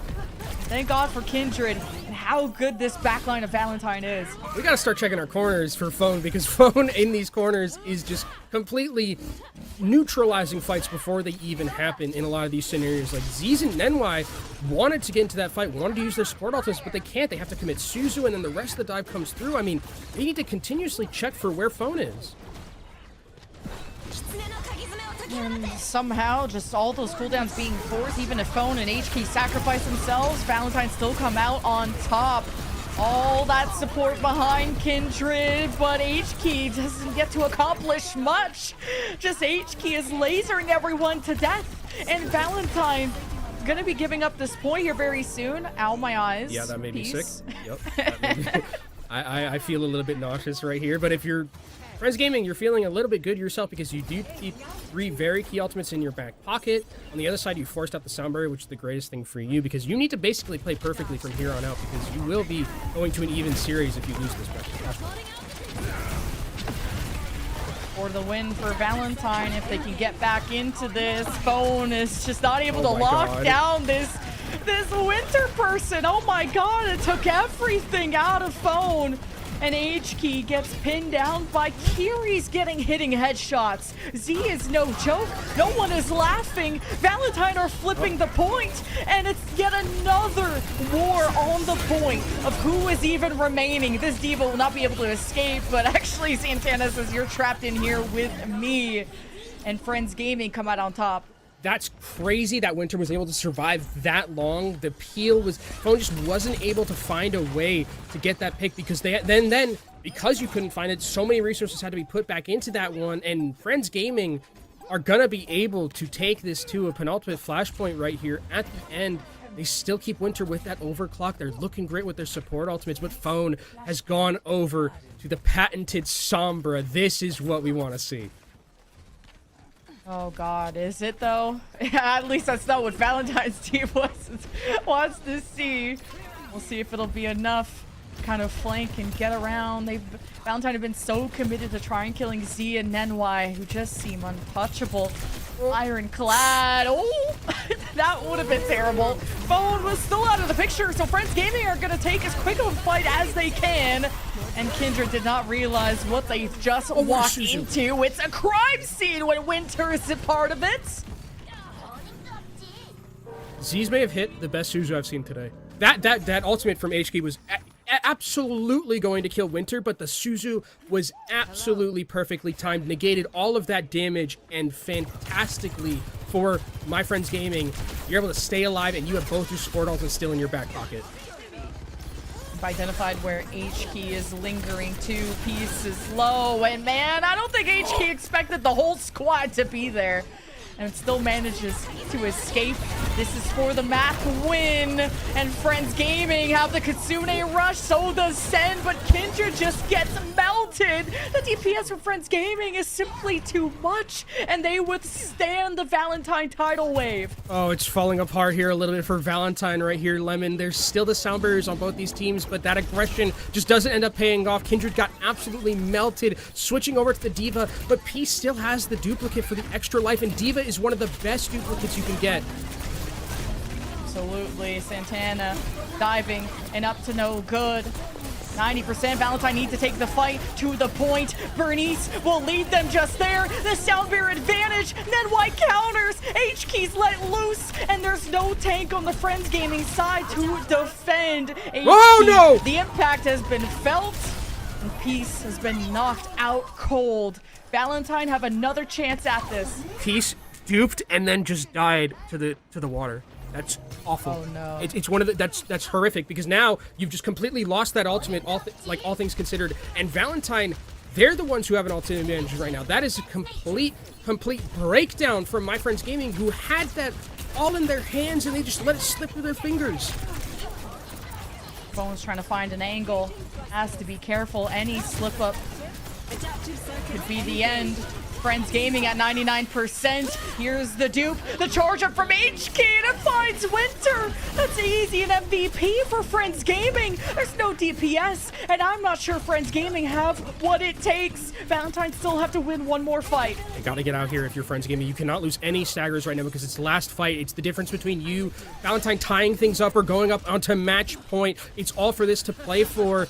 Z's and AJMR close towards those Kitsune Rushes. Nenwai a little bit ahead of that Soundbear. Is that going to be the difference maker? This ends now. Valentine only have a Kitsune Rush and the self-destruct. How do you stop Winter? Their focus is being split. They've been Suzu'd, and it's time to lock in. 99.99 for Sarabasa. The exchanges. No tank for Friends Gaming.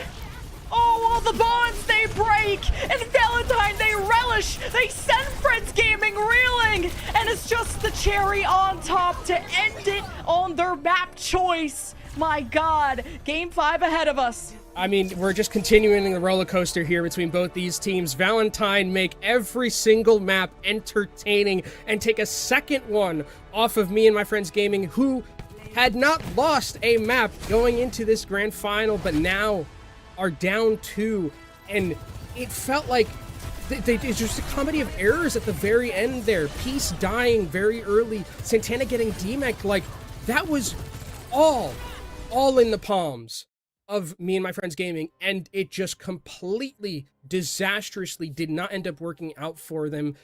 What an absolute clutch from Valentine. And just the constant denials of not letting Santana get back into mech after self-destructs, whatever it is. Like, Valentine are on top of it. The comms are so good. And you heard it from Bernice, just how vocal everybody is on that team, even while using a, quote, substitute that they've played before in the LCQ. Valentine just keep punching back, and to go all the way to a 0.5. Now we're going to a game 5. It's first to 4. This was going to be a long day, and Valentine were right about that. But that means if it's going to be a long day, we need a break to make sure everyone's got their snacks and bathroom breaks and more popcorn for you. So we'll see you after this.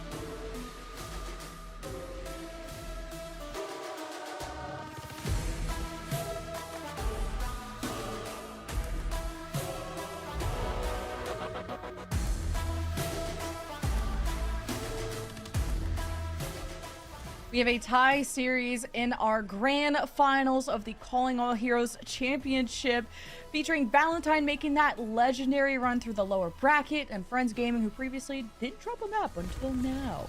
Yeah, it's not a fluke that this Cinderella run continues here for Valentine, and it's crazy how impactful Phone has been. You know, the sub coming in for Benevolence and really making things work with this double projectile look. The Venture has been fantastic. Like, Valentine came to this grand finals to play. And I can't believe Valentine came out ahead on Suravaso. When you had Phone swap to the Sombra, we were all worried. And then Friends Gaming started tempoing up when the Sombra was missing, and came down to the final point of Suravasa, where Winter went X Games mode. Santana wasn't allowed to get back in the mag, had the double kill still from the bomb, post from the grave, and Valentine's clutched in the end.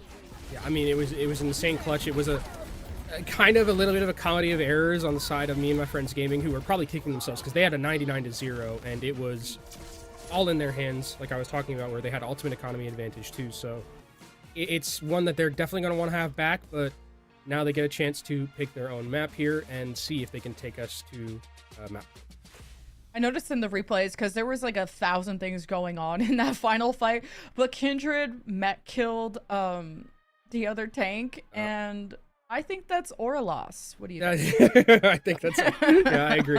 If you get remeked while you're trying to remech, I think that's aura loss. Yeah, I think I'm with you there. Yeah, Santana took an L there in many ways, actually. So now we get to move forward to I guess a payload map of some sort. Escort, yeah. Okay. Now Friends Gaming want to go to Dorado. Okay. So I'm interested to see what because this is, I think I like this map because it does negate a little bit the Venture. Venture likes to play like on, you know, low ground, on even ground, and this is a map where verticality is really important and impactful. So, and range is also something that you have. So I think this is a great decision from me and my Friends Gaming to take away that opportunity. But the Ana ban comes through, and finally we're going to be seeing Vendetta on the ban list. I worry because Valentine are 3-0 on Dorado when it comes to this bracket. They visited that map many of times, including even full holding Dreamland Starries, who are top 3 in this bracket. So trying to ban the Ana is to, I guess, nerf the Winston combo potentially that usually pairs so well together. But it's been a lot of Kiri, a lot of Wu Yang, Lucio, stuff like that, so I wouldn't be too worried.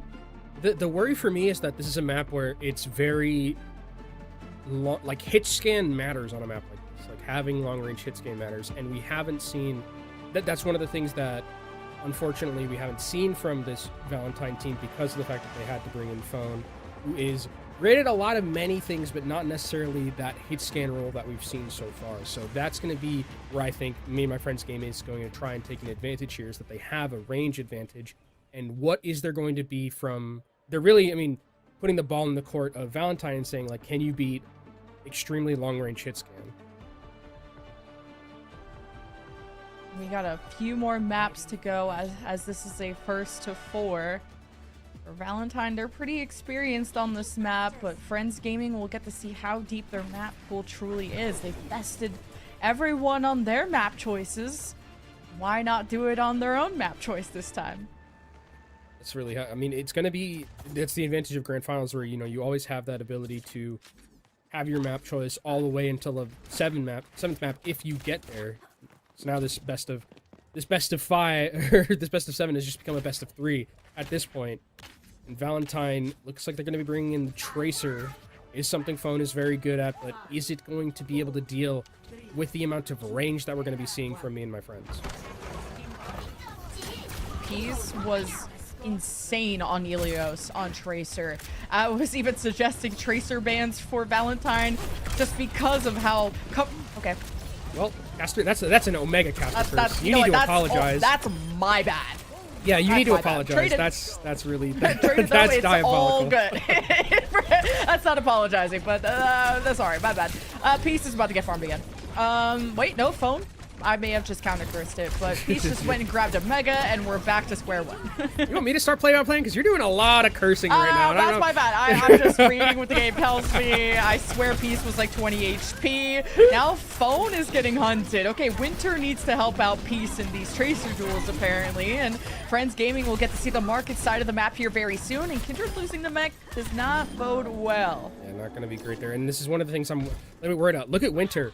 Already 100% basically towards that ultimate. It's just because there's not really anything to deal with Winter. Like, yeah, you can throw H-Key in there a little bit, but that's a matchup I still would favor the Freya in. Is there going to be a recontest? There is going to be one. Oh, just barely at the last second, and Kindred is just feeding ult charge. Oh my god, they're on an island hoping to survive, and Valentine just don't have any ultimates. It's just been pick central to start off this map. No real fight, and Friends Gaming will get to set sail towards the end of point A. I'm really... at the half, we're going to see the damage numbers, and I bet Winter is going to be, like, flame horizoning people at this point. Because, yeah. And H-Key's doing their best, but it's not a matchup that's favorable to you. Like, this is just Winter basically having payphones being streamed on their Spotify and just clicking heads. Like, there's nothing else really you have to be worried about because there's so much peel on the other side. Even if Winter gets collapsed on, yeah, you've got a diva of your own to eat everything that comes through. And just with all the kills that Friends Gaming got, they're ahead in the ult economy, and you could also just set Peace to push the cart. Phone has to pick their battles carefully, and it's a lot harder for Tracers to get to the high ground. Well, the staircase change is going to facilitate things, and Peace spots the recall, and gets their just desserts on a support of all things. Valentine, when it rains, it pours, and they're getting poured on for sure. Yeah, there's a lot of pouring that's happening right now. Okay, well, Winter has lost aura. Oh, aura loss. A significant aura loss for Winter there. Winter was deathless, I think, up to that point, and that's diabolical. I mean, it's going to not matter too much. Oh, actually, the peel is going to be there in time, and the plus bomb missed, so Kindred does manage to actually make a really good play, because that's also going to give Bernice that closer towards that sound barrier charge, so it's not looking maybe too bad for Valentine here. Like that the Diva's gonna be trying to focus down this flyer of H-Key, who has to be careful, and I wasn't careful enough. So much damage from the other side to sound barrier, just a second too late for Bernice, but they'll still try to make the most out of it. Turn around a 4v5, and the defense just needs any kind of leg up, any signs of relief from this relentless offense. And the trades make things a little easier, especially when Valentine have closer respawns in that way. But Peace has been the Tracer Meister in this series, and the stake out of fire is disgusting. It's disgusting, but unfortunately it's not going to matter too much. It's just one that you could put in the clip reel. And if you're Valentine, I mean, you're feeling pretty decently with how bad it was going for you at the start of this map. The fact that you stopped them here, it's one of the hardest places to like push forward because there's no semblance of a respawn advantage. If anything, it's a respawn disadvantage for the offenses. Phone's going to go in very aggressively. Oh, this is not good. Black Matrix kind of helping. What a save. That's crazy. Salvaged. Wait, Kindred may just have to drop the bomb here. Their armor got cracked so fast, and it's a reset. No mech kill, unfortunately. But Friends Gaming will have to start from square one, all the way back, rotating to the opposite side so Winter can have a safe distance away, and surely H-Key died. No, somehow they killed the Lucio. And then why wanted to go and deal with that, pays the ultimate price. Winter's bolo shot gets absorbed there by the Diva, and Friends Gaming will get to the end of point B. Self-destruct here on the duplicate. That's not going to do well. I don't know. Phone is still... No way Phone clutches this. No way. These fights are so back and forth, but they always favor the defense because of those respawn advantages. These fights cannot continue to be this scrappy for me and my friends. You just have to kill the Venture. That's all it took. Phone goes for a big play, and it converted. It saved the defense. Friends Gaming, I thought for sure that was a cap, but they've got more tools in their arsenal.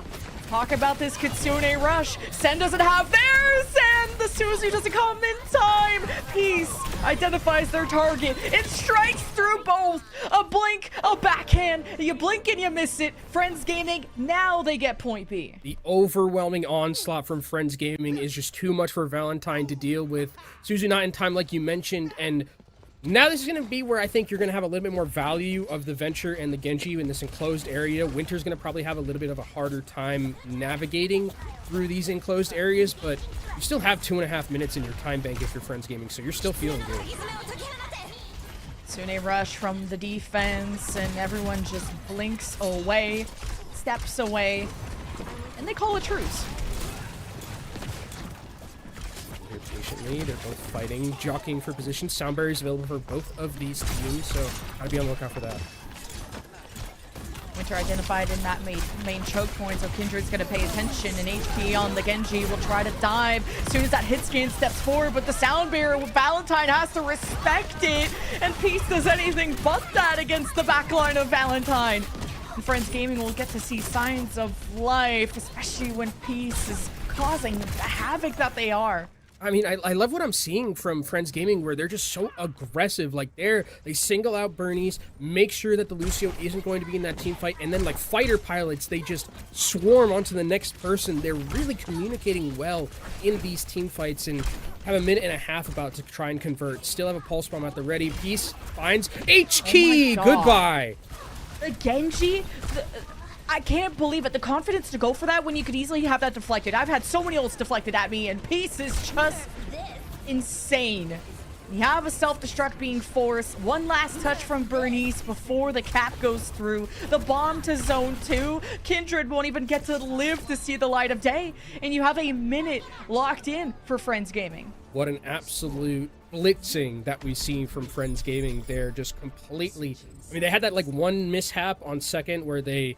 I think gave a couple of fights over to Valentine, but still, I mean, the way that Winter played in those first couple of fights was just phenomenal. I think that I'm still worried about the range deficit that we're seeing, because even though I think the Tracer matchup is like okay and Peace is like having some good moments still, it's just it's so hard to deal with just someone who's at range just continuously pumping out that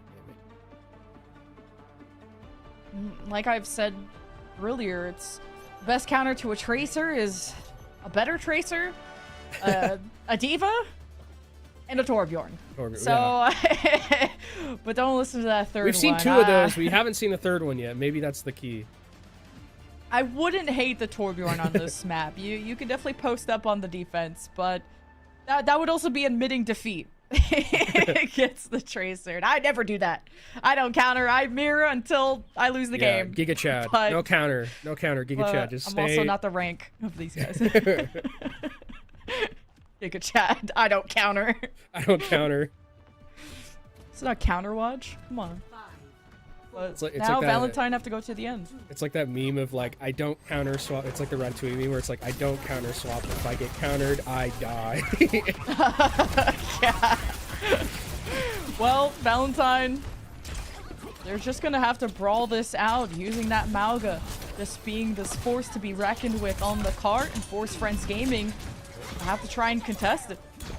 There's gonna be a lot of, I mean, it is gonna be better at dealing with Winter, because you do have from the Mauga that ability to put a little bit of pressure down onto something that's flying in the air like that, but you basically are going to give a lot of ultimate charge over to this other team because the poke is going to just continuously hit. Where's Kindred going? Someone help Kindred. They're half health, all good. You have Sen there, Friends Gaming. Kind of watching this card sail by. Kindred wanted to go smell the ocean somewhere. Usually your spawn's the other way, but Valentine will have to reset. That means soul charge for Friends Gaming. I think the way to help Kindred is that they go to spawn and they switch off that hero. There we go. Okay. That's so true, yeah. I think that's the best help, going over to the Diva now, which still, I mean, is going to be able to deal with the flyer in the air, which is going to be Winter, but I think the Mauga was just... I get the idea that it does offer a little bit more of that pressure down, but you just, I mean, you literally just continuously eat ults and then you end up dying. I think just Valentine were trying to force a fight on the cart, and they got poked to death. I like this swap. A lot better to cycle through on the high ground, chase down and peel against the Tracer. Kitsune rush. This is the consequences of Valentine's actions. They just lose out on the ult race. Yeah, unfortunately for them, I mean, I think this is where we're seeing, like, the elongated series really be impactful here, is the fact that now that if you are me and my friends gaming, every map you can go to now, you can just say, we're going to play at a map that's like very long range, and you have to break serve. You have to figure out some way to break this defense because it's not working right now because look at just how many avenues there are for friends gaming to be able to deal with them. But actually, NY gets taken down right before Sound Barrier. That's a nice little pick for Valentine. Something to work with for sure, especially with all the ultimates coming up. This is an important fight to try and go to the end. And Winter is dueling a Kiriko. Oh no, Valentine may have choked. Didn't use Kitsune Rush. They thought they could just win it out without ults, and it's getting a lot scrappier than you expected. Nenwai gets carved like sushi. Now that's what you get for making HK mad. HK gonna try and basically 1v5 this one at the very end. Manages to do so with the dash resets and the Dragon Blade. And somehow, someway, Valentine have broken this defense, but a lot of ultimates that's going to be coming into this next team fight. Look for a lot of particle effects. The Kitsune Rush is going to be my favorite one. Oh, look. There it goes. Someone has to contest. Oh, Santana's throwing a bomb, and that is enough to stop Phone even after placing the barrier. Some safety for Valentine. It'll force Friends Gaming forward so that they can actually do damage past the sim wall. That's expired, and Friends Gaming are losing out slowly but surely. Valentine, though, they're losing out on the time war, that's for sure. Only 40 seconds left, and it's taken a while to confirm this. Yeah, you're just trying to stall as much as you can right here. If you are Friends Gaming, looks like you're going to be able to do so. But if you're Valentine, I mean, this is not bad for you. You can just try and continuously farm up. Also, you have Kindred here, who's still got that extra life at the dupe or with the self-destruct.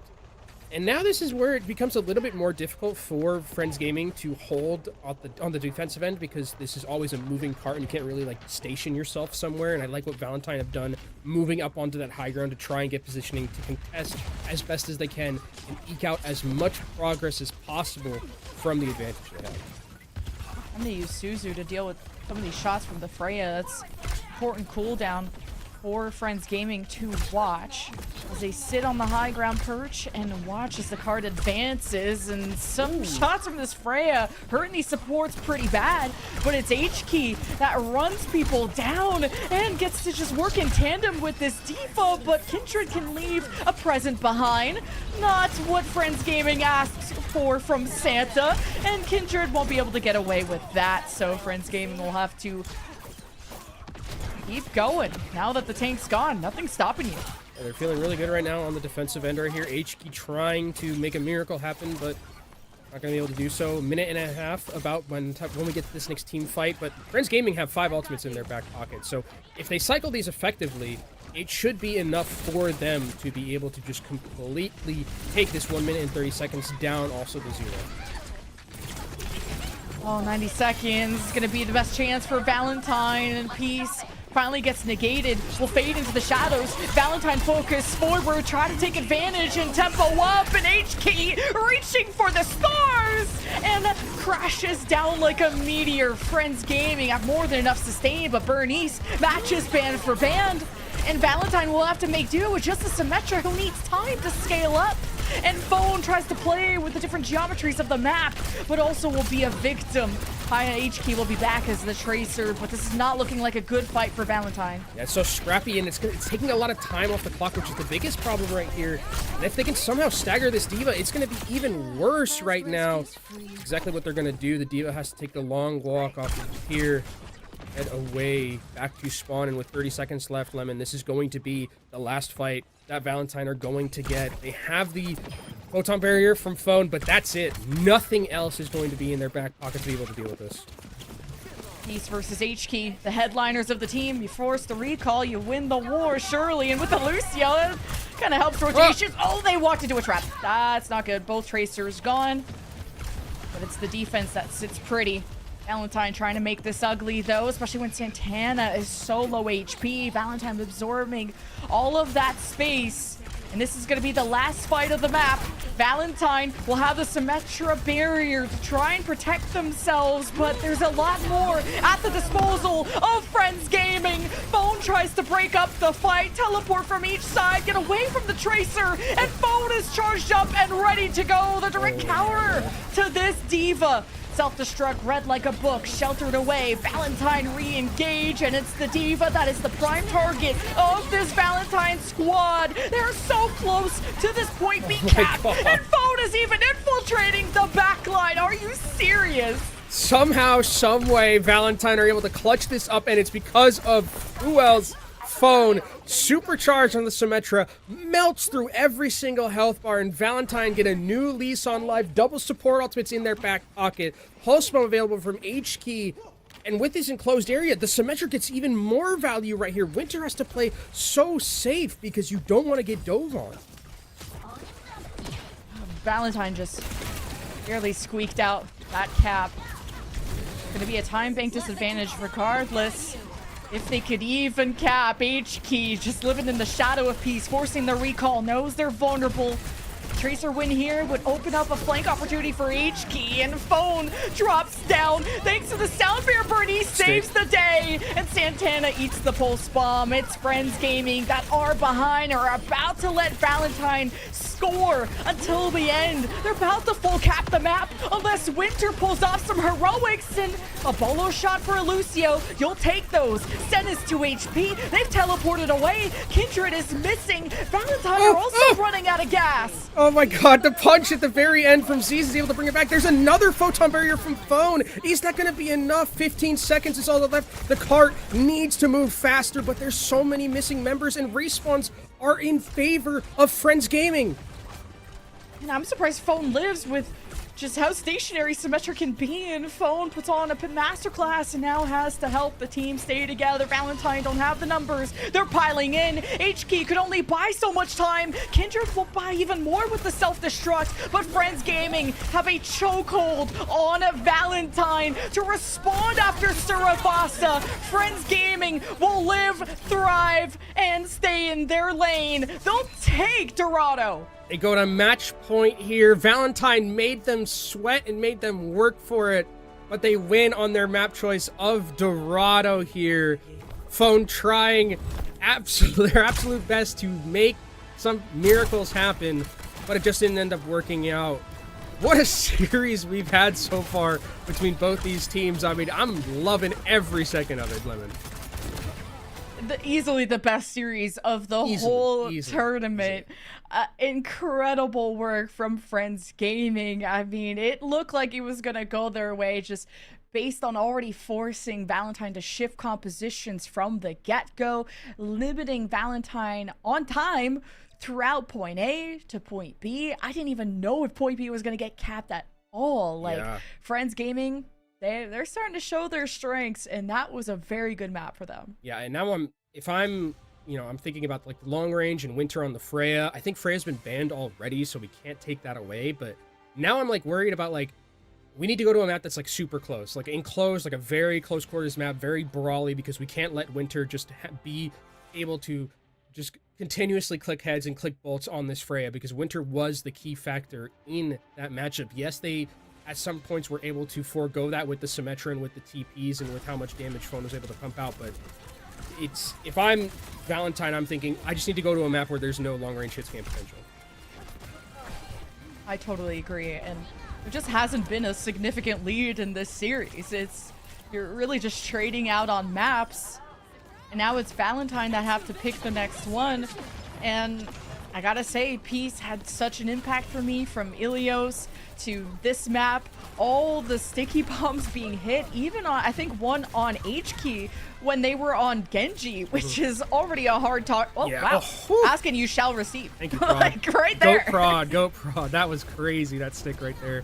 And I mean, it's incredible to me that Valentine still managed to make this work, because it was looking like they were just going to get full health, but they broke the defense with a really good coordinated dive, and then they were able to get some momentum at the very end there. How much energy do these players have left in the tank, especially a team like Valentine, where this is their third match of the day, and we've been going for hours. They've played seven in the first 2, and then now it's been 5 more, 12 maps. This is their 13th map of the day. Oh my god. I think I did that math correctly. I shouldn't, it's a caster sin to do. I don't know. I believe you. Math was my You worst can tell me subject. anything. It was my worst subject, so. And we'll advance to see Valentine picking the next map. And Vendetta could be in the cards again, which I'm so excited for. And another tank ban, most likely. I think this auto ban was like the first support ban we saw all series. Yeah, I think it's been mostly just the bans of the tank and the DPS. It feels like that's really been the thing that made the difference. Do we see like Lucio ban at some point? Like that, we gotta start looking at those supports. I feel like maybe Kiriko ban, throw like a complete wrench into everything, because Suzu has been like Suzu, I think for both of these teams has been like win or lose like type cooldowns, where it's like if it's forced early, you're losing. It's like good at like blocking some of those key ultimates, especially with Vendetta. Like maybe we see a Kiriko ban and we just like throw caution to the wind. Yeah, we were hyping up like Winter and Peace so much that shout out to Z and the accuracy on these headshots on the Kiriko. Like that would make me want to consider Kiri, but there's just so many difficult DPS to deal with in this meta with the new heroes that are coming out, like Venture, Vendetta is so dive heavy. That just one of those like would be the main problem I would be trying to address. Yeah, I play support and I'm not, it's not a fun time, really, if you are playing something like Kiriko or any of those things that have some self-feel. Lucio seems like it's very fun right now, but Lucio is like, I feel like Lucio's just been that hero that's just always been there, just finds a way sometimes to creep back in, is always the old reliable. When I need some speed and need some sound barriering, I pick Lucio. And Escort, we're going to another. This is interesting to me that it's Escort in particular. Where are we go? Shambali. Oh. They were really good on Shambali. They were really good the last time we saw them play. They pretty much completely turned it around in that series in Shambali, Valentine. Yeah, the full hold on Shambali for the final map of the series too. Valentine looked scary. This is a fantastic map to go to. And how much was Friends Gaming watching that series? Because I would consider definitely an Echo ban. I think HQ was crazy on that. A Symmetra ban. Sure, throw Juno in, who hasn't been played, but Juno. Okay, we asked for supports, but I didn't know if that was the direction we wanted to go. I guess it's good on this map. I mean, especially if you have Orbital Ray that just goes down a lane and it's very easy to utilize, but not what I would definitely like the Echo ban for sure though. It was more of like a ban that's like a protect, where it's like, okay, please don't ban any of our please supports. don't ban our Lucid. That's true. Like a throwaway a ban. Possible, yeah. Possible. Or Galaxy Brain. You're very Galaxy Brain. You got wrinkles on that thing. But I think what's the second? I really am with your idea that this should be an Echo ban. Because I would rather play against Genji on this map than Echo.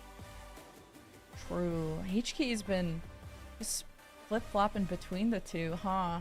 And then Phone somehow, I'm still so impressed that Phone made Symmetra work with how many divers, how many divas, like, and somehow getting away with being able to charge up their beam at all. There was so much trust in their Lucio to get them around. So big shout out to Bernice. We even got to talk to the Bernice in this interview, and the truly goated on the Lucio, helping everyone get away from trouble and also get into trouble. And I think the reason they're taking a long time is because I think this is a very important ban, because if you have to break serve here essentially, and if you are Valentine, it feels like a lot of the pressure's on you, because after this you're gonna have to go play a map choice of Me and My Friends Gaming, and it's going to be a map where it's like long range is where I would assume like a Route 66 or something. Like that's where I'd be going towards, like any of those maps where long range hits game matters. Pharah, it's like adjacent to the ban I wanted. It's like right there, but it does take away the double flyer look that we did see from Valentine. I was gonna say, well, yeah, close enough. Welcome back, Echo Junior. But I was like, wait, Pharah came out first, so Echo Senior or Budget Echo. I don't know, but.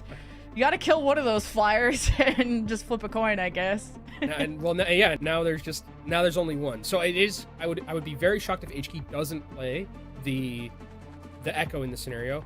I also expect Phone to be on Symmetra or Venture, and I'm interested. What are they cooking up on that Friends Gaming side? Because you still have the Zaryas available. Ramatra's still very good on this map.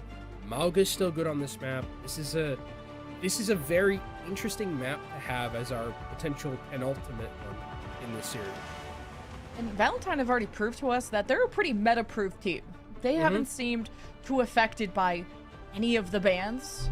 Because, yeah, Echo, Venture, Phone, literally anything. Anything, yeah. Kindred, I don't think cares too much either, because it's either Zarya or Ramatra in this case. So Valentine will get to defend first, so we know for sure what they're locking in.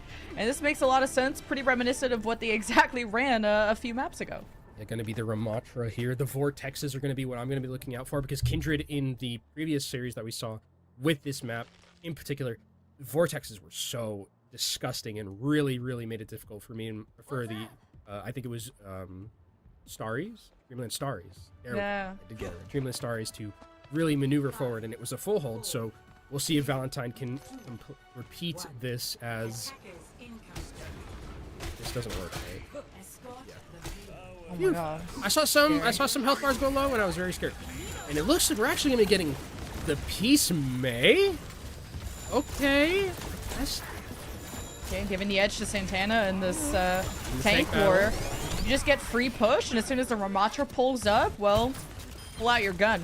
Just call it a heist. Oh, wow, and the wall there right it is. behind Kindred. Oh, just as it's been written, so it shall be. Great Suzu from Sen, buy some time. And Santana will punish Sen for interrupting the 5v1 that Friends Gaming were setting up there.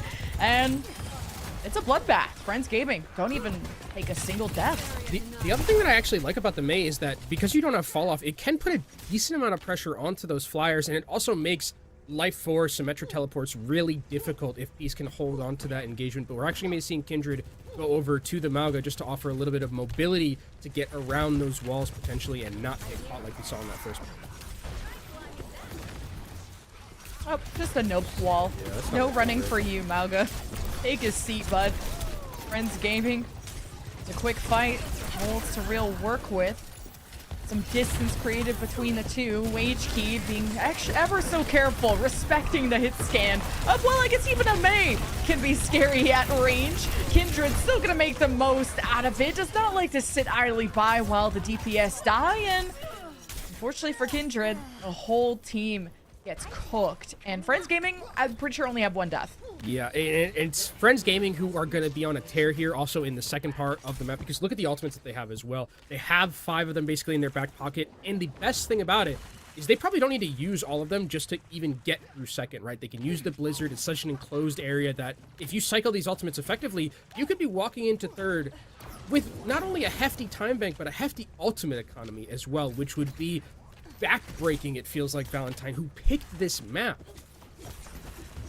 Friends Gaming definitely breaking some backs here. And Valentine will be soon to push back on this. Dupe for HK has been very powerful on the Ramatra dupe before, but when does Valentine get to have a fight on their terms? Friends Gaming got a glimpse of their opponent and quite literally ran it down on them with Z's ult.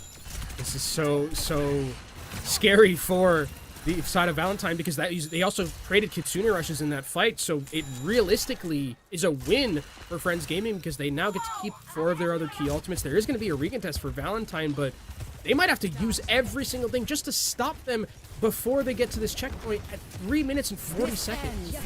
Kindred just looked at the map and is already half health. The damage from Friends Gaming, the focus is insane. The Blizzard from HK and Peace get exchanged and kind of leaves a no man's land. Friends Gaming will back away. A duped Blizzard does, I guess, continue on. Friends Gaming seem unharmed. Great Suzu from Z. Kindred is going to take down very low. Finally, eats the end of a wrong icicle, and that's going to be a cap there for Friends Gaming. 4.5 minutes on Shambali third on the map pick that was Valentine's. We talked about it the last time we saw Valentine on this map, Lemon, completing this map at all is incredible. They complete with 2 minutes. Friends Gaming might complete with more than that. Yeah, Valentine are just trying to take a page out of their book, copy the May, but not the tank. And I think Kindred may have to reconsider, and maybe after the cage, this could be a good moment to use it. Peace is pretty far forward, caged in with nowhere to go. Friends Gaming don't even need ultimates, because Peace just got a double kill as a May. They get a 3-piece. 4! Oh, there is anything but peace here. Oh my god, Valentine head for the hills. It's a horror, because Valentine are walking into this with nothing. They have the Kitsune Rush. Kindred desperately goes back over to the Ramatra just to try and offer a little bit of sustainability and peel. But if you're Friends Gaming, you are feeling in tip-top shape as you round this corner and try to get to that last checkpoint. Emergency phone, Bastion, call 911, but is it for Friends Gaming? Winter overclocks through the Kitsune Rush, and a little too close, a little too personal, and Valentine frozen and trying to sustain themselves through, and it is enough. Friends Gaming gets stopped for the first time this map. When in doubt, just use the Kitsune Rush Bastion. It never fails, and it doesn't for Valentine right there, who finally stopped the bleeding, the hemorrhaging that was happening to them. My Friends Gaming still have 3 minutes in their back pocket. Still have a Blizzard to work with. Nenwai a little bit behind in terms of that ultimate charge with the Lucio, but Valentine can make a very healthy defense here because they have a respawn advantage. Barriers, Suzu, important ults or cooldowns to use against this Blizzard thrown right when Valentine have their backs against the wall, and H-Key had theirs ready too. Bernice dodges the freeze and helps Valentine reinvigorate after the ults are all said and done. A 5v4, the defense sets sail, and what a wall to block Santana, but Nedwai thinks this is winnable even without Peace, and maybe they were right. Friends Gaming throwing the left and the right hooks, and there is just no way you can escape. Kindred Annihilation slowly dies off, and Friends Gaming cap with 2 minutes. Anything you can do, Valentine, we can do better, says Friends Gaming. And I mean, if there was any map that I would think Valentine could complete and, you know, bring this to a second round of Shambali, which is a crazy thing to say, it would be Valentine. But man, oh man, besides that singular fight, they didn't win anything. They did not win anything. They were on the back foot every single time in every way. Friends Gaming are looking to quickly end this series before it could go to a map 7. Yeah, what a DPS gap as well. Friends Gaming. This could be the beginning of the end. And the trophy, the Calling All Heroes Championship, within sight, within reach, and a Valentine. Well, the win condition is there to go into extra innings. They have to cap the map, as you said. Who even cares about the tie pick at this point? Yeah, I would just be impressed if they could even mentally stay in this, because you're not just fighting an uphill battle, you're climbing Mount Everest. Yeah, it's going to be really difficult for them. I wonder if we do see the Bastion continue to play out. I think it'd be really hard to, especially on the offensive end, without something like the Kitsune Rush, to be able to make that work. But HK doing a little cheeky scout, see what they can find. Maybe phone, hit something with the Widowmaker. But man, it's gonna. If you're My Friends Gaming, you're not even worried about like losing different points. You're just like, let's make sure we take as much time off the clock as possible every single fight that we get, because that way we know we have such an advantage. We still have 2 minutes in our time bank. Even if it goes to a second round of Shambali, we know we have a huge boon for ourselves. Santana has to be so careful how they approach this Bastion. This Bastion can just output so much damage once they shift into their tank form. And Peace may have to consider more defensive walls, but no, it's all attack, all offense for Friends Gaming, who push back Valentine's first wave of attacks. Peace, though, is getting a lot of value so far on the May. Already getting close. That was a... Oh, my God. Peace just 3-tapped H-Key, finished off by Winter, and this is a fight that is looking completely disastrous right now for Valentine. Aced and sent back to spawn, and I'm starting to get a little worried here, Jen.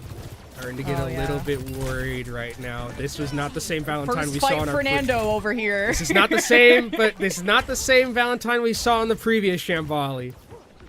Yeah, HK's definitely testing some hit scans on the other side, and Winter's passing with flying colors, and now you got a Bastion rolling up with a bubble. You better evacuate. Move out of the way. Peace says YOLO, pops that ice block with Blizzard, and wins the fight for Friends Gaming.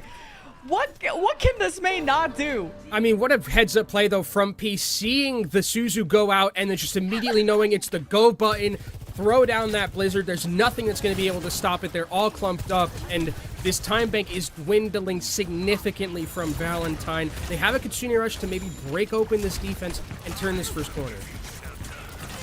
Santana locking eyes with Kindred. The wall comes up from Peace. Kindred just gets beat down to death, and Kitsune Rush is just not able to be used. H-Key just does what they can to benefit from the Kitsune Rush. Duping the Ramatra becomes the tank that Valentine needs, because Kindred's literally dead. Annihilation, do some initial damage. H-Key may be able to escape. Respawns are very close, so Valentine can keep on trucking. That Suzu was insane. Peace is able to get out of there in time, and the jump not maybe able to hit from phone on the Bastion, but Valentine get their fight win that they needed to get that defense away, and now, with only a minute and 30 seconds, start moving towards that second corner. Sound barrier relatively soon here for Bernice to max the one from NY. Maybe the Bastion grab combo too could be in the cards, but it's a tempo beat up first. NY won't be able to provide what was very critical to Friends Gaming to sustain through this defense. So Valentine may just see the end of a 0.8 cap soon. And I guess Phone won't wait for the grab after all. So Valentine, okay, made the most out of what looked like a pretty dead map. Are they going to contest here? I don't think you would want to, unless you were guaranteed that you could win this team fight. Oh, they might. They have the sound barrier. They're going to go. The grab, the grab! 9. G9? Oh. No way. What a play from Kindred. Oh, you needed to drop that immediately. Oh, what a reaction. I mean, they lose the team fight, but what an insane heads-up play from Kindred, taking them away from the cart. The grab 9, like you mentioned, and now they get 3 minutes in their time bank to start to snowball through second. You have to fight through a choke against a May with a Blizzard, and Winter keeps things pretty chill for Friends Gaming on the defense, who get to poke and prod. Valentine may have to pick a different door, Wheel of Fortune style, to try and change their fate. Ideally, not the one in front of the May. Yeah, this is the bankruptcy door, or whatever you call it. But as much as there was a great clutch play to get that second point, the card hasn't moved at all since then. So if you're Friends Gaming, you're still feeling pretty okay in terms of that macro and time bank difference. H-Key goes in with confidence, knowing they have the dupe, already earns the Annihilation. Kindred also gets to bubble them. Annihilation for Annihilation. Friends Gaming had the Kitsune Rush, though, and that's what made all the difference. You can't beat the OG, says Santana. I have the one true Annihilation, and it works out for them. Peace, no way you're doing this. No way you're doing this in Map 6 of COD Championships. There's surely this not. is a mental killer, bro. This is the backbreaker. What a mental boom. Oh my God! No! Nah, you tilted H-Key. There's no way. Are we allowed to show that on broadcast? That's just mean. Not the L key, bro. Valentine.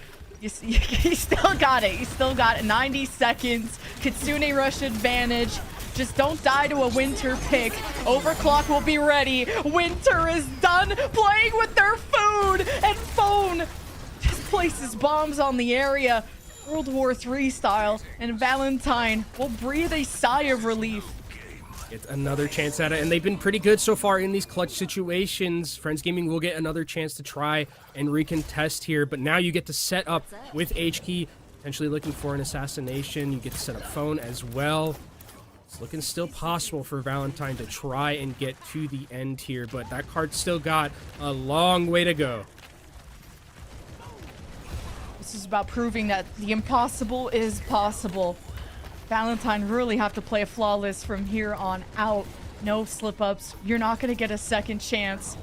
Valentine beat advantage. Nenwai with the same. Here's the Bastion rolling out. Defensive wall from Peace. Barrier first from the defense, then Bernice. Set sail for Valentine, but also needing to back away from Winter. Just unloading. Valentine will take shelter, but they need a win under their belt. There's only 20 seconds left. They have to make it happen now. The duplicate's available for H-Key. Oh no. And the defense is missing a critical healer, but there's barely any DPS left from Valentine. H-Key is copying a May, a Blizzard at the feet of Santana. Now that's an aura regain after what Peace just did to you.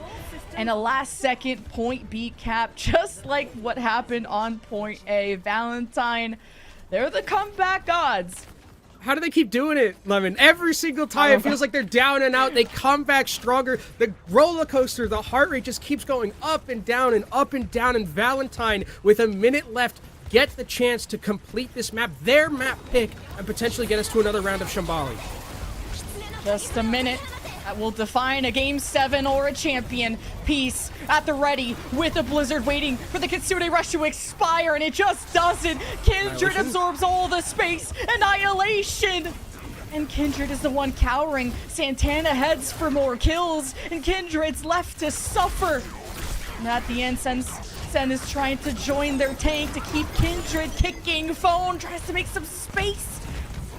Does so, sends Friends Gaming reeling. A Bastional simply for zoning, but Valentine needs to pace up properly. Sound Barrier unleashed, and Winter is gone. The Blizzard to try and make up for it. 25 seconds, it's do or die. Valentine may have time for a quick reset, but it's not going to be on good terms. Oh, Z's is down. That means there's a lot of healing that's lost here, and actually Nenwai is completely out of this fight. This is just going to be raw mechanics right now. Phone takes down Nenwai.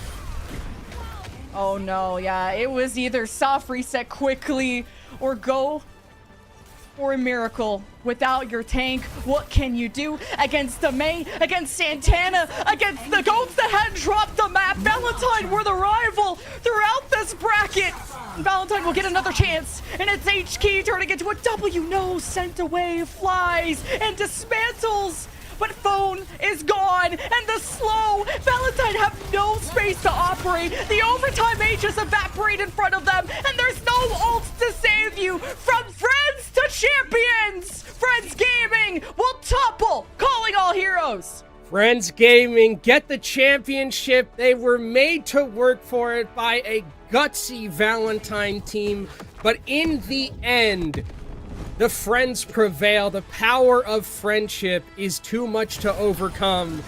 And what a series that was to end Calling All Heroes Championship. I mean, this was a bloodbath, knockdown, slobber knocker, any of those words you want to use for what this game was. But me and my Friends Gaming take the crown at the very end. A big congratulations to Santana, Winter, Peace, Z, and Nenwai. What a performance. Hitting that peak stride, that peak form at the very end, locking what was the quickest pace on Shambali to almost like full holding, going for the mental boom plays, touching the spawn room doors. They walk away with aura and $12,000. That was the best series of the tournament. I mean, I cannot say enough about the resiliency of Valentine. They played so many maps of Overwatch today, went through the entirety of the lower bracket, and just it felt like at the very end just ran out of steam when they needed it most. But wow, did they make fans of me with how gutsy they played, and without their normal lineup. They had to bring in Phone completely changing the dynamic of the team. Just a great performance from Valentine, and I think they might not have gotten the championship, but they can definitely hang their hat, or hang this on their heads, that they were so close to getting it at the very end and played some immaculate Overwatch throughout the day. Just to re-highlight what you said, to go and push Friends Gaming to their limits using a sub, it's almost heartbreaking for them, but man, are we eating good as viewers, and you guys I'm sure got all of your drops at this point with how extended that series has been. But I don't want you to go anywhere, because I'm going to give you even more time to get those drops. I want to get a championship interview with someone from the friend group that just won. I'm sure they have a lot to say, and you won't want to miss it.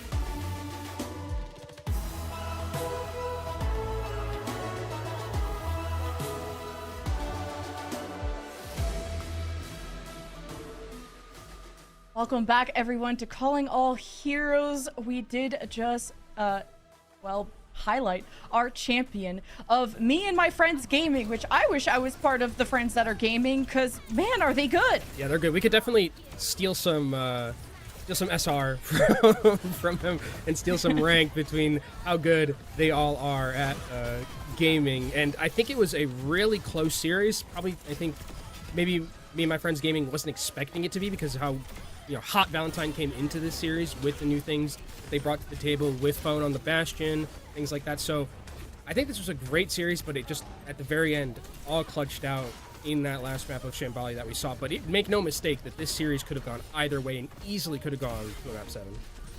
Yeah, besides Lucio Kiri, like, what even is meta? We've had everything from both Flyers, Echo and Pharah, Mauga, Zarya, Sigma, Ramatra, like just all the tanks pretty much, minus Reinhardt, but we're not playing honest Overwatch here, we're playing for money. So and I've just been so impressed with how flexible both teams were, and I thought Valentine was the meta-proof team, but Friends Gaming proved why they were on the upper side of the bracket and why they were flawless until this point.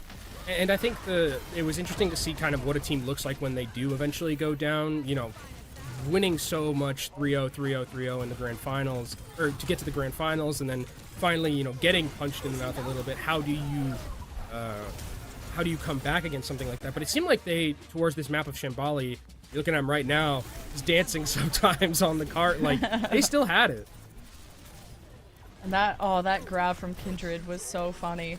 But the aura, the mental boom that piece was doing, I'm surprised Valentine still had that dog in them to actually even get to point C. Like, they were playing from behind throughout that map, and I mean, Valentine knew how to pull through no matter what odds were against them, but what were against them were also the GOATs of Calling All Heroes. Friends Gaming come out on top, and I was almost sure we were going to go to Game 7 just based on like how back and forth everything was. Yeah, I mean, it was a 2-minute time bank, but it looked like, Valentine were never saying die. They were always at the very end just continuing to fight, getting more time on that clock, and a few things go a separate way, and we could have been easily looking at a Game 7 here, but it was, unfortunately, for Valentine, the end of their Cinderella run, and make no mistake, it was a fantastic run for them, going down early to lower bracket round 1, and then making it all the way up to grand finals as a last chance qualifier team. I mean, fantastic. And what a way to end out your year 2 as the last Calling All Heroes tournament of the season. And Friends Gaming, very deserving of it. And it's kind of in the name too. We even heard from Valentine that they had friends on Friends Gaming, and it was like a grudge match. It was a friend match, but we're still trying to get our players ready for the interview. We had to calm them down because what an exciting win for them. And it's hard to even pick an MVP for me because I think everyone from Friends Gaming had their moments. I think even Santana had a huge glow up from a pretty even matchup to Santana fully taking over on Ramatra too. Yeah, Ramatra looks great, but it actually looks like we do have the interview here. I think we're getting a 2-for-1. I think we get a 2-for-1 lemon. Oh, hey. What a deal. Hey, it's Peace and Santana Tank and May Mental Boomer. Peace, we just saw some replays of all time. First, congratulations. What are the comms like on Shambali? You guys were doing some shenanigans.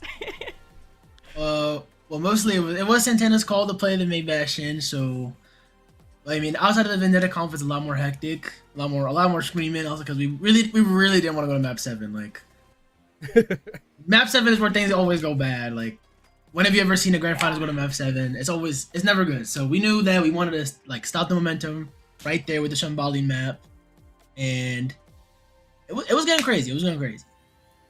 Yeah. So kind of walk me through a little bit about this whole tournament. So because you come into this your team 3-0, 3-0, 3-0, you get to grand finals like pretty easily. And then Valentine comes in and starts throwing some weird stuff at you, phones in, they're running some Venture, running some Symmetra, and you get punched in the mouth like a little bit. What was kind of the thought process in the team as, you finally had lost your first couple of games in that grand final, and who was kind of keeping you all? Because it felt like much closer than it potentially could have been based on what we saw in the bracket. I think Z kind of kept us in a lot. Also, just our morale. Like, I know it's always like lame and stuff, but we were always hyped the whole way through. No one was really like banging on themselves, or if we were, it was like in a joking way, like it's over. Oh my god, like just give up. But we always kept headstrong. You know, Z with always amazing fight plans as always. Always can rely on Z to be someone that you want in your corner. It was a very chilly game for winter. You know, very chilly, very chilly. And I think Santana really stepped up today. And NY always keeping the comms relaxed and funny. So I think all of us showed today that like it's not just fake. Like even when we take some losses, take some hits, take some punches, like we still got the experience to always we always got the experience to win. And Santana, just to talk to you, tank main to tank main, how are you handling this new meta where you have Venture out, you have Vendetta out, there's so much for you to support as the Zarya, so much for you to peel for as the Diva. How much is on your plate and how are you handling that? It's really tough, not gonna lie, because Vendetta like really like shuts down hit scan and like makes my backline like really hard to like live, like especially during mid fight. So like I have to like keep in mind where like their tank is and like where the enemy DPS are, especially like their Vendetta, so she can't like carry the fight. But like, I got that, you know. You got that. You got it. Speaking a little bit on Vendetta, Peace, I've watched your gameplay for a long time. You know, big fan, first time caller, etc., etc. We've talked a little bit. When I look at Vendetta, I see a hero that's like made for you specifically. Like how it feels like it's like right up your alley. You know, the Genji is the thing that I always remember you for. What's it like having this new hero come out that's like seems like it's very much to your play style and had a lot of success in this tournament? It's been very fun. Me and Santana have been hitting the duos and ranked. You look at Ractac stream, you know, we've been all up in there. I like swords. I like to project that I'm not, but I really can't help it. Like, so a character like that really is really up, like you said, my wheelhouse. I love playing characters that are all like in the clutcher kick character. Carry me, I'm five in, like I need help now. I'm spinning, I'm sword diving in, like bubble me now, give me Suzu. It's actually one of my favorite recent heroes. Like I was kind of like taking a break, and then I played Vendetta on launch and days leading up, and I've like fell in love. Like it's probably one of my new favorite heroes to play ever. Yeah. And how were you able to break down Valentine? Because it seems like there were so many different compositions from flyers, like H-Key was an echo, I'm sure, Santana, that you were very sick of as a tank-busting DPS. I'll start with you, Santana. Just how was it dealing with all the different compositions that Valentine brought to the table? Did you have a focus? Yeah, well, we knew they're not going to play hit scan at all. They have two like CPS players in. So we like tried, especially with our ban strategy, we like really wanted to like shut down what DPS would like really like we would not want to play versus, like especially like I think on like Dorado we banned Vendetta, and so it allowed Winter like play more freely. And so yeah, we just like ban prepped a lot with what we wanted to play versus. Yeah, Dorado was one of your more convincing maps too, so I believe it that y'all did the work and it paid off. Paid a lot too. And what an end to the season for y'all. Starting with you, Peace, what does the future hold for you as a player, for the team? How is the team celebrating? What's next? No, I would like to play next season of WCS, you know, with all the organizations coming into the league. You know, it looks pretty exciting next year. I had like an okay year, I think. I'm not too proud of it, but I think, especially with Vendetta, I want to keep playing. Not that hopefully she won't be meta for the next year. But we're not in Overwatch 1 times. Like we have new metas every like 2 months. So I would like to see another call. Obviously, I know this one was a little shaky, but I'm really happy it all came together. You know, I was a little worried that we were gonna have like Reno DM'd me earlier, like we might have like 2 FFs, like you might have to play early. I'm like, oh my god, no. Oh yeah, that was scary. I'm also a little happy that, you know, we made it a little exciting. I know Timeless Core always wins the finals, always 4-0. You know, we gave something up for a little bit. We gave him some breadcrumbs, showed around, like, you know, calling heroes could be exciting. Like you could really come here and expect a high level gameplay. You know, whether it's from people that don't even play the game anymore, like Bernice or Wicca, like she plays Marvel, or from someone like Z who's very good, you know, they can still punch up. We might punch down, and it's still a good time for everyone to watch. I had so much fun playing. You know, I really hope I get to see another one. I hope I get to play in higher up tournaments as well. And I would just love for everyone to keep supporting the scene, both scenes. Face It.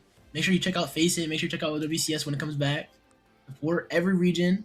All the regions need care, especially China. All hail China. Love those guys. You're coming for my job, man. You're just doing all the shout out. I'm sorry. But just keep supporting this. Keep supporting the scene. You know, I love this game to death. And in the words of Tree, I would rather die than get a job. So please keep supporting the scene. I really need this. Hell yeah. Awesome. Orgless and Hungry or whatever, part 2. But Santana, how about you? What does the future look? How you celebrating? What's up? I think like I'm gonna celebrate pretty hard tonight. I've been waiting for this win for a very long time, and I think like for the future, I just want to win this Face It Master season with Kintsugi, and to like, y'all should come check out Kintsugi. Like we have Winter, we have Z. We're gonna win this fucking Face It season. It's gonna be a cold season in Face It. That's all I'm gonna say. It's gonna be really cold. Nah, it's very chilly. It's very chilly. It's very chilly. It's literally snowing, so it's chilly in all worlds right now.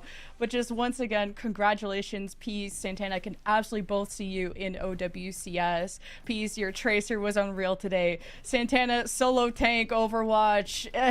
You have to be so mentally resilient to support everyone the way that you did, and still kick butt. So big congratulations, calling all heroes champions. Thank you for the interview, and best of luck next year, and happy holidays.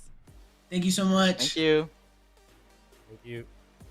What a just a fantastic interview from both. I like that we got the 2-for-1. That was really good. That we got some insight from both I get to keep my there. job because I may die if I don't have a job on like Tree and others. Yeah.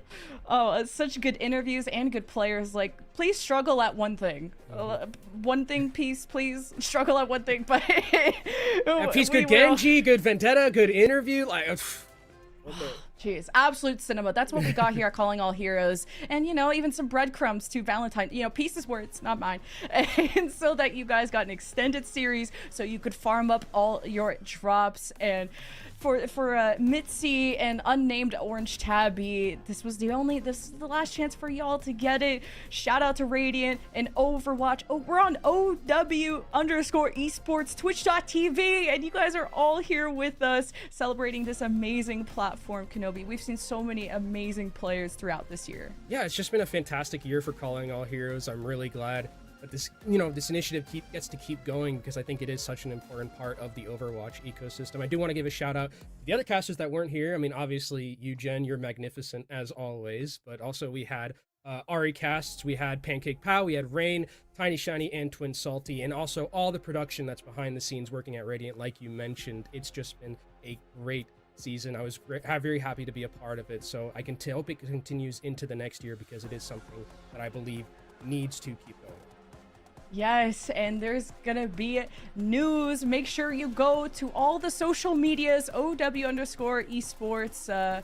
Pretty sure that's the Hey, we had it. There it is. OW_esports. That's the one on Twitch, YouTube, and X. Especially you can catch the VODs, the highlights, all the fun stuff, and especially the news for Overwatch Esports in 2026. That's all we have. Happy holidays. Stay safe. Keep grinding, y'all.